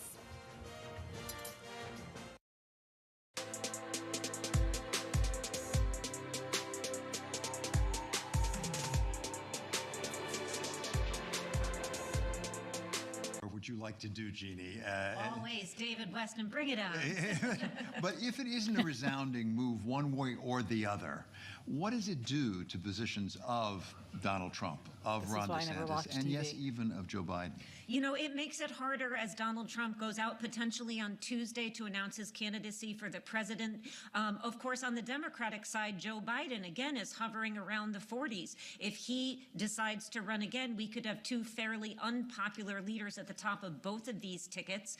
And then you look at somebody like Ron DeSantis. We have to say, Florida has been a bright spot for Republicans so far tonight. They have performed there better so far, and it's still early, than anywhere else. So this could be a boon for Ron DeSantis and not so much for Donald Trump, which is not going to make Donald Trump happy. If we bring people together to try and solve it. And so what the Housing Accord does is it brings the Commonwealth together with the state and territory governments, with the industry bodies, with the super funds, with local government and with other institutional investors as well. And it recognises that when you've got low vacancy rates and high rents, there is a responsibility on government to do something about it. And that's where the target comes from those discussions, and that's where the policy comes from.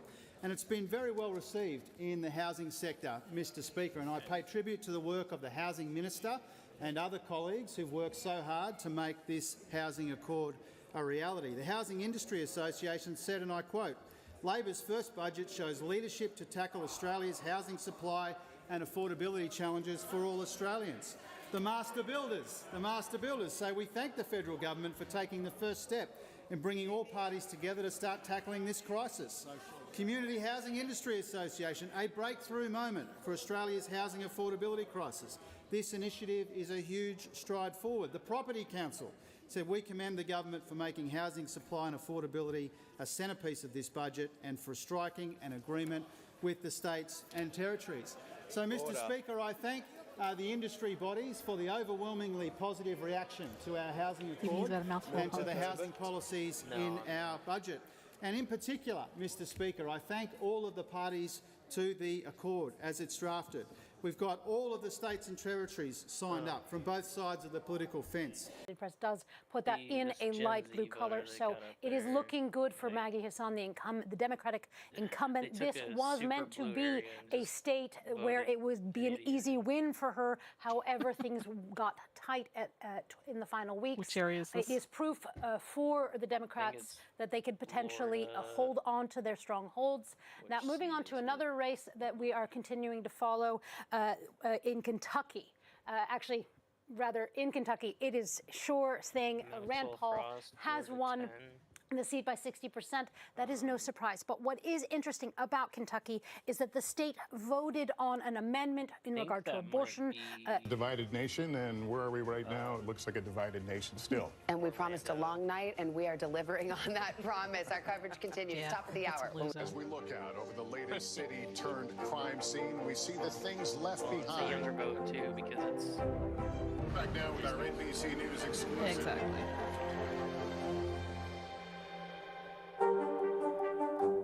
NBC News, streaming free now. Sometimes the news can be difficult and overwhelming for kids to understand, so we've created a newscast just for them. We hope your family will watch Nightly News Kids Edition. Good evening from NBC News election headquarters. Tonight, all eyes on which party will control Congress. Democrats clinging to razor-thin margins in both chambers going into this night, with the entire House and dozens of Senate seats on the ballot, and many Americans unhappy with the state of the economy. Republicans may be poised to regain power the tonight. Kennedy race didn't really change from 1% Election night 2022. Millions of votes have been cast. Now the counting begins. Amid the big question, who will control Congress? Already tonight, celebration. Freedom is here to stay. And sorrow. This is obviously not the result we were hoping for. The fate of the House and the Senate still unknown at this hour, with some hotly contested races up in the air. Democrats trying to cling to a razor-thin margin of control. Democracy is on the ballot this year. Republicans on offense, aiming to seize the upper hand once again, with the influence of the former president looming large. President Trump taught us how to fight, and I took a few notes. What that means for the direction of the country. High drama and high stakes from coast to coast tonight in an election unlike any other. as America decides who will tip the balance of power.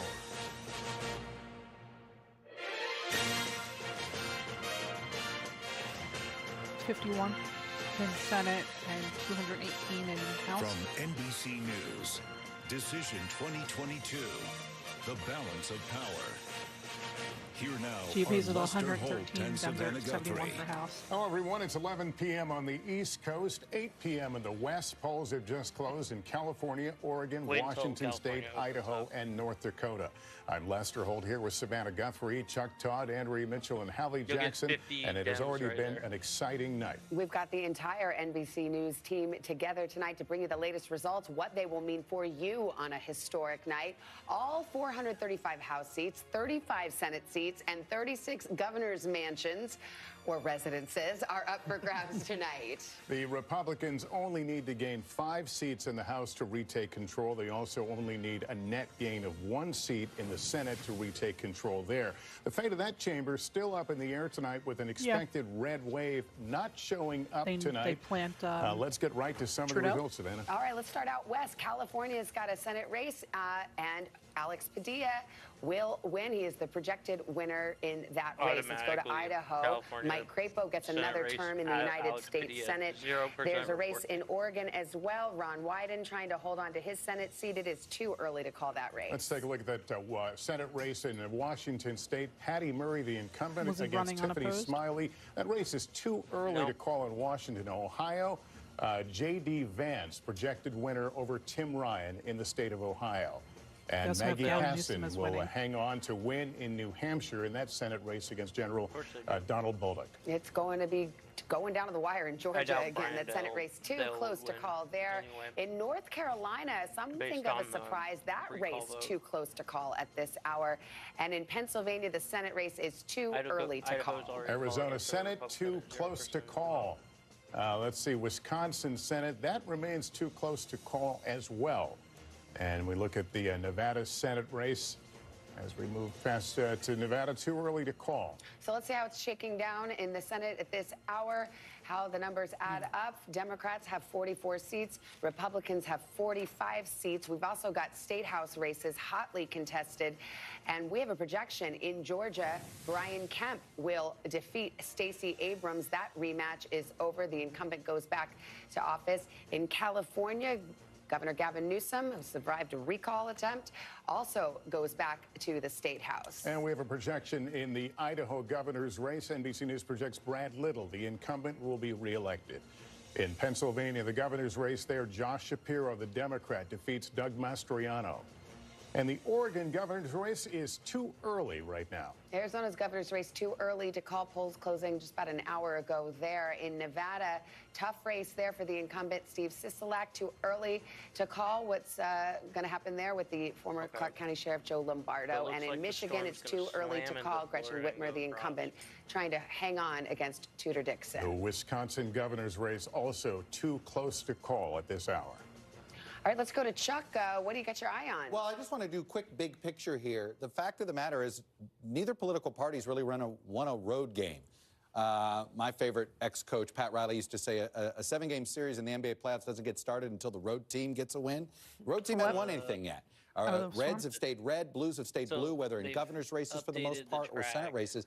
And look at this. I mean, this is 2020 in review. I just want to take you to 2 states here. You know, we're sitting here on a knife's edge in Georgia. If that's a familiar thing from 2020, let me take you to Wisconsin. In this Senate race, this has been going back and forth, just 16,000 votes. So the point is, in America's most polarized state in the union, it's acting the same way it is. And one more important point here on a Senate race we've all been following. I know everything in Arizona is too early, but I want you to do what we've been doing, which is take a look at the Blake Masters number right now, and then let me show you the Kari Lake number right now. Blake Masters is underperforming Lake here, and it looks like it's going to this third-party candidate. The point is this. That's, you know, he can't afford, I mean, Kelly is overperforming Katie Hobbs by about a percentage point, and Masters is underperforming Kari Lake by about 3 percentage points here. Anyway, not a good sign if you're Blake Masters. Well, by the way, Mark Victor, that third-party candidate, dropped out of the race, but his name's still on the ballot. Still on the ballot, and he's doing better than our libertarian in Georgia, who is likely going to force a runoff. Okay, so Hallie, what say you? So if you're looking at themes tonight, there's a couple of things that I'm super interested in, because as Chuck has noted, we are doing a bit of a rematch of 2020. We've talked about, as we talk about big picture themes, we've talked about the Donald Trump factor, which you addressed with, I think, Senator Lindsey Graham. We'll see how that goes. I think you're looking at abortion access, too, right? Because this has been something that Democrats have focused on heavily. They've wanted to see some enthusiasm around. And I will tell you what, I think we should be looking at youth vote a little bit as well, because right now, we are seeing numbers that are very similar to what we saw in 2018 when it was record-breaking youth turnout. They largely break for Democrats here.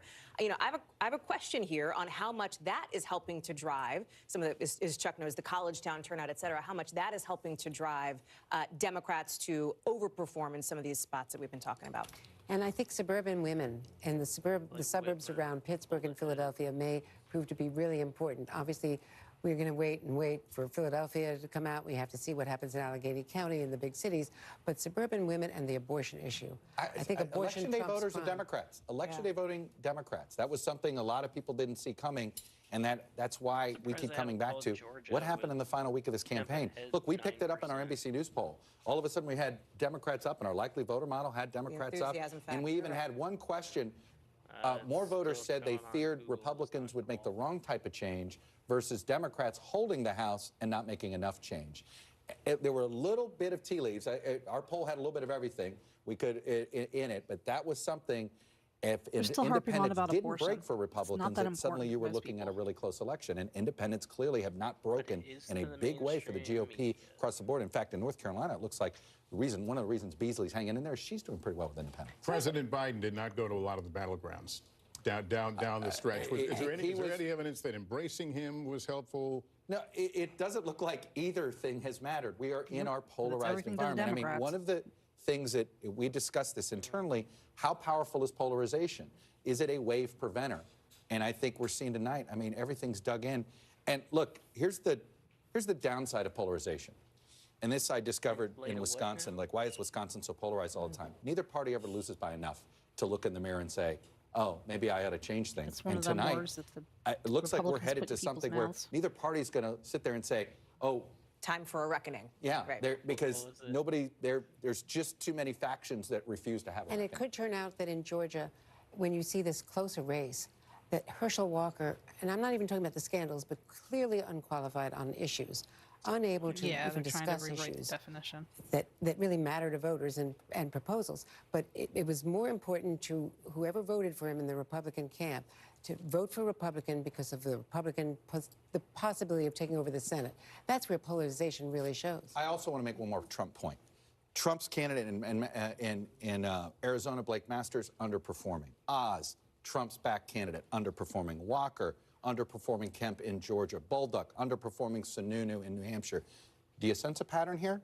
Right? I mean, you know, in the fight between Mitch McConnell and Trump, you know, Mitch McConnell is the one that was trying to get different types of candidates, and, you know, we'll see what happens here. The only candidate they actually really agreed on was Adam Laxalt in Nevada. And yet you have tonight, just in the last couple of hours here, the former president coming out and telling reporters at his campaign event at Mar-a-Lago that is happening tonight that he doesn't think that Mitch McConnell should be the person who leads the caucus in the Senate. This is turning into a disastrous night for Donald Trump and an amazing night for Ron DeSantis, because if the only way now Republicans grab the House is thanks to Ron DeSantis' new map that he jammed in, even after Republicans said, no, that's going to be thrown out in court, and he did it anyway, and those 4 seats may be huge. We're talking a lot of this political terminology, the wave, not a wave. Remember, to gain control of the Senate, Republicans need only 1 seat. They need only 5 seats in the House. The wave refers to how big are the margins, and that is, of course, what we're all waiting. Governing numbers whether there's a governing majority and whether either party can get anything done. So a lot of money being spent for status quo, Savannah. Okay, Jake Ward is at a polling location in Orange County, California tonight. Polls just closed there. Hi, Jake. What are you seeing?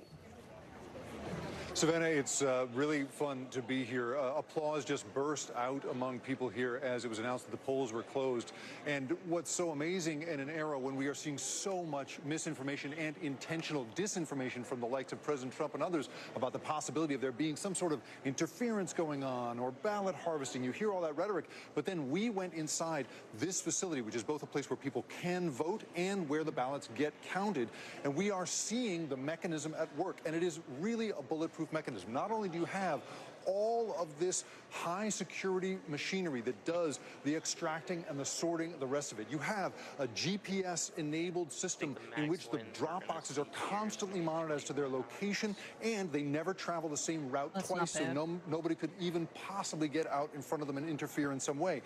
Not only do you have all of that sort of bulletproof mechanism at work, you also have this radical transparency. The whole place is covered in signs like these museum quality signs that try to explain to people exactly how the process works. And that's because here in California, if you are a voter, you have the right to say, I want to be an observer. You can come in and be part of this whole process. Watch it as much as you like. And so for us, seeing the redundancies of it all built on one another and the radical transparency of this system is really a testament to just how fair and open elections have been, at least here in California, you guys.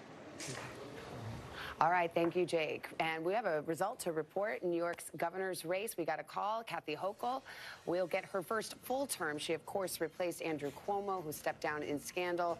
The incumbent there will get to serve out a first full term in a race that tightened up in those later days. Lee Zeldin really pushing crime, showing up at subway stops where there have been instances of violence, and was running on that with a very heavy ad campaign. Absolutely. We want to welcome in Jose Diaz-Balart, an anchor for Telemundo, MSNBC, in the Saturday edition of NBC Nightly News. Lester hands that torch every Saturday over to Jose. The Latino vote has been so interesting. We obviously have the results in from Florida, but, you know, Democrats cannot take the Latino vote for granted. It's interesting. You know, I'm convinced that there is no Latino vote. There are just Latino voters, and they vote differently depending on their sensitivity, their life experience, even where their parents and grandparents are from. But I've been talking to, Chuck Todd. I think the story, there's 34.5 million Latino eligible to vote and Pennsylvania, in this election. 15% of the electorate is Latino. That's a massive amount of people. And I think that where it's been, and it's an outlier, no doubt, is Florida. I mean, the impact of Latino voters in Florida, DeSantis winning majority, the Cuban vote, majority of the Puerto Rican vote. I still feel bad for New Yorkers because 55% basically how the city of the Puerto Rican vote, votes, 50% of all of the other Latino voters in the state of Florida. Miami-Dade. He's going to outpoll Marco Rubio in his in Miami-Dade.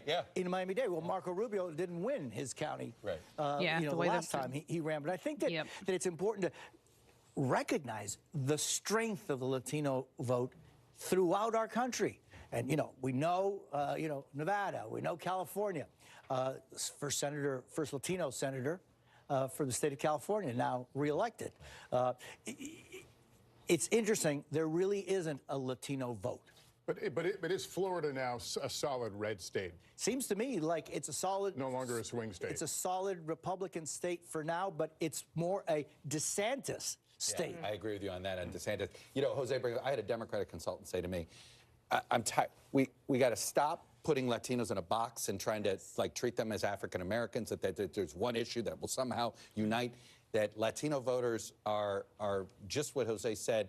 Stop trying to single them out. Instead, whatever you're pitching swing voters, pitch that to Latino voters, that demographics, and just like the same thing, how we carve up the white vote in those different buckets, that's how the Latino vote is no different. But don't ignore them. I mean, a recent Naleo poll shows that 44% of Latinos didn't get any outreach or information from either political party. 44%. And they've been certainly turning more Republican, but it's also, I've seen voters interviewed who are Latino voters in Texas and other places who are praising the busing of migrants. They're as concerned about the immigration crisis as anyone else is, but often because they feel that the pressure of this kind of immigration is not something that they can live with either. The humanitarian crisis at the border strikes so deep, and it affects so many people in so many different ways that every single person feels it very differently. There's a lot of there, but for the grace of God go I.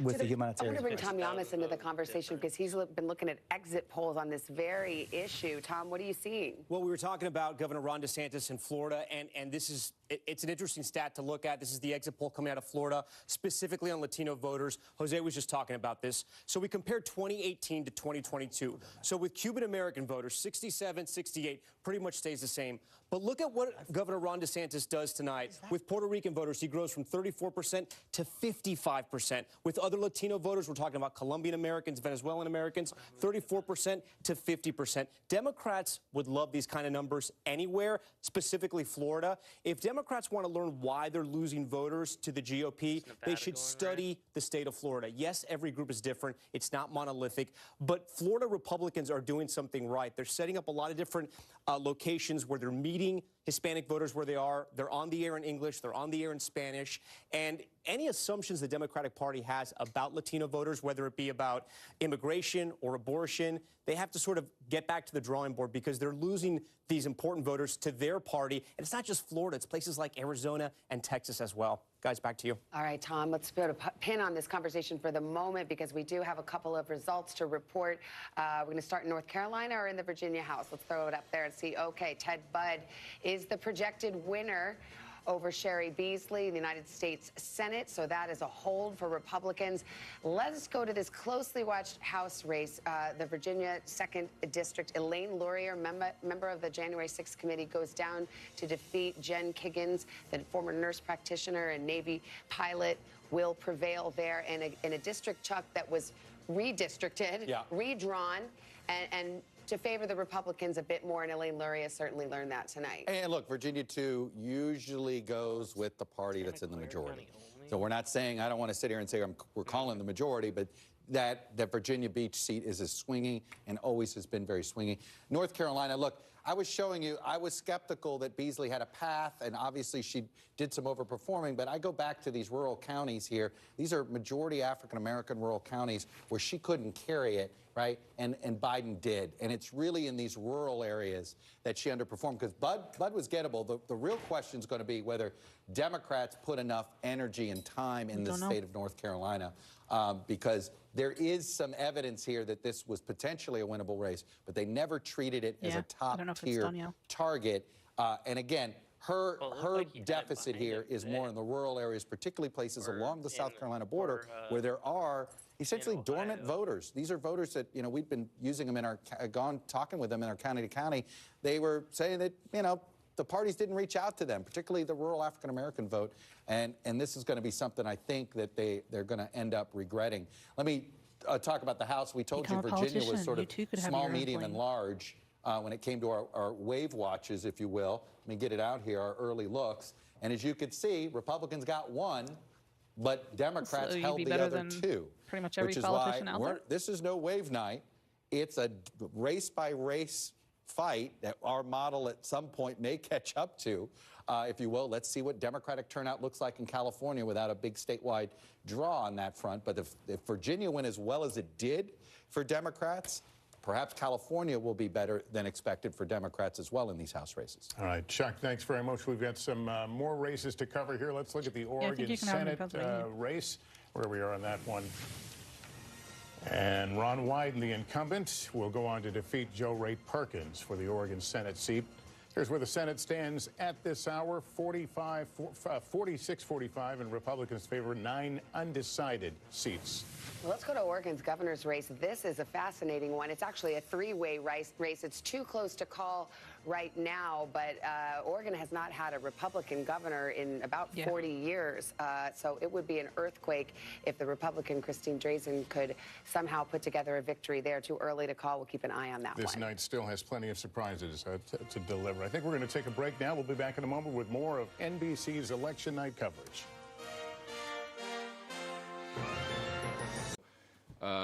So you're basically going to be in this wrestling match between Democrats and Republicans to continue kicking various cans down the road, including the budget.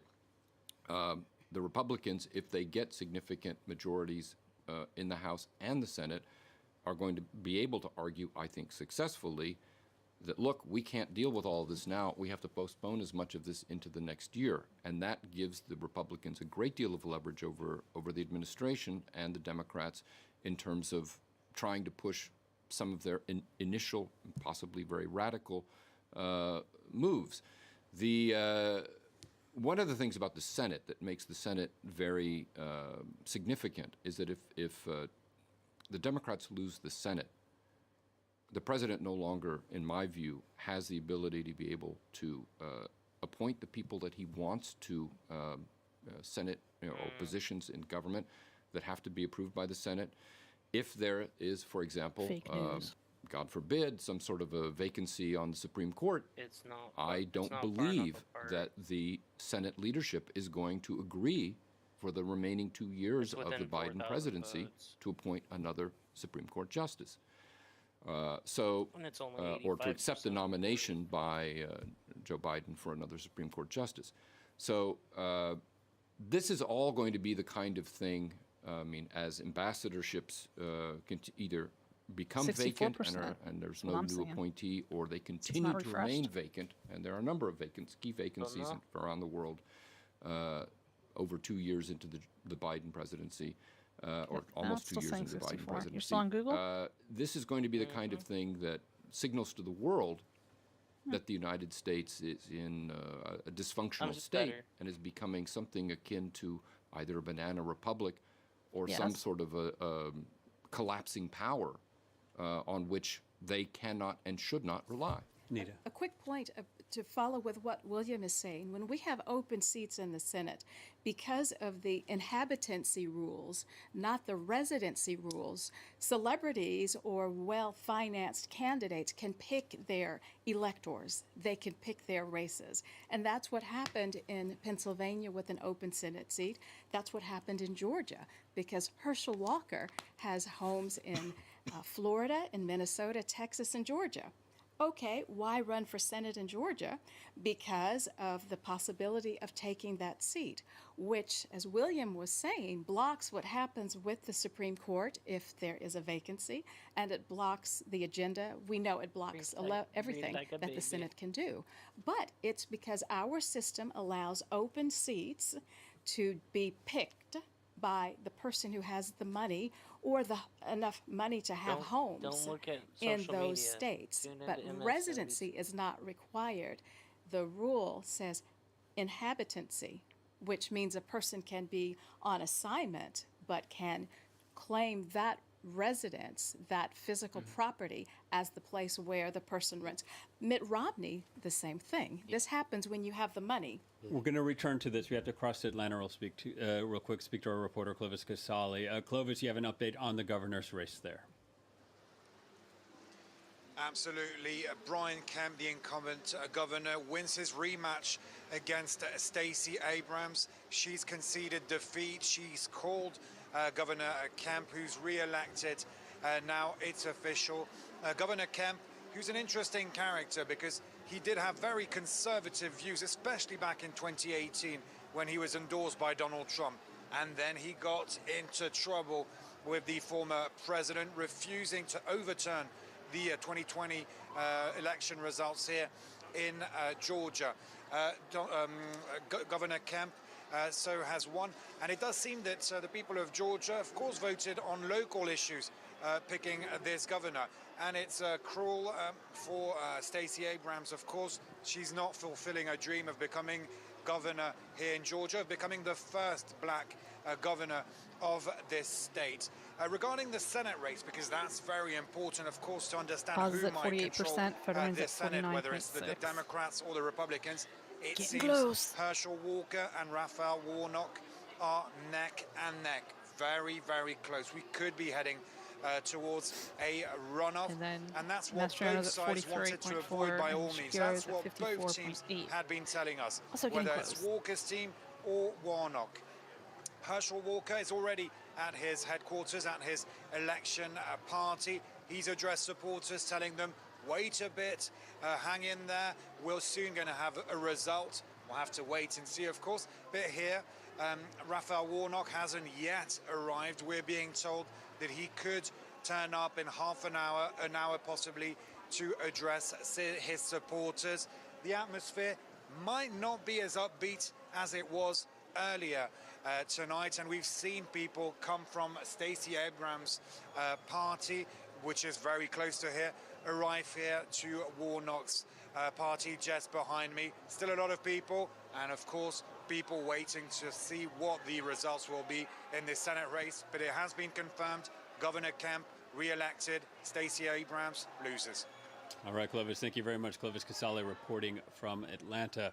I'd like to cross to Pennsylvania again and speak to Melissa Hart, the former Republican representative. Melissa, I don't know if you heard the conversation earlier. We were discussing what would happen if the Republicans take control of the Senate. That's still a coin flip. The House seems like a safer bet. So and from what I've read, House Republicans scheduling a probably press not gonna hear conference on this next one week tonight. to speak about possible investigations. What do you think they have in mind? Well, there's a significant amount of unfinished business from the prior issues with the FBI, the Department of Justice. So as far as it goes, I think that regular order has just not really been occurring under this administration. The Biden administration, as you may know, has a very, very low approval across the country. It's not partisan, it's just across the board.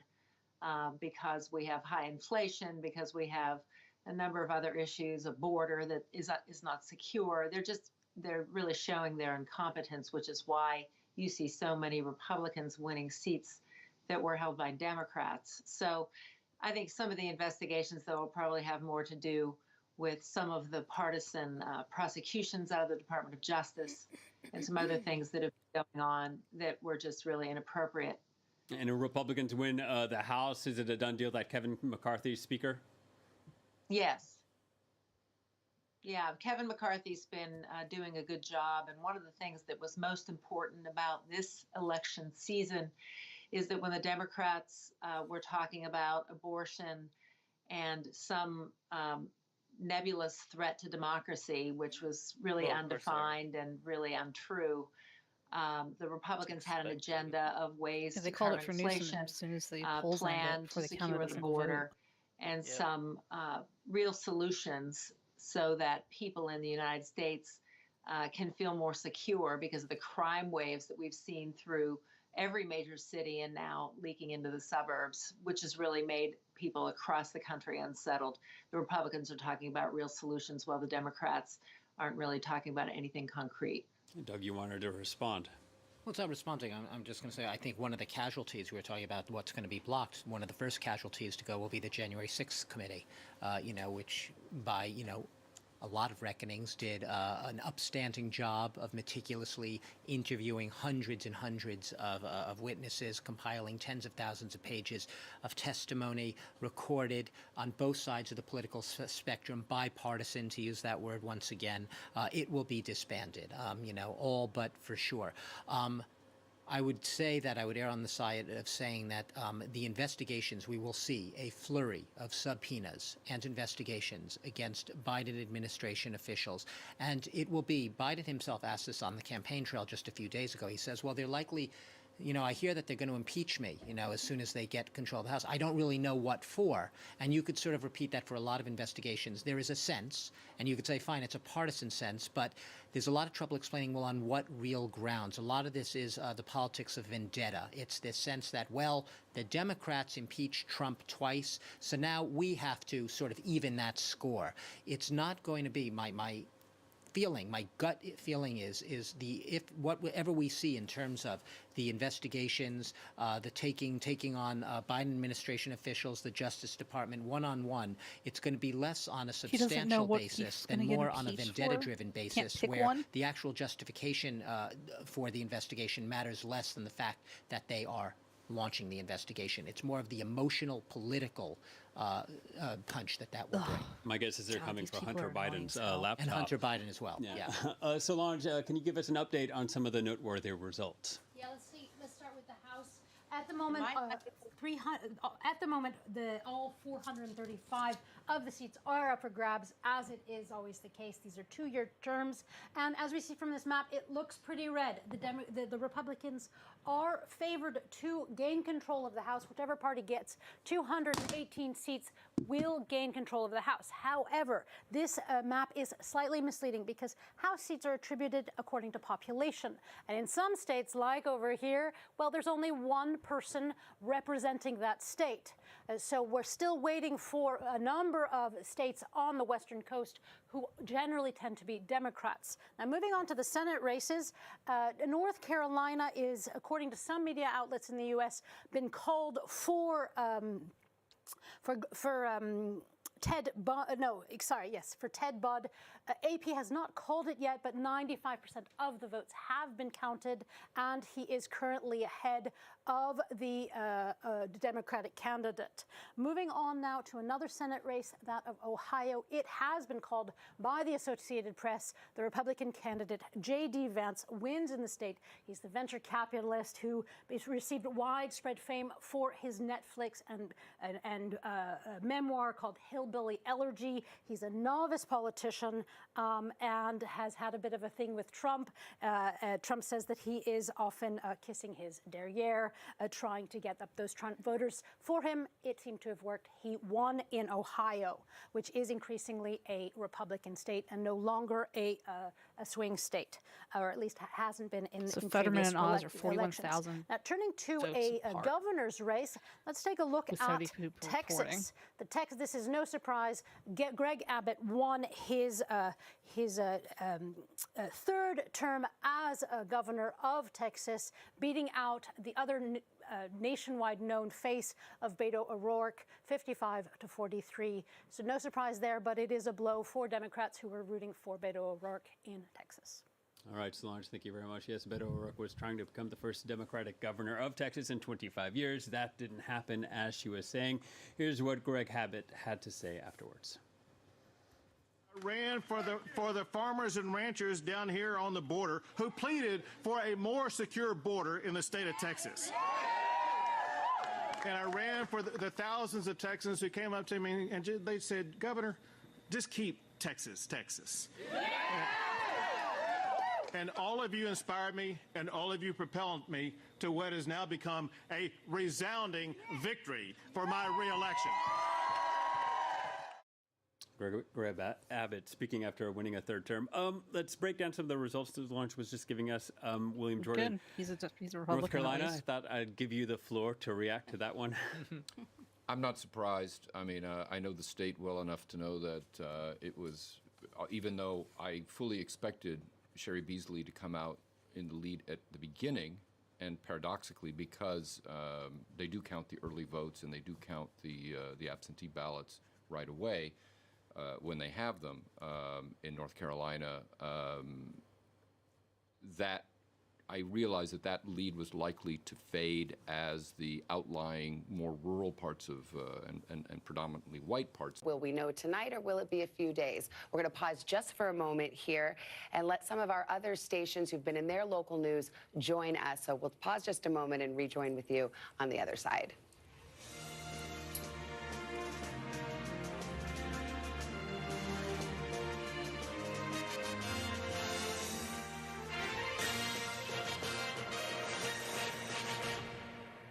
And welcome back. NBC's coverage of the 2022 midterm elections rolls on. As we started the night, Lester, the question was, would there be a big red wave? Would there be a ripple? Would there be a tsunami? Lindsey Graham, the Republican senator of South Carolina, said tonight he thinks the Senate will go to the Republicans. He believes the House will as well, but he said we are not seeing a wave that some polls had predicted. We appear to be seeing a breakdown of the country as it stood before this election and reflected in the numbers we're watching. Let's go to Peter Alexander in all-important Pennsylvania at the Oz campaign headquarters in Newtown, Pennsylvania. Peter? Lester, behind me, you can see that the Republican Senate candidate, Dr. Mehmet Oz, is now out on the stage with his family. He says there are a lot of votes to be counted, and he's not wrong right now. They are still in this process, and they anticipate, according to the acting Secretary of State, that they may be going through this counting process for the next few days. But the bottom line is there's certainly some bad signs, some ominous signs for the Oz campaign at this point. Consider John Fetterman's effort. Right now, Fetterman is outperforming Joe Biden from the 2020 election in some key areas, including Scranton, Joe Biden's hometown. Oz is doubling his performance there right now. The advantage was about 8 points 2 years ago. This time around, it is roughly 16 points. And then Allegheny County, that's in Pittsburgh. John Fetterman there tonight with a 33-point advantage so far compared to 20-point advantage that Joe Biden had just a couple of years ago. Dr. Oz has really cast himself as a moderate throughout this campaign, but I think there's going to be a lot of scrutiny of the fact that he hosted Donald Trump this past weekend in some of these key counties that folks are watching. And the counties that we're watching right now are those collar counties that border the suburbs of Philly, that border Philadelphia right now. A lot of votes still to be counted there. And speaking to some of the Republicans in those counties tonight, they said to me, it's the economy stupid, trying to co-opt the message that they had heard from Bill Clinton, frankly, back in the early 1990s. But tonight, it's clear that the abortion issue is significant as well. Even some conservatives saying to me that was on their mind as they prepared to vote tonight. We'll be keeping a close eye on the way things go over the course of this evening. But Oz is not giving up. He may need to wait several more days before he knows which way this one goes. Back to you guys. Peter, thanks. And there are the current numbers on the board as we have them. Okay, Gabe Gutierrez is in Atlanta following that close race. He is at the Warnock campaign headquarters. Hi, Gabe. Hi, Savannah. Well, we expected a long night in Georgia, and here we are, a real squeaker. And right now, both candidates under that 50% threshold as we await more votes to roll in. It was a short time ago. John Ossoff, the other senator from Georgia, was here trying to pump up the crowd, trying to convince them to stick around. We still have not heard from Senator Raphael Warnock so far, but Warnock's supporters are hoping that these last batches of votes, a lot of votes actually from in and around Atlanta, might put him over the top.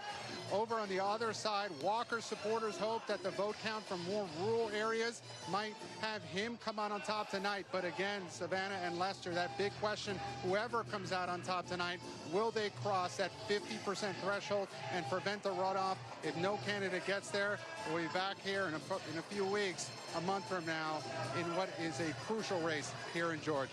Back to you. A lot of people say they've seen that movie before, Gabe. Thanks very much.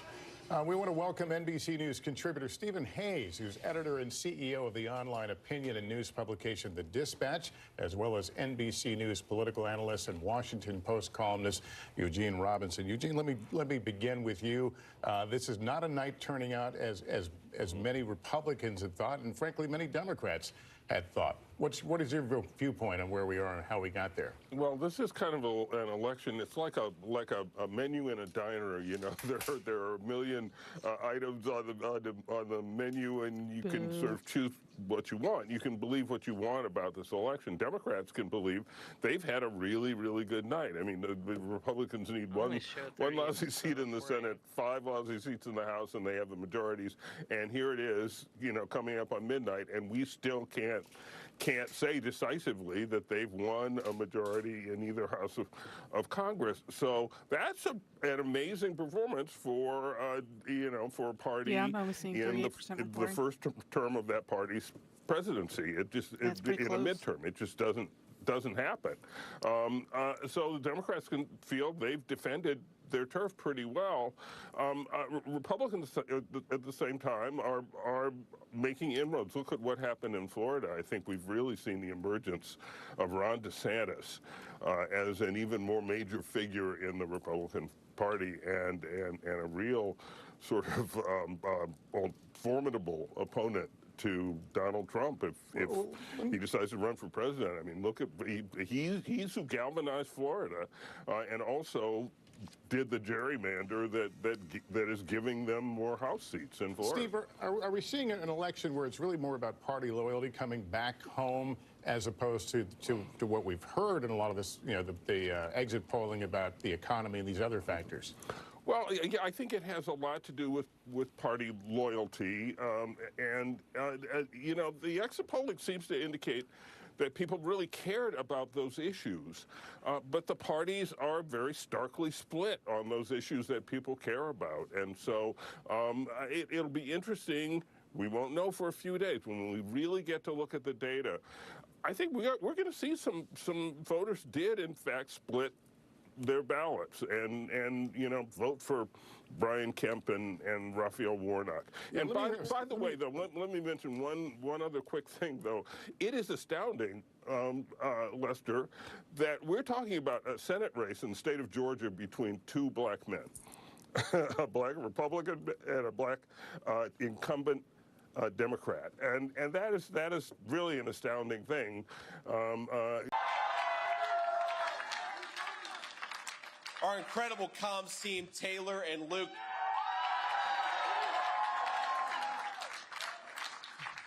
And you guys may have noticed that the national media was very interested in our race. So Taylor and Luke had their hands full. God bless you guys. Thank you.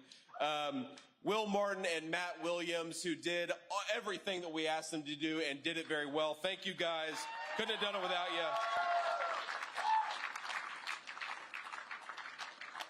you. To Noah Baker, Nick Morgan,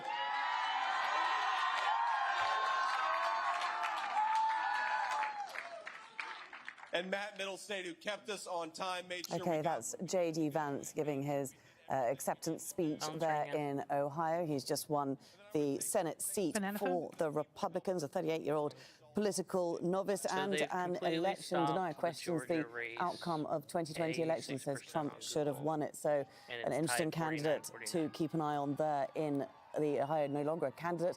He is, in fact, the they just have to get, one of them has to get to 50. We can now call another Senate seat, this one for New Hampshire. This is Maggie Hassan, the Democratic incumbent. She has just won that seat. That was a key race as well. It was thought that the Republicans might be able to flip it. So Hassan was seen as one of the most vulnerable in the Senate. So a sigh of relief for Democrats there. Let's go over to Patty, because I know that, back to J.D. Vance, Patty, you were very interested in watching that race. He's a pretty interesting character, love him or loathe him, and he's now in the Senate. In many places. He is now in the Senate, and, you know, we've had all of these new information come in, so I want to get right back to my panel. One of the things we're looking at is election denial. Your organization, the Washington Post, said 51% of GOP Republican candidates for the House, Senate, key Senate races said the 2020 election was stolen. J.D. Vance, one of them, and now he's won. Your tracker says 75 election deniers have already won in this election. How did we get here? Is it just because Donald Trump said the election was stolen? Oh, go ahead, Jennifer. I mean, I tend to think so, yeah. I mean, like, the social science literature suggests that when you get these big narratives that take hold, it is often the elite messaging. It's the people at the top, the elected politicians, the media leaders, whoever the elites are in the message space, what they say. It's a trickle-down effect. Did they just say Vance It's not that the elites are parroting stuff that they think the grassroots want to hear. The direction really tends to go the other way. And so, but there was no on facts. election night or 2 years ago, no, when it started in that moment when he right away had already planned to say we won in you know, regardless of the facts. And you know, I mean, we were there, like, we remember with the whole, I'm thinking about the lawn company kerfuffle and all the rest of it with the just silliness. Four Seasons landscaping. Yeah, that's what I was trying to say. Of just perpetuating the lie, which at first seemed absurd, and then, like, it's just taken on this life of its own to the point where now it's this litmus test for Republican candidates that we are seeing come to life tonight. James, how does your party survive that? I think it's a problem. I think it's a problem for democracy, and I, would certainly call out and happy to call out anyone who kind of perpetuates those ideas. But I think it is a bigger problem than just Donald Trump. I mean, we heard Stacey Abrams talk earlier. Unfortunately, I only heard a snippet of it. It was framed as a concession speech. Well, this would be her first concession speech. That is true, and although it is a huge problem on the Republican side, it is very important to point out that when Stacey Abrams lost in 2018, she used very strong language, implied, if not only just straight out said it was stolen, but she was so he played for loser teams one in Democrat. And I'm going to add to it, though, because, you know, Hillary Clinton maybe didn't go as far in some aspects, but she's also questioned the validity of the 2016 election, and she's done that since 2016. Yes, she gave a concession speech the night of, but she's questioned the validity and whether or not it was actually stolen. And leading into 2020, she gave Joe Biden advice, public advice in the media. Do not, under any circumstance, concede this election. Wait, let it play out. Like, don't concede. Now, 4 days ago, maybe 5 days ago now, she made comments about a Republican race. The incumbent, Tony Evers, trying to hang on against his challenger. Too close to call there. And in Michigan, it is too early to call. Gretchen Whitmer seeking another term as governor. Let's go to Chuck. We haven't talked about Wisconsin in a little while. We haven't, but I do want to get you to Georgia here for a second, because I want to show you, we may have a recount in order to see if somebody gets to 50%, and that somebody's more likely to be Warnock than it is Walker, even though Walker is leading right now. Let me show you. As you see, where's the remaining vote? We have a neat little tool here with the circles. Most of the remaining vote is in the Atlanta suburbs, as you can see here. So our models do indicate this. Warnock basically has a shot at 50% plus one. But it may be so close at the end of the night that there actually might have to be a recount to decide whether we have a runoff. Okay, is it like a legal recount or automatic? Well, if it's, you know, that's something, I'm going to have to go to my book. Yeah. That's why we have an election book. All right, you stumped me on this one. We'll get that. We'll get our best people on it. The Wisconsin Senate race, as you can see here, this has been tight, but Johnson has got a slight lead. I just want to show you, we've been keeping track of our split ticket states here. I want to show you the governor's race here. As you can see, Evers is leading. He's at 50.5. As you can see here, he's overperforming. It looks like by about 1.5 points. So there's clearly some. We wondered if it would, you know, could we see Evers win and Johnson with both incumbents? That would be of interest. And I got to take you to one other point that we haven't made. We were doing our quick what if.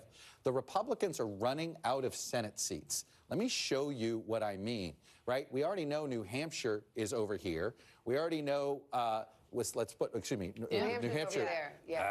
This is what I get for being a little too quick. I can go with the live here, if you will, I believe. There we go.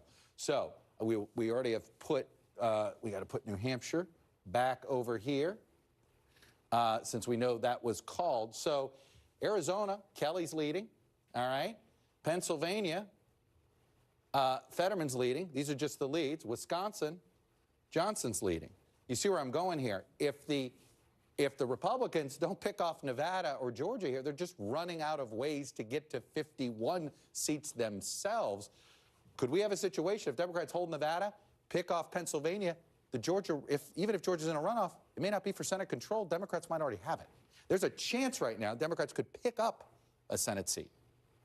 Just something to think about for the night. And just to follow up, apparently Georgia law, a candidate can request a recount if the margin is less than half a percent. Lester, to avoid a runoff and avoid Thanksgiving campaigns, the Democratic Party will probably pay for that recount. Or if it's the Walker on there, the Republican Party will pay for that recount. Okay.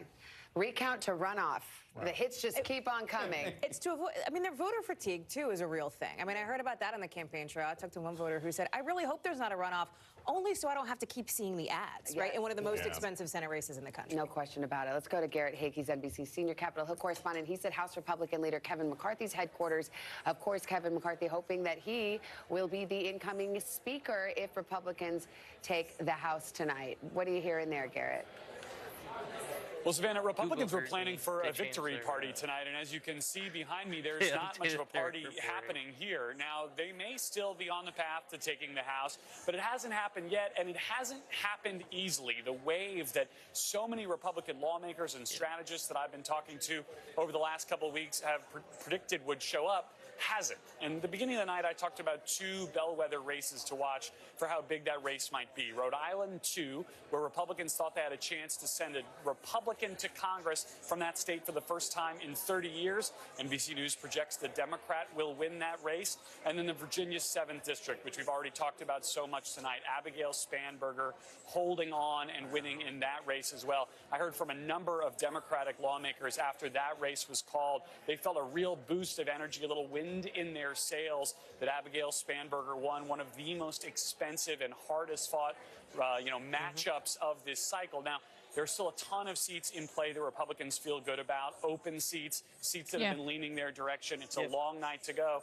but this is turning into a much more of a slog than Republicans expected on the way to the House They only majority. have one seat, though. All right, Garrett Hake, we'll see how it develops. We're back with more coverage right after this. North Dakota, South Dakota, Wyoming, Nebraska all have one seat. Kansas has 3. Oklahoma has 5. Texas has 35. You what I say to my church every Sunday. Keep the faith and keep looking up.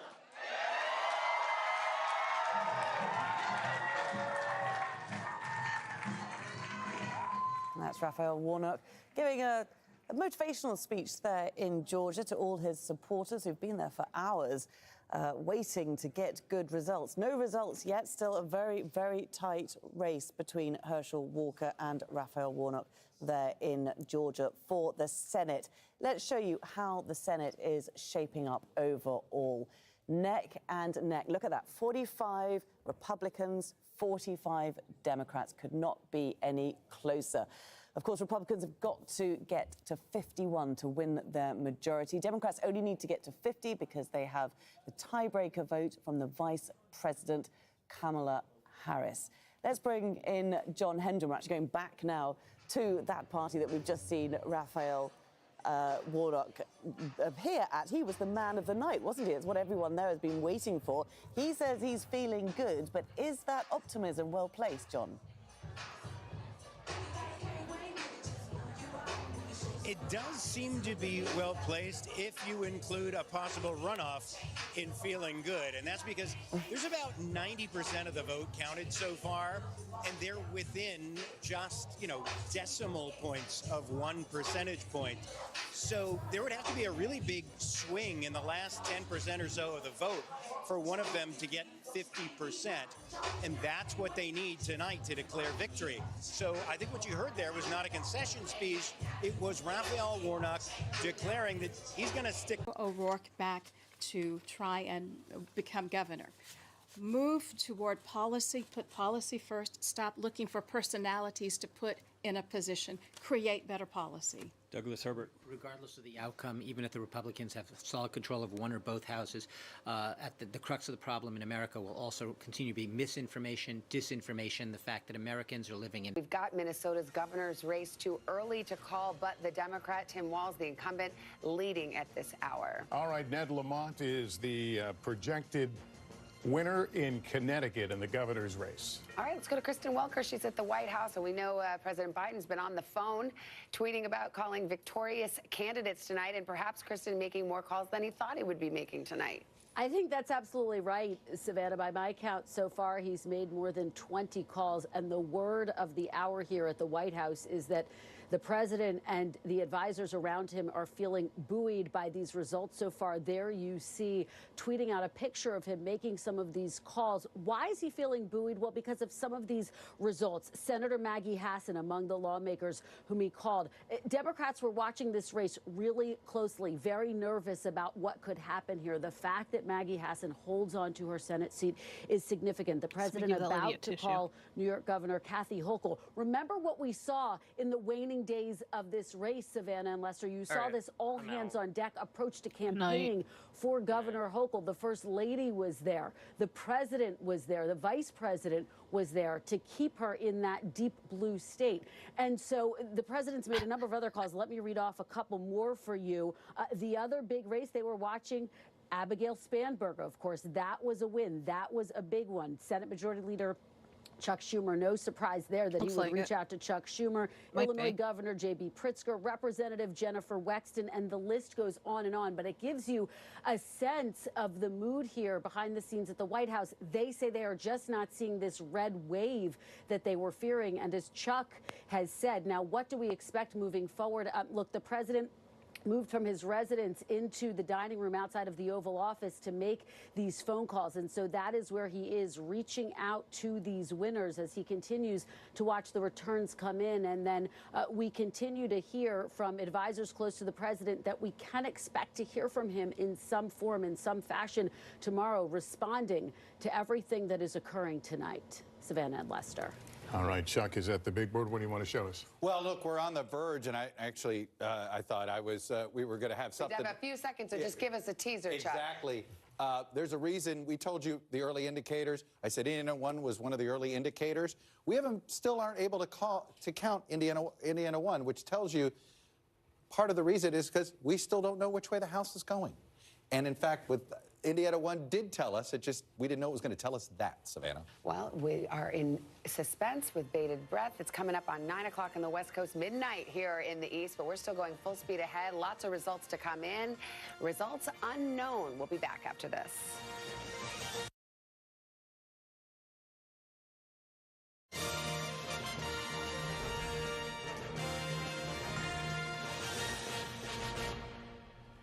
And good evening. It is still election night in America. I'm Tom Yamas, picking up our special coverage of Decision 2022. Right now, we are watching the balance of power in the House, where Republicans went into the night needing a net gain of just 5 seats to gain control. But the red wave they were hoping for may turn into more of a red ripple. It's still very early in the night. A lot of West Coast races still out there.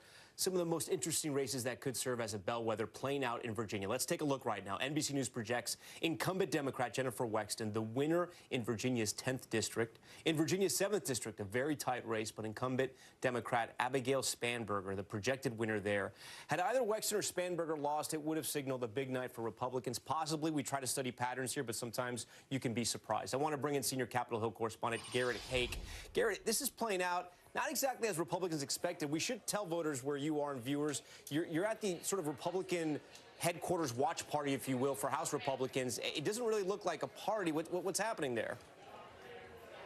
No, Tom, no party to speak of here. This was Kevin McCarthy's victory event. It was supposed to be a launching pad for him to be the next Speaker of the House. As you pointed out, Republicans may still get there, but the red wave that strategists and lawmakers had been anticipating for weeks has not materialized. You walk through some of those key races in Virginia. It looks like Republicans may pick up that Virginia 2nd District, Elaine Luria's race. But the other two, which were kind of high watermarks for potentially how high a wave could go in the state of Virginia, are off the table for them. And that's been the case in races all around the country. In Rhode Island, a race that they had targeted. In Kansas, a race that Republicans had targeted, not going their way. And so, again, this is turning into a seat-by-seat slog that could go all through the night. And by the way, will make governing, if the Republicans take the majority with only a narrow, small, single-digit, perhaps, seat margin, as Nancy Pelosi can tell them, much, much, much more difficult to govern the House with only that kind of cushion, Tom.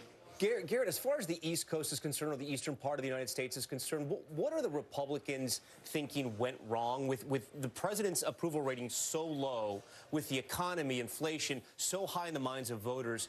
What's gone wrong in the eastern part of the United States?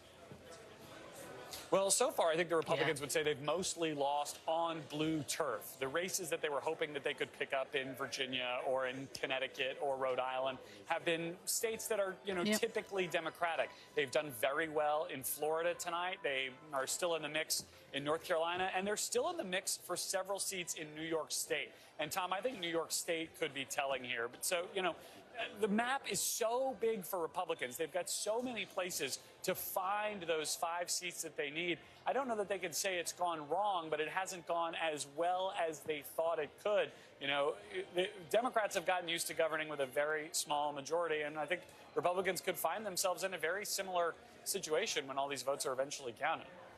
Yeah, Garrett, because Republicans had so many plans on what they were going to do and so many things they were going to change in the House. They almost campaigned on these kind of things. It's interesting to see what will happen if their majority is not that strong, what they can actually accomplish. Yeah, I mean, look, especially if they don't also take the Senate, I think you're looking at a series of messaging bills being the kinds of things that House Republicans can pass, and a heavy focus on investigations. And for you on the program today, counting in full flow across the U.S. in the crucial midterm elections. For now, predictions are that the Republicans could take back control of the House of Representatives. The Senate still really hanging in the balance. Not yet a single Senate seat changing hands. The potential red wave, or for now, looking perhaps rather pinkish. We'll be keeping you abreast of the latest results and discuss the picture with our correspondents who'll be joining us from across the US. Much scrutiny, of course, on the election amid fears and claims that democracy itself is under threat.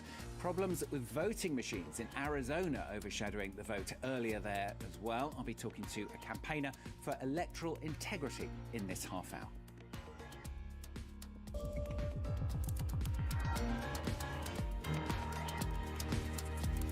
Rather pinkish.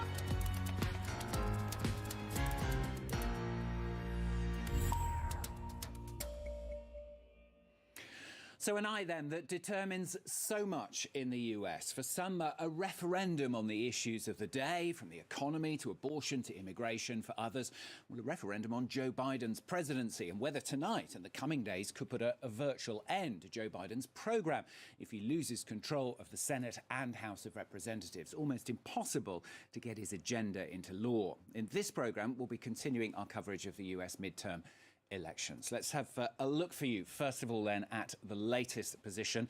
In the Senate, first of all, 35 seats, of course, as I'm sure you know, are up for grabs out of the 100 in all. Both sides racing, then, for the magic 51 it is, the magic number to keep or gain control. In the House, all 435 seats are up for grabs, with the magic number is at 218, giving a majority. As you can see, the Republicans ahead there on 168, the Democrats on 116. We'll continue to follow those figures for you, of course. Well, we're going to start off, first of all, by crossing, in fact, to talk to our correspondent who's been in the US for many years for us now at France 24 in Washington, Ketavan Gorjestani, who joins us, first of all. And Ketavan, there's a lot of very, very close voting. It's obviously going to go on now for many hours, many days even, Ketavan, if there are legal challenges. What do we know where we are at the moment? What kind of picture are you starting to get? Are you feeling as the night there in the US progresses? Well, as you said, the Senate is still very much in play. It's still very close. And for the Senate control, we might have to wait at least a few days to see what happens, maybe even longer if that Georgia race turns out to be the crucial one and it goes into a runoff. What we're starting to get are some tendencies, especially from the House races. The question really in the House was not whether the Republicans were going to win, but how big that red wave would be. And it looks so far, at least with the early tendencies, some of the early results that we're seeing in some key districts that were seen as toss-ups, that the Republicans may not be overperforming. They're not underperforming. Flip. Let's see what happens in California. We got a lot of House races to count. We got 3 Democratic-held seats in Nevada that we may not know for days. We've got about 6 seats that matter in California. So at the end of the day, this is a race-by-race fight for control of the House. Slight advantage Republicans. Slight. But that's it right now. And abortion has literally been on the ballot in some states. Let's look at where we are with Proposition 3 in Michigan, the right to abortion. Yes, right now with 55%. 3 states had an abortion measure on their ballots. California, one of them. Prop 1, yes, there is a right to abortion. And Vermont, it amends its constitution. Yes, a right to reproductive freedom, reproductive autonomy, as the measure puts it in Vermont. That's a change to the Constitution. Yamiche Alcindor is at Michigan Governor Gretchen Whitmer's headquarters in Detroit. And Yamiche, we have seen this abortion issue be one that galvanizes Democrats, certainly in those early weeks after the Supreme Court handed down the Dobbs decision striking down Roe v. Wade. Some wondered whether or not the Democrats had emphasized it too much. I guess that's something that they're looking at in Michigan as well. Certainly, Savannah. And what Democrats are feeling right now as they're waiting for Governor Whitmer, who was hoping to get reelected in this state, they're feeling good about the fact that she really did centralize her closing message on abortion, making the case over and over again across this state that it was critical to vote for Proposal 3, which was that referendum that was on the ballot here in Michigan to enshrine abortion rights into the state constitution. NBC is now projecting that that is going to be approved. We've also seen in California as well as Vermont, which are two other states that were looking at enshrining abortion rights into their constitutions. They are projected to do so as well. Two other states, Kentucky and Montana, are looking at other sort of abortion ballot initiatives. But really, Democrats make the critical decision to say, you know what, while people are focused on inflation, we're also going to talk about abortion. And I asked Governor Whitmer about that yesterday, and she told me that abortion is connected to the economy and inflation. She said one of the biggest decisions that people are going to make about their economy, their budgets, is going to be family planning, when and if they want to have children. So Gretchen Whitmer feels like she's done what she was supposed to do here. Of course, the Republican Tudor Dixon, she was against abortion rights in all cases, including in rape and incest. So it'll be interesting to see what happens in the governor's race. Still too close to call, but definitely one to continue to watch. All right, Yamiche, thanks very much. They're fired up at Whitmer headquarters anyway. Our soundproof booth is not working. So let's turn to Andrea and Hallie on this issue. So, go ahead, Andrea, please. Sorry. Well, I was just going to point out that in Wisconsin, abortion is a big issue in the Senate race. 62% of Wisconsin voters told the exit poll that they favor making abortion legal, 35% not. So abortion and crime are sort of splitting the vote there, but abortion is important to more voters, and that could be helping Mandela Barnes keep it at least close against Ron Johnson. And look at the stakes here, right? Because in Wisconsin, North Carolina, a couple of these states, what happens when the state